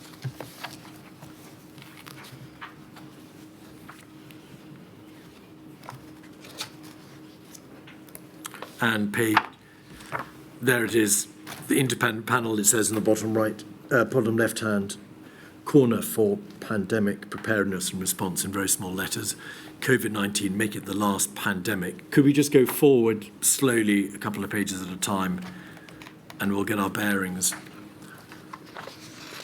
So there are the contents. Recommendations were made by the panel after a review of the devastating reality of the COVID-19 pandemic. Could you please go to page 15 of what I hope are 86 pages?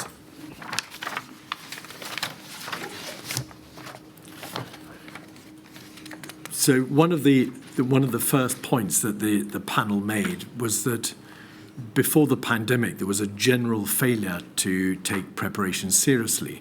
And it says this: in under 3 months from when SARS-CoV-2 was first identified as the cause of clusters of unusual pneumonia cases in Wuhan, COVID-19 had become a global pandemic threatening every country. Although public health officials, infectious disease experts, and previous international commissions and reviews had warned of potential pandemics, COVID-19 still took large parts of the world by surprise. It should not have done. The number of infectious disease outbreaks has been accelerating, many of which have pandemic potential. And then it's clear to the panel that the world was not prepared and had ignored warnings. And the panel refer to the SARS epidemic about which you've spoken in 2003, and then further later down the page, where we needn't go to it, to MERS and Ebola, as well as Zika. Now, that view, which you may or may not share, would tend to suggest that the prior existence or the prior occurrence of SARS-CoV-1 and MERS should have put the world generally into a greater state of preparedness. That in that very difficult debate to which you refer about being ready for the right disease but not crying wolf, not being over-prepared for something that doesn't come and being properly prepared for something that does come, the balance may have been out. That there should have been just a higher degree of awareness of a coronavirus and of the possibility that the next pandemic would be a coronavirus. Would you agree with that general proposition? I think that by the middle of January of 2020, people in the international public health community were aware that this was out of the ordinary, this outbreak. This wasn't just a small cluster that was going to die away. This looked like it was something bigger than that. And I think by the end of January, people in public health, certainly in the UK, were very clear that this was an impending wave that was coming to the UK. And those of us who had memory of SARS, the parallels with that were something that gave us shivers. And SARS, of course, was something that had affected other countries as well, or primarily not the United Kingdom, but countries in the Far East. Yes. And that gives rise, doesn't it, to the debate about their preparedness, because they had been through SARS in a way which we had not. Yes. Could we look, please, at page 25?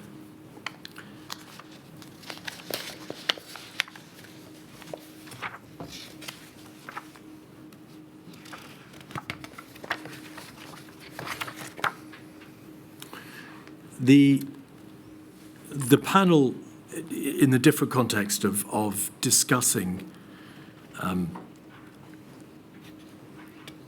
approach to responding to pandemics by applying what's known as the precautionary principle, that is to say, assuming when you first become aware of an outbreak that it will have human-to-human transmission and therefore be more transmissible, said this at the bottom of the page: while the World Health Organization was rapid and assiduous in its early dissemination of the outbreak alert to countries around the world, its approach in presenting the nature and level of risk was based on its established principles guided by the international health regulations. While the WHO advised on the possibility of human-to-human transmission in the period until it was confirmed and recommended measures that health workers should take to prevent infection, the panel's view is that it could also have told countries that they should take the precaution of assuming that human-to-human transmission was occurring. So what the panel appeared to be saying is, when you have an outbreak, assume the worst, assume it will be human-to-human transmission, and therefore prepare for that worst, assuming, of course, that the outbreak has got past a certain stage and therefore requires a response at all. What do you say about the notion or the argument that there should be a precautionary principle applied, so that you should assume that the next significant outbreak will be human-to-human, or will have significant human-to-human transmission? Is that a sensible way to proceed in your view? I think there's a fine balance. As I hope we've got across, there are very many clusters of cases which might or might not be an outbreak that we're aware of on a daily basis. To take the precautionary viewpoint that each one of those could turn into a pandemic would be a huge waste of effort and resources. To have good surveillance so we can see how this is developing and we can sift and we can identify those that we are worried about till they reach a certain stage, I think is a sensible approach. Once they reach a stage that, yes, this is something we are worried about, then absolutely, I think a precautionary approach then becomes required. But that will be for a very small minority of all the outbreaks that we are aware of. So it's quite a tricky judgment call about which ones you want to focus your efforts upon. And certainly speaking to senior members of UK public health community in late January, they were of the view that they ought to overreact rather than underreact to this. And the key word then, if I may say so, Professor, in your answer is then, because you said you can't treat every outbreak as serious. You've got to wait to see how it develops. You need surveillance to see the outbreaks occurring, and then you can assess and sift. But then there would be something to be said for applying a precautionary principle. Agreed. So in the case of COVID-19, in your report, you identified that the World Health Organization identified what's known as a PHEIC on the 30th of January 2020, a public health emergency of international concern. So the outbreak had clearly required that level of reaction from the WHO. It hadn't yet been declared a pandemic. It wasn't declared a pandemic until March. Is there, however, something to be said, or would something have been said for applying a precautionary principle at that stage when the world began to realize there was an outbreak serious enough to call it a public health emergency of international concern, and say, well, let's assume from then on it will be likely to have, or must be approached on the basis it does have sustained human-to-human transmission. That's the precautionary principle in action. I think in this case, in hindsight, yes, I would agree with that. But again, if you declare a public health emergency of international concern, or WHO, then that has huge logistic and resource implications for the world of having declared that that's the case. And if you declare too many of those at any one time, then you're going to divert resources, manpower, time from the ones that are most important. So again, it's a bit of a judgment call. And can you say what the proportion is of outbreaks, pathogenic outbreaks, disease outbreaks, that are declared a public health emergency of international concern by the WHO? So if the concern is, and it's readily understandable, you can't presume human-to-human transmission for every outbreak. You should only do so in relation to those that are serious or significant or which have the real capacity to cause damage. There aren't that many diseases that are declared a PHEIC, are there? Very small number. That's very true. It is a very small number. And one of the critiques of that system is that it's, if you like, almost an all or nothing declaration. It either is a public health emergency of international concern or it isn't. And to have a more nuanced, graded system for being able to respond would be beneficial. Right. And maybe also of note here, for something to be a public health emergency of international concern, it has to be of international concern. That does not mean it has to affect the entire world. So an Ebola outbreak, very unlikely to affect the entire world, but can very well be a public health emergency of international concern. Now, whilst we're looking at PHEICs and the WHO Health Organization, is there a legal structure called the International Health Regulations, which 2005, which underpins the WHO's approach to outbreaks of concern? There is. Yes. Just for historical interest, primarily, is there a process of assurance or testing or grading of an individual country's response under the auspices of the WHO and the international health regulations? There is. And is that what's known as the joint external evaluations? Yes. And as a matter of interest, how did the United Kingdom fare in those international-based but locally assessed assessment procedures, the joint external evaluations, before the COVID pandemic? The UK has never undergone, to our knowledge, a formal joint external evaluation. It has participated in the pilot scheme for this and scored highly, and it has participated in self-scoring following the same metrics as a joint external evaluation, which again it has done fairly well. And did it also, was it also subject to some procedure, some testing process under the, what's known as the Global Health Security Index? Yes, that was also done, I believe, by Harvard and adopted by WHO. And again, it did relatively well in that assessment as well. It did. Do you happen to know how well the United Kingdom has fared in any self-assessed, voluntary or compulsory evaluations since COVID-19? I'm not aware of any since.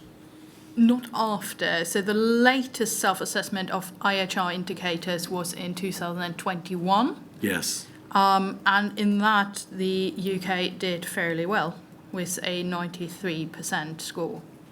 So that's 93% across 15 IHR capacity scores. Can we then turn, please, to page 13 of your report, paragraph 27, where you deal with the issue of response capacity with scale-up capacity. And you make the point, which may to some degree be self-evident, that it's critical that there is sufficient capacity to respond to any alert generated by one or more surveillance systems. In the body of the paragraph, you refer to a metric or a standard, a target of a certain number of epidemiologists per 100,000 of the population, and as being a standard or a metric proposed for scientific response capacity. Could you just explain to us, please, how in the context of the response to COVID-19, having more or less or the same amount of epidemiologists might have made a difference in those days of the end of December 2019 and the beginning of January 2020? Certainly. So what we're talking here about are what we call field epidemiologists. So that's applied epidemiologists, that's people who run surveillance. So there is the obvious link there to actually seeing things early enough. And they are also the people who act upon alerts, who do the local outbreak investigation. So those local teams I referred to a moment ago, these would be primarily staffed by field epidemiologists. So having those being able to address things in early stages makes a significant difference. But also, obviously, these people then go through the ranks. They will form the body of a lot of intervention strategies in terms of the epidemiological side. So that will be being able to run contact tracing and to oversee that, being able to run dedicated new surveillance systems, even being able to come up with a dedicated new surveillance system, which is not a trivial task. And so in the context of the United Kingdom, and I appreciate this is a huge area, can you say anything about whether or not as a country we were sufficiently blessed with the right number of epidemiologists and scientists and so on to create both the research base that is required in responding to any outbreak or pandemic, and also to create the response mechanisms, diagnostic testing, vaccines, clinical care, and so on and so forth? So, a few things to take apart there, I'm afraid. So, from the field epidemiology side, which only covers a few of those things, primarily surveillance and response to outbreaks, the international standard is one trained field epidemiologist per 200,000. This is a scaled-down version of the US target of 1 per 100,000, and that is primarily to make it achievable for lower middle-income countries. This is sort of the minimum standard. It is very difficult to measure how many field epidemiologists there are. There are some proxy measures that aren't particularly perfect either. I have very little doubt that we are above that threshold in the UK, and that we have a fair number of field epidemiologists. Other things that you mentioned, though, things like clinical capacity, things like developing testing, they require a slightly different skill set. Again, from my understanding, the UK has fairly large capacity.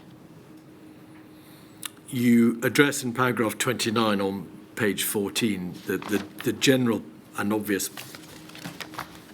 good sense principle of having sufficient microbiologists, social scientists, clinicians, animal health experts, and so on and so forth. Again, relatively self-evident, one might think. Can you express a view as to whether or not, generally across that broad range of professions, again, we were well blessed in terms of the scientific resource and the clinical and the microbiological and the environmental expertise necessary to deal with a pandemic?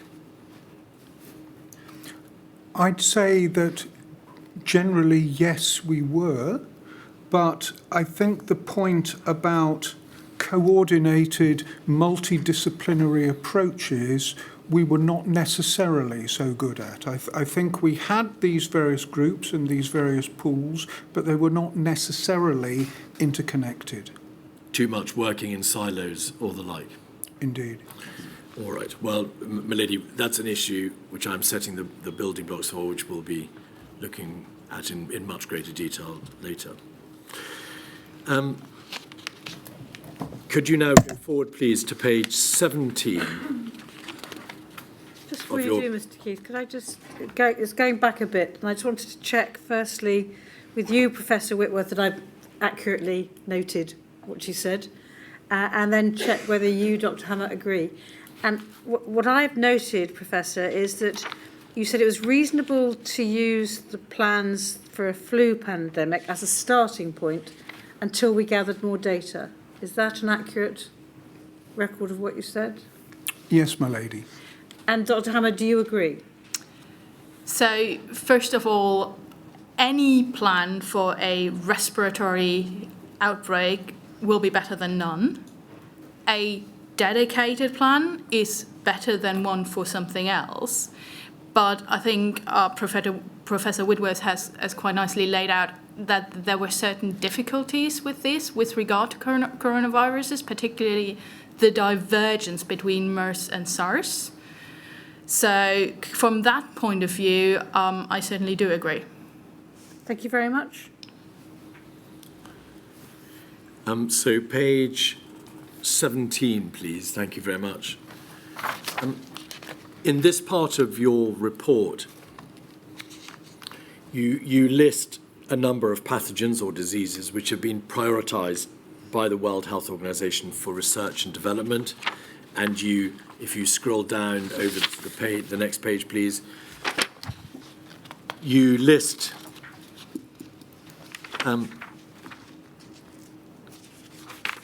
high consequence infectious diseases which are on the list kept by a committee called the Advisory Committee on Dangerous Pathogens.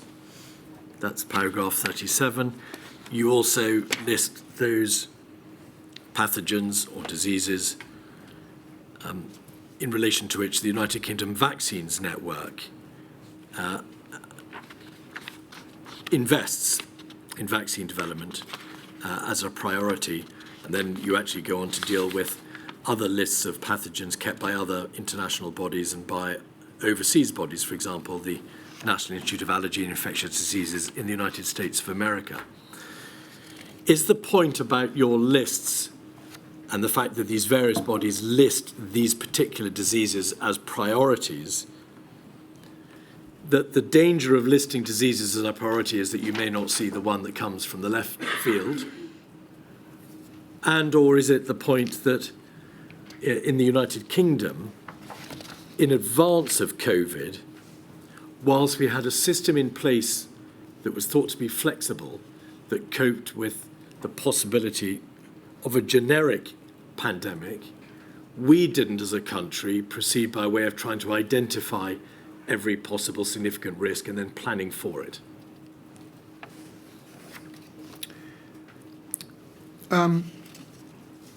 I think these lists of diseases are set up for different purposes by different bodies. So with WHO, this is looking specifically to identify what are the priority diseases for which the world needs vaccines, diagnostics, therapeutic drugs, and therefore will put out a call for work to be done to develop vaccines or whatever for a specific disease, to actually focus academia, industry, so on, in developing vaccines for those kind of conditions. The same sort of thing with the UK Vaccines Network, that had funding to start to develop vaccines for this specific list.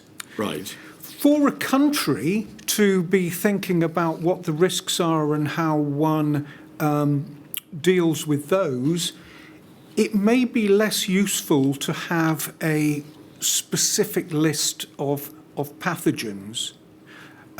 It might be better to, as the UK does, to say pandemic influenza and new and emerging infections that are coming up. But the follow through for that is that one ought to have a plan that is a framework for how you would deal with a respiratory disease or a gastrointestinal disease or so on.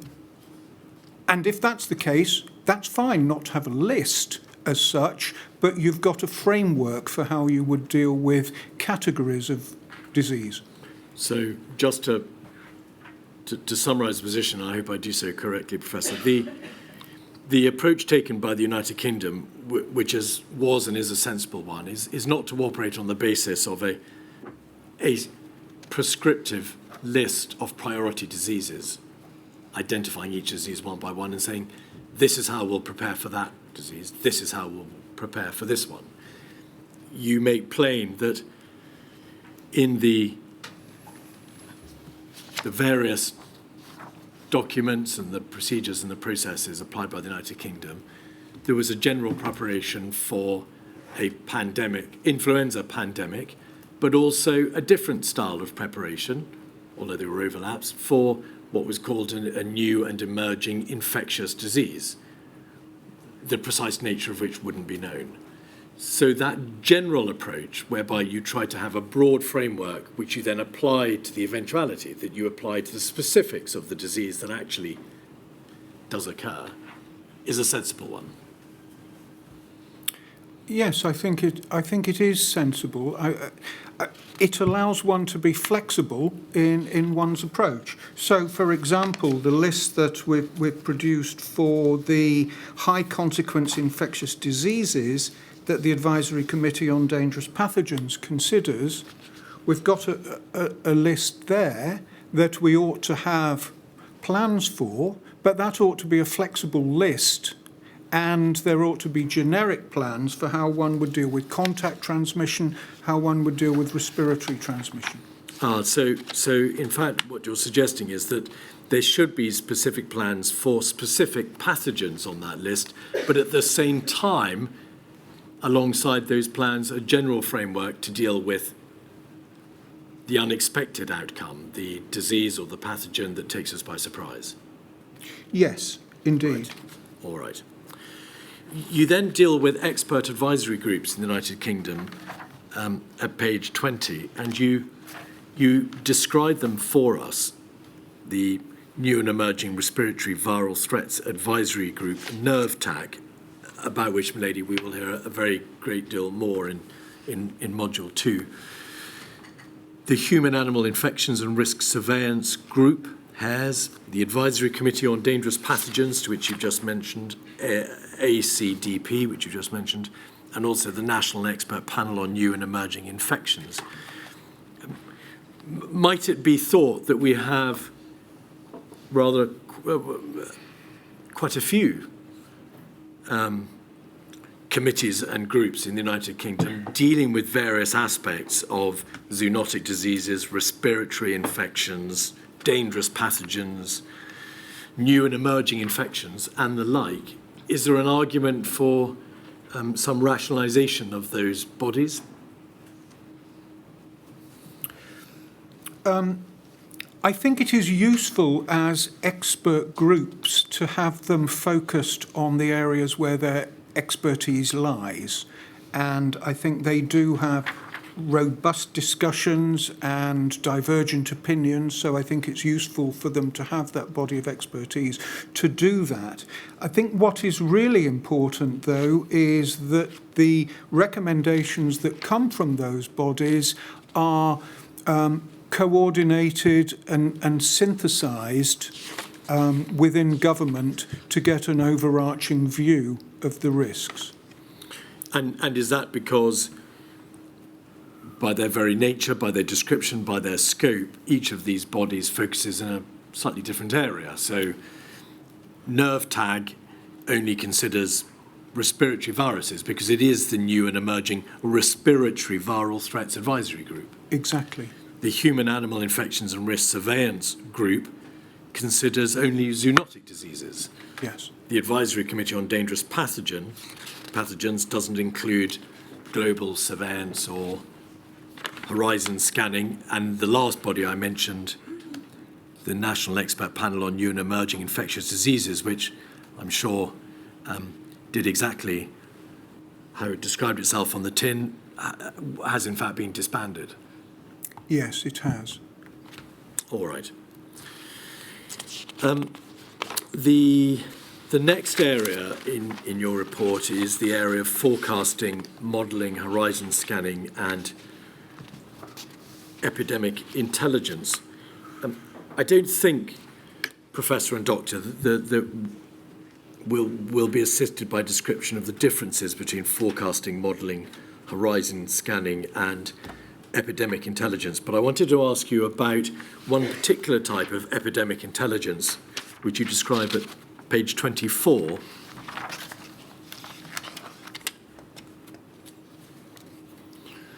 Milady, is that a suitable point for a break? Yes, of course. Sorry, I was... No, I was slightly taken by surprise now. I shall return at 3:05.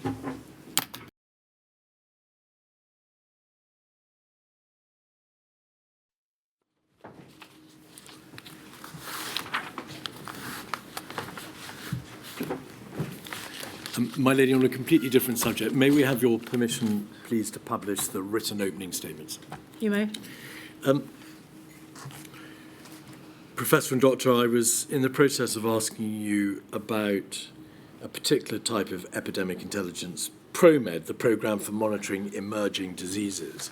Could you tell us, please, something about that process, which you describe at paragraph 58 on page 23? So ProMed is a programme that's actually hosted by the International Society for Infectious Diseases, so a group of scientists, and it's been going for about 30 years now, and it's an internet service that identifies unusual health events occurring around the world, and there's a network of people who report these events that are happening. This happens 24 hours a day, every day of the week, and so on, and that information is then shared globally. And that network of people, what sort of people are they? I mean, they're focusing on social media chatter or health department announcements or stories from small media outlets, and they bring it together? That's part of it, yes. Many of them are health professionals who will have heard through the course of their work that there's a few cases of what apparently are related conditions occurring somewhere in the country. And will an alert be issued on the basis of a single piece of information, or does the system work on the basis that there must be some confirmation sought before ProMed as a system will disseminate an alert? It's moderated and edited, but a single report is sufficient to be posted. And what was the role of ProMed in detecting COVID and alerting the world to the outbreak in China? The first report of a cluster of pneumonias of unknown origin was first reported by ProMed. And so is ProMed a device or a source that ought to be protected, or perhaps better funded, or nurtured on account of the self-evidently very valuable role that it performed in relation to COVID? It certainly plays a very valuable role. I have no insight into how robust its funding health is, so I don't know. All right. But I think, as well as ProMed, there are a number of similar reporting networks, and these are increasingly being coordinated and brought together. A different aspect of the international situation is the European Union and its institutions and systems. Could you look, please, at page 29, paragraph 76?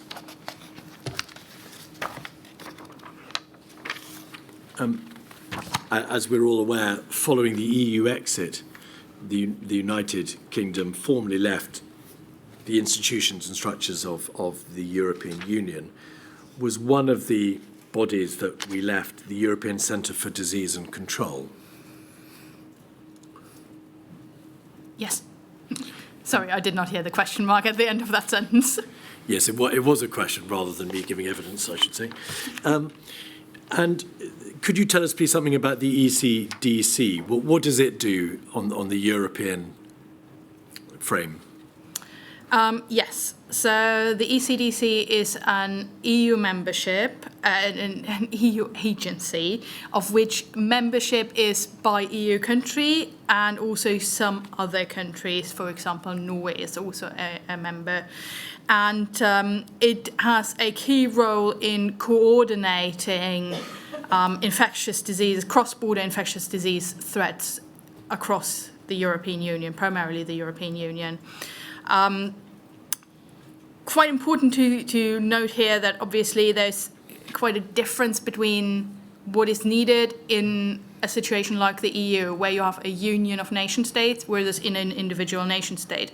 So ECDC can be a little bit seen as the response to that additional need in a union of states. So there's that is with regard to coordinating surveillance particularly for threats that cross borders, coordinating capacity building across borders, and similar cross-border issues.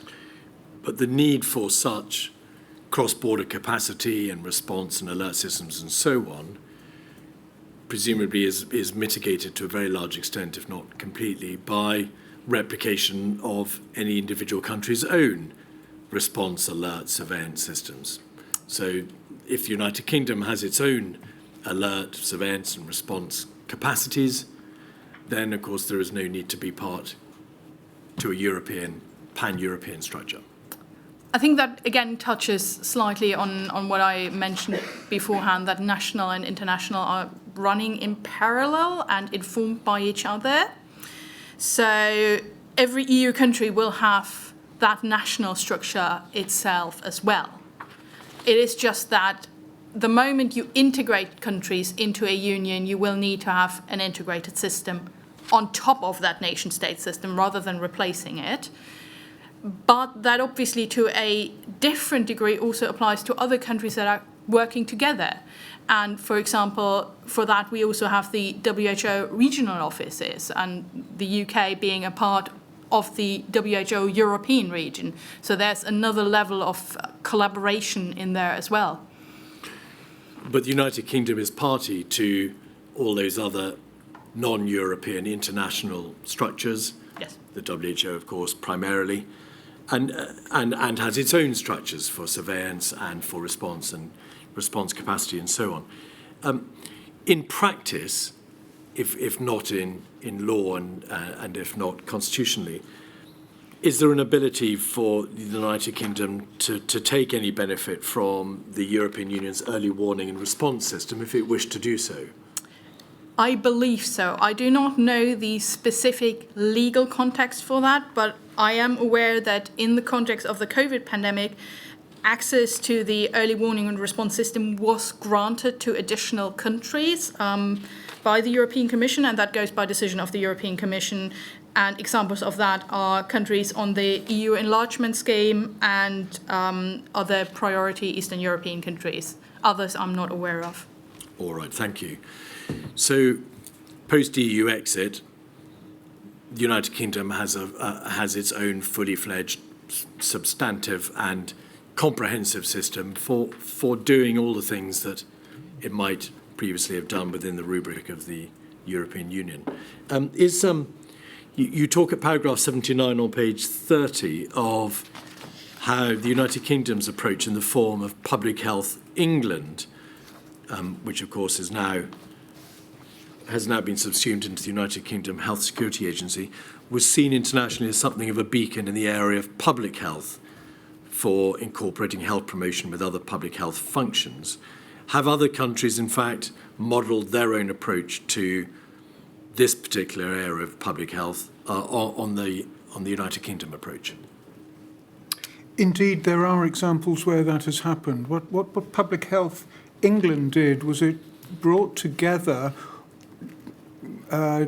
various aspects of public health under the one body. So control of infectious diseases, but also control of non-communicable diseases, and also bringing together health promotion under the one body was the strategy that they used in Public Health England.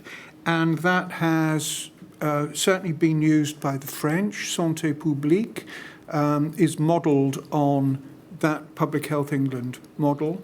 And I was recently in Singapore, where I was told that their communicable disease agency is also taking on that model. So it is a model that has been followed in other places.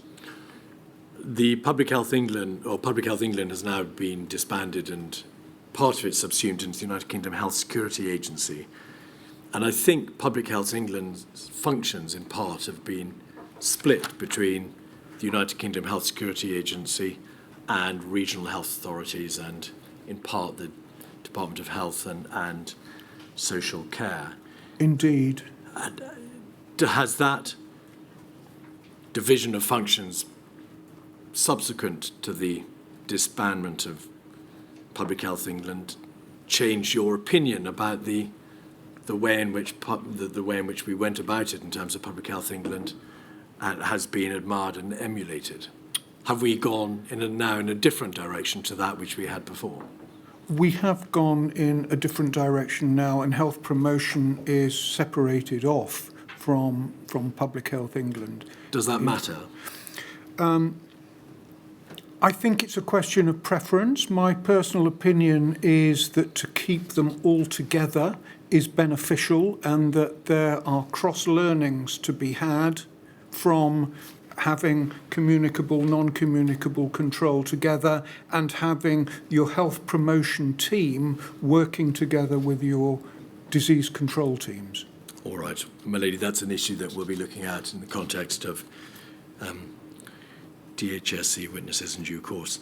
At paragraph 83, you say the global landscape of surveillance coordination for infectious diseases is in flux as changes are being made at several levels, and it will take time to gather sufficient evidence to assess the impacts of these changes.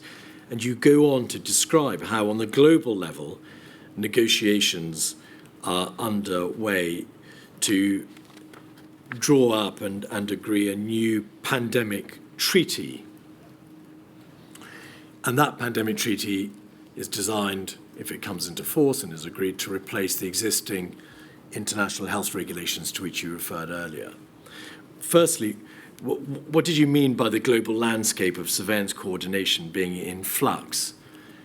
Are there significant changes underfoot? Do they matter? So I think the exact thing here is that we do not fully know yet. That's exactly what is in flux, indeed. The pandemic treaty, from what we know so far, is quite more substantial than the IHR were. So there's now a first draft being discussed that is with member states. But it is very, very early days. So it is very difficult to say anything yet, because it can be expected that there will still be changes made to that draft, that discussions will still go on for quite some time. But also very important to note, even if the pandemic treaty was decided today or even a week ago, it will take time for us to see what the impact of that will be. This is not something that is immediately self-evident, but rather something that we have to evaluate a little bit down the line. Are you able to say anything about the degree of change that any such pandemic treaty, if agreed, will bring about to the existing IH international health regulations? For example, will it provide for very real differences in terms of obligations on all member countries to report outbreaks within their borders, or obligations to close their borders, or obligations to close one's borders to stop the influx of infection or an outbreak? I mean, how far beyond the current regulatory regime is the treaty likely to go if agreed, or can you not say? That will entirely depend on what the member states of the Assembly actually are able to agree on. So there's no smoke that tells us yet what sort of changes that they might I think be prepared to agree. There is in the drafting an appetite for significant changes, but how much of that will survive is, at least to me, impossible to tell. And can you give us any assistance with the likely time frame for any such treaty? I do not know. All right. Well, in light of all that, at page 31 of your report, you set out the learning points from the independent panel for pandemic preparedness and response, to which I referred you to earlier, and we can see the main points set out there at 84: stronger leadership, better coordination, a more focused independent WHO, investment in epidemic preparedness now, stronger accountability mechanisms to spur action, improved system for surveillance and alert, platform for vaccines, diagnostics, therapeutics and supplies with equitable delivery, access to financial resources for preparedness and response. Those are all laudable aims, but pitched at, if I may respectfully suggest, quite a high level of generality. They're very broad. In terms of the United Kingdom, have you given thought to what sort of more, perhaps more precise recommendations have been suggested by the scientific community, and what recommendations should, in your joint opinion, be made? And are they at paragraph 87, page 32? Yes, thank you. So we've listed here a number of suggestions, some of which come from the scientific community, others are things that we feel ought to be considered. One is that having sufficient reserve capacity within the health system is very important for resilience of the health system. We heard this morning from a representative from the Cabinet Office talking about resilience there. So maybe this is something that is in process, but we don't know. And we feel this is important, particularly perhaps for laboratory capacity, where if there's a need to develop new tests and then to run new diagnostic tests for diseases, that needs specific staff. And if that pulls them away from their important day jobs, then that has a knock-on effect on the health service in general to continue to deliver for other conditions that aren't part of that outbreak that is there. So in terms of resilience, we feel there does need to be thought about how you create that additional capacity, particularly in the laboratory. And just pausing there, resilience, as we've heard, is about I suppose, a standing capacity of a country to be able to absorb a knock, to be able to respond, to roll with the blows and to recover. So having extra capacity in terms of improving your resilience is something more than being able to put into place a surge capacity if a particular event requires it. It requires more of a standing capacity than a mere immediate response to an event. Is that right? That's right. I think generally there are two approaches to resilience. One is that there's a degree of redundancy in the system so that there are sufficient staff who can be deployed to a specific area. And the other is that you have staff that are trained in different roles and are able to be redeployed themselves as required according to the requirements of the system. All right. And you've referred there to, obviously, to A. B, you refer to a better understanding of how to support minority ethnic groups and how healthcare providers and public health teams can work alongside community leaders. In the world of biosecurity and biosecurity threats, whilst that is, again, a self-evident and audible aim, how will that bring about practical benefit? I think we've seen during the COVID pandemic that the impacts were not felt the same across all groups. Yes. And this is a response to that.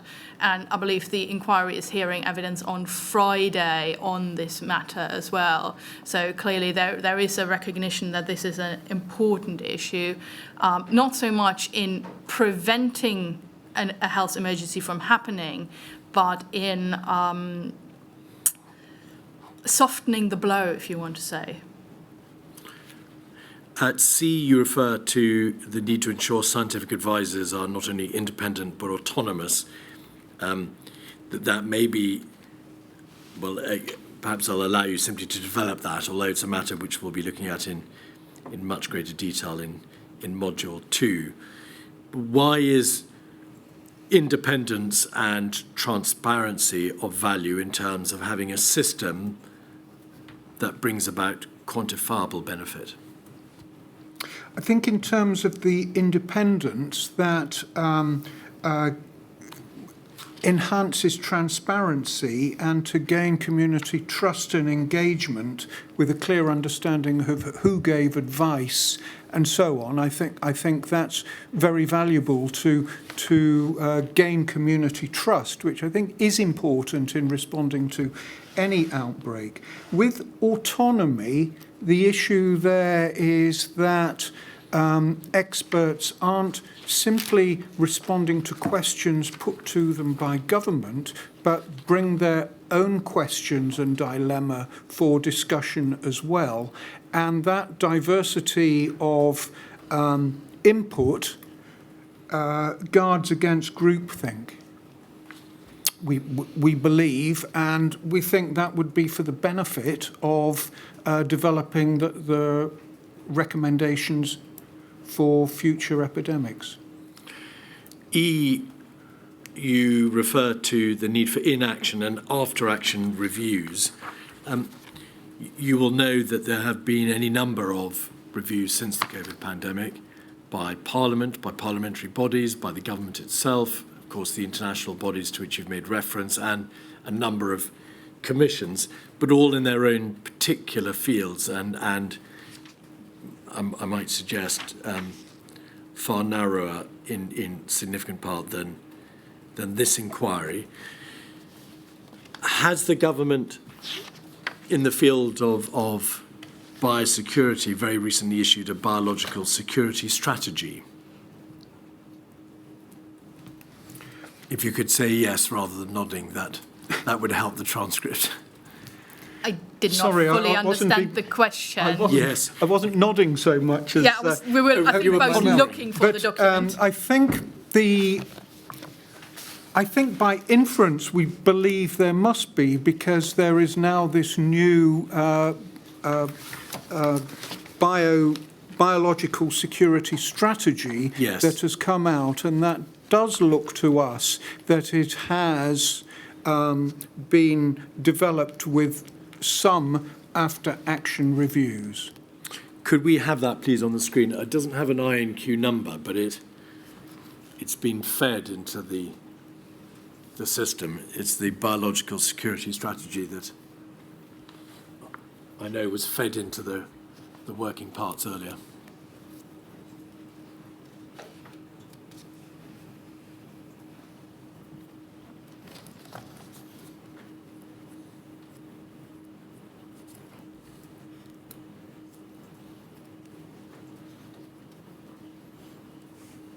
Ah, there we are. So I think on Monday the government published this paper, UK Biological Security Strategy. Could we perhaps look at page 8?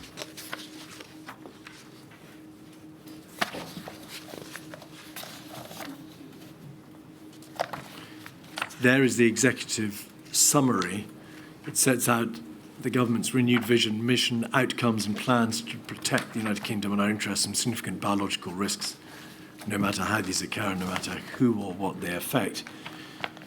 They describe how the response on the right-hand side of the page sets out the strategic framework, the 4 pillars of the response: understanding, preventing, detecting, responding, and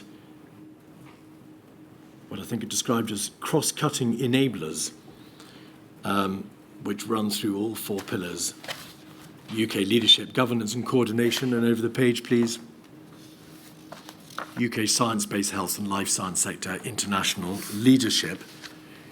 And then please, page 10.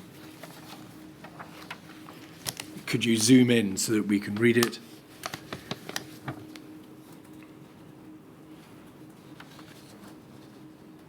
Thank you very much. The government has set out a high-level strategy implementation plan in the short, medium and long term in relation to those 5 doctrinal pillars, if a pillar can be doctrinal: understand, prevent, detect, respond and cross-cutting.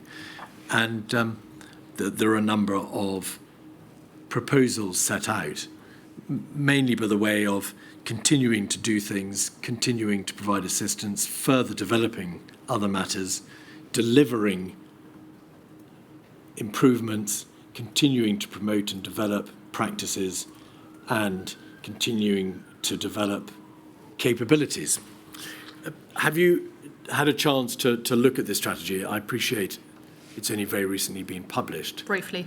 Yeah. Have you been able to take into account the high-level strategy implementation plan when reaching a final view in relation to the recommendations that you've just been talking about and which you'll continue to set out? Yes, we have. Does this implementation plan affect your opinions or the recommendations which you've made? I don't think it so much changes them as more that it takes on already quite a few of those that we're making. All right.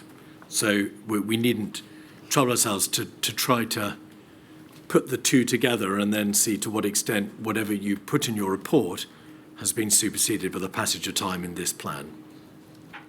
Do you understand some of it? It seems like a fair bit of, I don't know, what does to effectively remediate? I mean, it's classic, I'm afraid. There seems to me to be rather a lot of jargon and not enough plain communication, but maybe I need to be a scientist like you two. I think that is a very typical document of this type. You're obviously used to them. Thank goodness I'm not.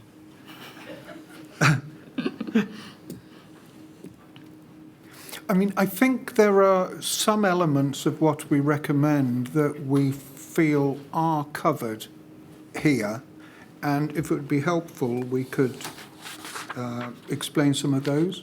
Well, I think perhaps it might be easier if we go back to your report at INQ 196611, and because we've already dealt with the first handful of points that you made on page 32, but we look at the recommendations you make on page 33 of 196611, and as we go through them, where you believe that your initial view has been altered or requires alteration, or where in fact it is indicative of what the government itself is saying, then you can say so as we go along.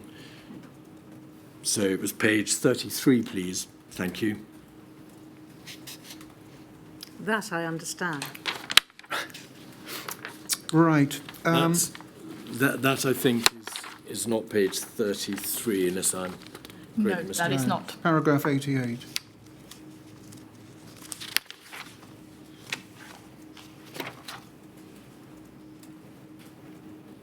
Yes, the pagination in the hard copy report is different from the electronic version. I apologise. So paragraph 88, we also recommend that consideration is given to the following: ensuring that action is taken from learning points of regular simulation exercises for known and unknown epidemic threats. To what extent, Professor and Doctor, is action not currently taken from learning points of regular simulation exercise? In what way is the historical simulation exercise process different? I think it can be difficult to know what the answer to that is if one's external to the process. There are regular simulation exercises that occur, certainly for known epidemic threats. What action is taken is not entirely clear to us, and I don't think the new biological security strategy really gives any further reassurance on that. Is the point, though, that in the past all exercises have been conducted on a premised basis? So, for example, the planners will say, in this exercise we're dealing with an outbreak of MERS, or we're dealing with an influenza pandemic, or we're dealing with Ebola in Nottingham, whatever it might be, and then they react accordingly. Your suggestion is that further and closer attention is given to exercises which are based on presumed unknown epidemic threats. I mean, sometimes with simulation exercises, the participants don't know at the start what it is that they are dealing with. The people who've set the exercise know, but the participants have to find out what it is that they're dealing with, just like in the real world. And that is a valuable exercise to go through. All right, that's very clear, thank you. B, learning from the experiences in China and neighbouring Asian countries during the early stages of the pandemic, scaling up diagnostic testing, being able to scale up case detection and contact tracing early in an epidemic, flexible approach to risk assessment, ensuring hospitals and care homes are adequately resourced. I mean, they are, if I may suggest, that they are all, again, laudable and very sensible conclusions which might readily be drawn in a general sense from an understanding of Britain's response to the pandemic. To what extent are these grounded in your own biosecurity expertise? They are very much grounded in that. And the point here is that acting early and decisively is really important in an outbreak.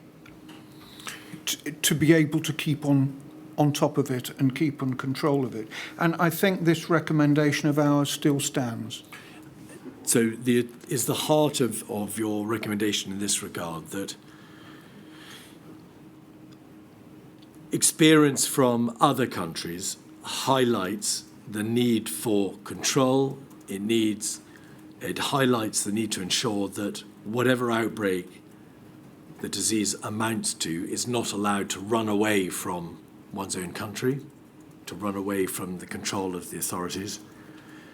And the way to do that, to make sure control is not lost, is to have available mass diagnostic testing so that everybody can know whether or not they are infected, to have that capacity, to scale up case detection and tracing to make sure that if those people who are infected can be traced and made sure that they isolate, and then a flexible approach to risk assessment and to ensure hospitals and care homes are adequately resourced to be able to deal with the consequences of infection.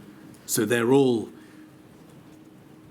very sensible recommendations, but they all hang on the need to ensure that if you lose control, you've got the wherewithal to get it back and to be able to care for your population.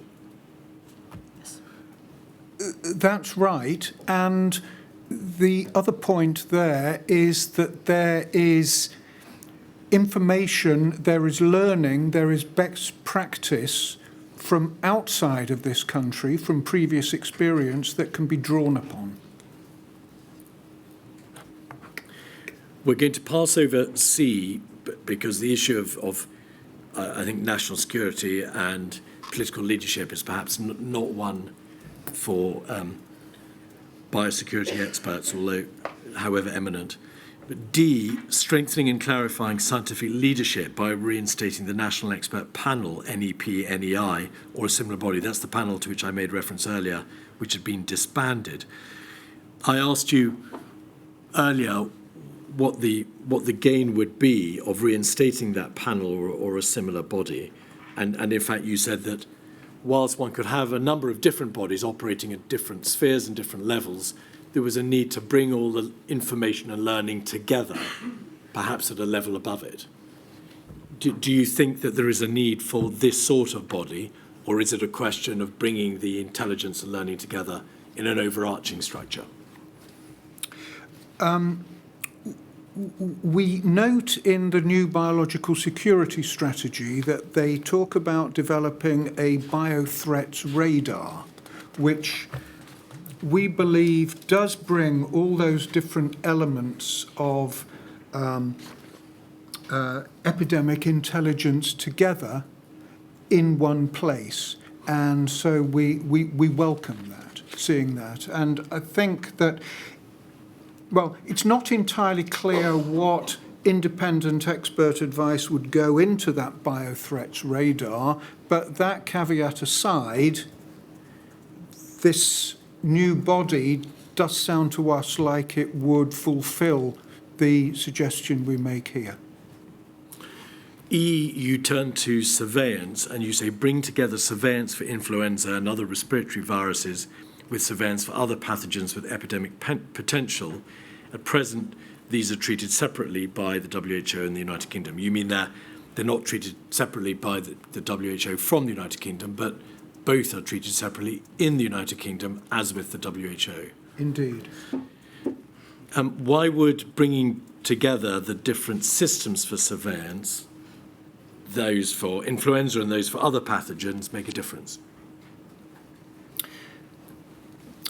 Because if we're thinking about the biosecurity risks that there are, then influenza is not separate from the other infectious agents that there could be, like COVID or whatever. And so to have that treated by a different body with a danger that there's no cross-talking and no coordination seems to us not a good plan. And to have a more cohesive review would be beneficial. And it's not clear from this document to what extent these would all be incorporated together, but it does sound like the biothreats radar at least would coordinate and synthesize influenza responses together with those for other new and emerging pathogens. All right. F, the United Kingdom needs to be ensured to have the ability to adequately respond to an epidemic with good epidemiological surveillance, including genomic sequencing, effective engagement and communication with society, rapid launch of clinical trials, development of diagnostic tests, vaccines and therapeutics. That is a very broad area indeed, Professor and Doctor. I wonder whether the best way through that is to ask you to focus perhaps on the diagnostic test side. In the COVID pandemic as it happened, the United Kingdom developed particularly a diagnostic test, and very rapidly.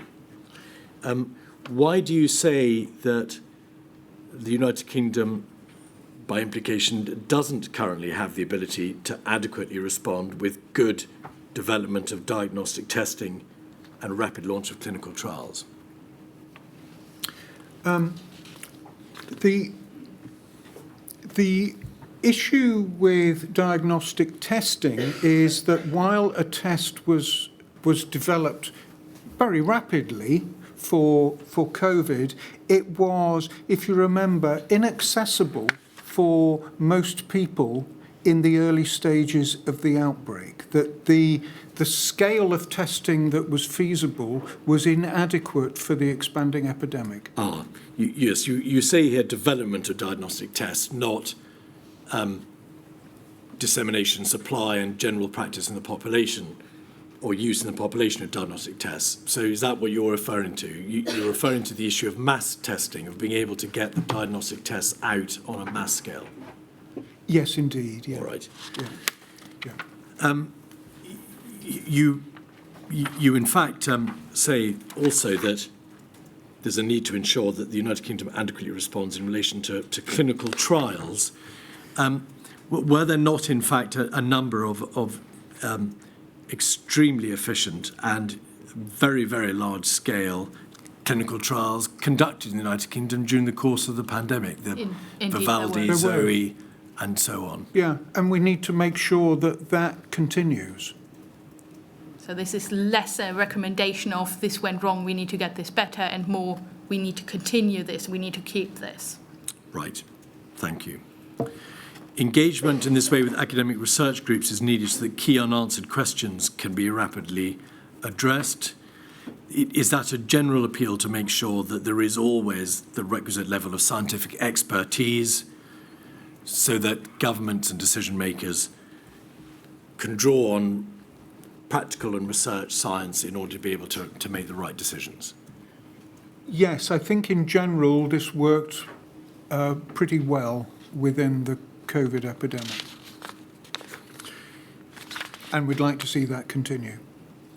Finally, you refer on page 35 to something that you described as community-based surveillance systems. You say in paragraph 95, surveillance systems are good for delivering a pandemic response that is based on deaths and hospitalizations and healthcare consultations, but less good for identifying infections, illness, or chronic disease. Consideration could be given to developing stronger community-based surveillance. This could be built on the model of the community-based surveillance system established by the ONS. What did you mean by community-based surveillance, and what is the practical benefit of having a stronger community-based surveillance system? Currently, most of the routine surveillance is based on hospital activity or people going to GP clinics. And that's fine to an extent, but to know how widely a disease is circulating within the community, one needs to be sampling the community to be able to do that. And what our suggestion here is that we should build on these systems that we have at the moment to have routine surveillance going on in the community. And indeed, since we made that recommendation, we see that the Office for National Statistics has set up a new community-based respiratory illness surveillance programme called CRIS, which is COVID and Respiratory Infection Survey. And we welcome that because we feel that while it might be sort of narrowly focused on respiratory infections, that's exactly the area that we feel we should be moving into with surveillance. So that's good. And were there to have been an extensive community-based surveillance system in January, February, March, April of 2020, of course, the government would have been able to understand far better the extent of the spread, the nature of the transmission, of course, and the characteristics of the pathogen that would have assisted it to be able to respond as efficiently as possible. Yes, it would have given us a better, clearer picture rather than it being focused on hospitals entirely. That's clear, thank you. My lady, those are all the questions that I intend to put to Professor Whitworth and Dr. Hammer. Thank you very much. My lady, you'll know from the system in place before you in this inquiry that the core participants have the opportunity of identifying areas that they wish the inquiry to examine. That there is then a secondary process whereby they may identify particular questions which they would wish either the inquiry to put or which they would wish to put themselves. You have provisionally indicated already the areas which Mr. Weatherby, on behalf of Covid-19 Bereaved Families for Justice UK, wants to put himself. Of course, that has to be revisited in light of the actual evidence given by the witnesses, but may I invite you, and I won't perhaps seek formal permission in this way in the future, but on this occasion, may I invite you to formally give permission to allow Mr. Weatherby to put the questions he wishes to put in light now of the actual evidence which has been given. Mr. Weatherby. And of course, I'll be brief. There are just 3 points. My name's Pete Weatherby, and I'm asking questions on behalf of bereaved families. Just 3 brief areas, 2 of which have been touched on, but I've got a couple of supplementary questions about. Can I take you back to your paragraph 88B in your report?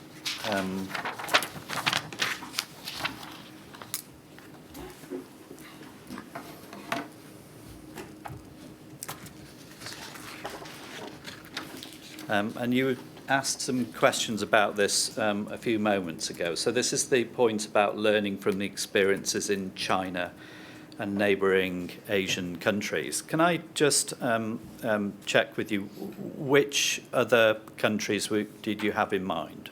Korea? Yeah, South Korea, Vietnam, Taiwan, Singapore. Yeah. Thailand, perhaps? Yes. Thank you.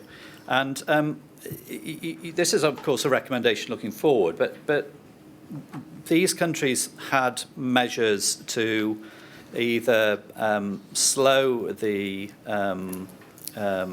entry of the disease into their countries or to slow its infection within their countries once it had arrived. Is that right? Indeed. So that's what we're talking about. And then contact tracing to chase down the contacts to again limit the spread of the infection within the country. And that, of course, limited the infection and bought time until vaccines were available. Yes? Yes. And that led to better outcomes in those countries than might otherwise have been the case. Certainly in the initial Yes. wave, yes. Yeah, thank you. Now, am I right that those countries had developed those points, those policies, because of SARS and MERS probably, but particularly SARS? So they'd learned from what had happened 20 years before, effectively. We ourselves don't have any direct insights into the policy decisions that were made, but yes, we would believe that those would have been strongly influenced by their experience with SARS. Of course, your experiences here. Can you help us as to why there wasn't similar learning in the UK? Why is it that countries like South Korea or Thailand managed to do this and the UK didn't? I think because of their direct experience of having had large, serious outbreaks of coronavirus. Whereas in this country it was very small numbers. Yeah. Okay, but the information was there. Yes. Yes. And finally on this point, so that led in the initial stages, as you say, to a better outcome in those countries. Yeah. Okay, that's all I want to ask you about that point. Can I go back to the prioritisation committee? Professor Whitworth, you were on this from 2015 to 2018, I think. And I think you then said that the committee didn't meet after 2018. Thinking about that, I can remember meeting in the very early stages of the coronavirus outbreak. So I think 2020 was probably the last time we met. Yeah, okay. And am I right that Sir Peter Horby, the chair of NERVTAG, and Miles Carroll from PHE were also on that committee? I certainly remember Miles Carroll being on that committee. Yeah. All right, well, we can check that. But this was something that was taken very seriously by leading UK scientists in this area. What the was? The committee, the prioritisation committee. The prioritisation committee, yes. Yeah, so the point of it to take these dangerous pathogens more seriously than had been in the past was a real priority for people like you in this field. Indeed. Yeah, and was your role and the role of the others from the UK, was it as independent scientists with expertise in this area, or was there an official element to it? I believe it's an individual appointment. Certainly in my case, I wasn't representing an organisation as such. Yeah. Do you think it would be preferable with initiatives like this from the WHO if there was a mechanism of reporting back to official bodies here so that learning can fast track, if you like, into the process? That sounds eminently sensible. Thank you. Now, the initiative itself was to try to reduce the time between the emergence of a public health emergency from a pathogen and the time at which effective tests and mitigations could be developed. Is that right? Correct, yes. So in the initiative itself, it was referred to as the urgent need for accelerated research and development. So that was the process. Research and development by whom? By different groups. That would include academic groups, but it would also include government scientists, such as PHE, as it was at the time, and it would also include industry. Right. So was part of the initiative, was there any follow-through from the initiative in terms of the report being referred to member states so that they would take it forward in an organised way? As I recall, the process was that having identified priority diseases, then calls would go out for proposals for development of a MERS vaccine or SARS diagnostic test or whatever, and groups would be encouraged to develop those and to seek funding. And because that had priority from WHO, that would then give proposals for funding greater weighting. Okay. So would it be fair to describe it as an ad hoc follow-through process? Well, the call would go out to all interested parties. Yeah. Whether they responded to that would be their choice. Yeah. Again, would it be better if the WHO system involved putting the call out to member states, so that the member states could ensure that there was research and development into these dangerous pathogens? I suppose in a way that would add another party into the chain of what was happening there. Yeah. I mean, it might be that some countries really don't have the capacity to develop such tests. You need to have a fairly specialist laboratory to be able to develop those, and not all countries would be able to do it. I would certainly agree with you that the national public health authorities in that country should be aware that these calls have gone out, as well as individual laboratories. Certainly that would be sensible. Are you aware of any actual UK action that followed from the 2018 report, for example? Well, I believe the UK vaccine initiative that Miles Carroll led did address several of the issues that were brought up. I see. So the report would have fed into that. Yes. That's very helpful. Now, finally on this point, you mentioned the UK pandemic flu plan, which based on the 2011 plan. Within that, there's an acceptance with flu that measures to stop the transmission of flu once the dangerous pathogen had emerged would almost certainly fail. So there was a fatalistic approach to flu. You've mentioned that having a plan is better than not having a plan for diseases such as COVID that emerge, unknown diseases that emerge. Isn't that a problem where the plan is based on not having an approach to slowing the transmission of it?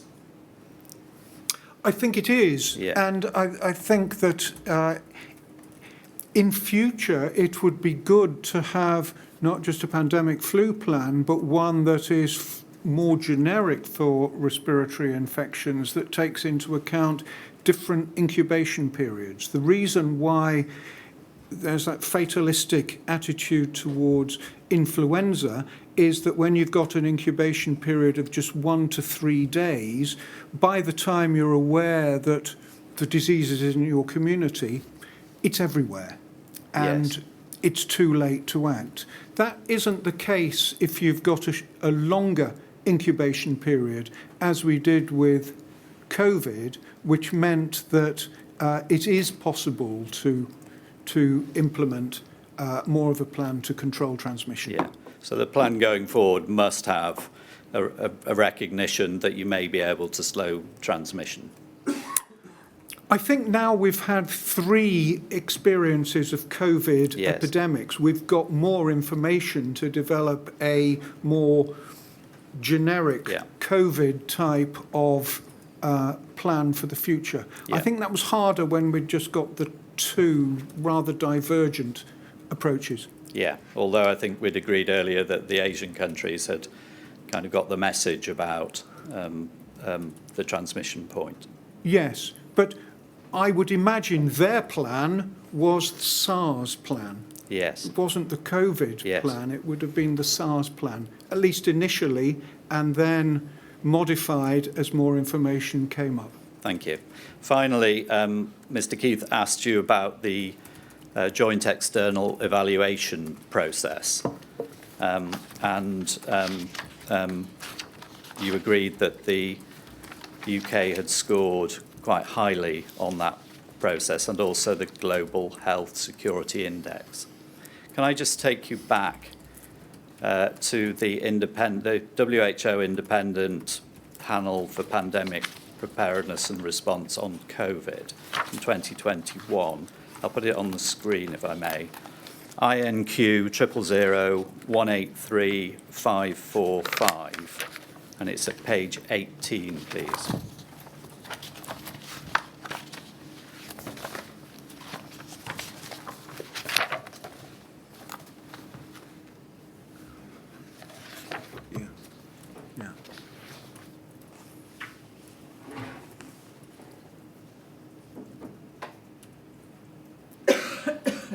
I'm just waiting for it to come on the screen. I've got it on my screen. Oh, Yes, right. I've We got have it as well. You've Oh, got okay. it. Well, I've got it in front of me, so that's fine. Bottom of the bottom of the text on page 18. At the bottom, there should be a graph, but With above, lots of circles. with lots of Yes. circles. Hoops rather than spaghetti today, I think. But the text just above that, if I can just read a few lines, is the last few sentences. Country preparedness was also assessed under the voluntary joint external evaluation process undertaken to date by 98 countries. An independent academic exercise, the Global Health Security Index, also sought to score country pandemic preparedness. And then we have this rather interesting graph, which I'm not going to go to, I'm just going to note. But then on the next page, if we could have the next page up, please. What all these measures have in common was that their ranking of countries did not predict the relative performance of countries in the COVID-19 response. And then it goes on to say why.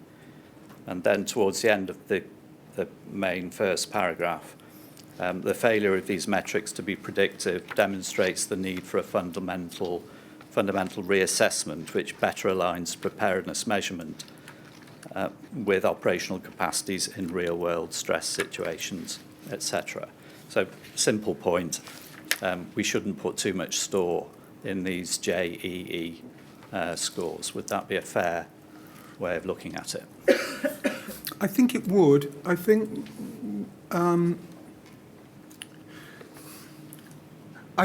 the lack of any correlation there between the two was a surprise and not what we would have anticipated before the pandemic. But one thing that I think is very important to get across is that the JEE is rather narrowly focused, and it is looking at the public health capabilities and capacities within a country. Yes. It's not looking at the wider picture. It's not looking at the general health of the population, inequity, the state of the health service or care sector, or policy or political decisions that are made about an epidemic. It is solely looking at the capabilities of the public health system. Yes. So the scores that we've been through may not take us very far for those reasons. Indeed. So with retrospect, it's perhaps not entirely surprising, given the narrow nature of what is being scored in a JEE, that that's not reflected in the overall mortality. That's very helpful. Thank you. If I may add a sentence to that, I think there's also one other aspect to consider here, and that there is an inherent risk in scoring highly on such a tool. And that is a certain amount of complacency and of feeling that one is well prepared. I think that is certainly a lesson that almost everyone in the world can take to the future, from the scale of individuals to the scale of whole societies, that just because we've done good in the past or because we've done good on an exercise should not lead us to saying, okay, we're good, we can stop here. Yes, thank you very much. Those are all the questions I have. Very helpful, Mr. Weatherby. Thank you very much. Mr. Keith, anything further? No, thank you, my lady. Professor Whitworth, Dr. Hammer, thank you very much indeed. And I did follow what you were saying, so thank you very much for helping us. Right, good time to break. My lady, that concludes the evidence for today. Very well, and 10 o'clock tomorrow? Yes, please. 10 o'clock tomorrow, please.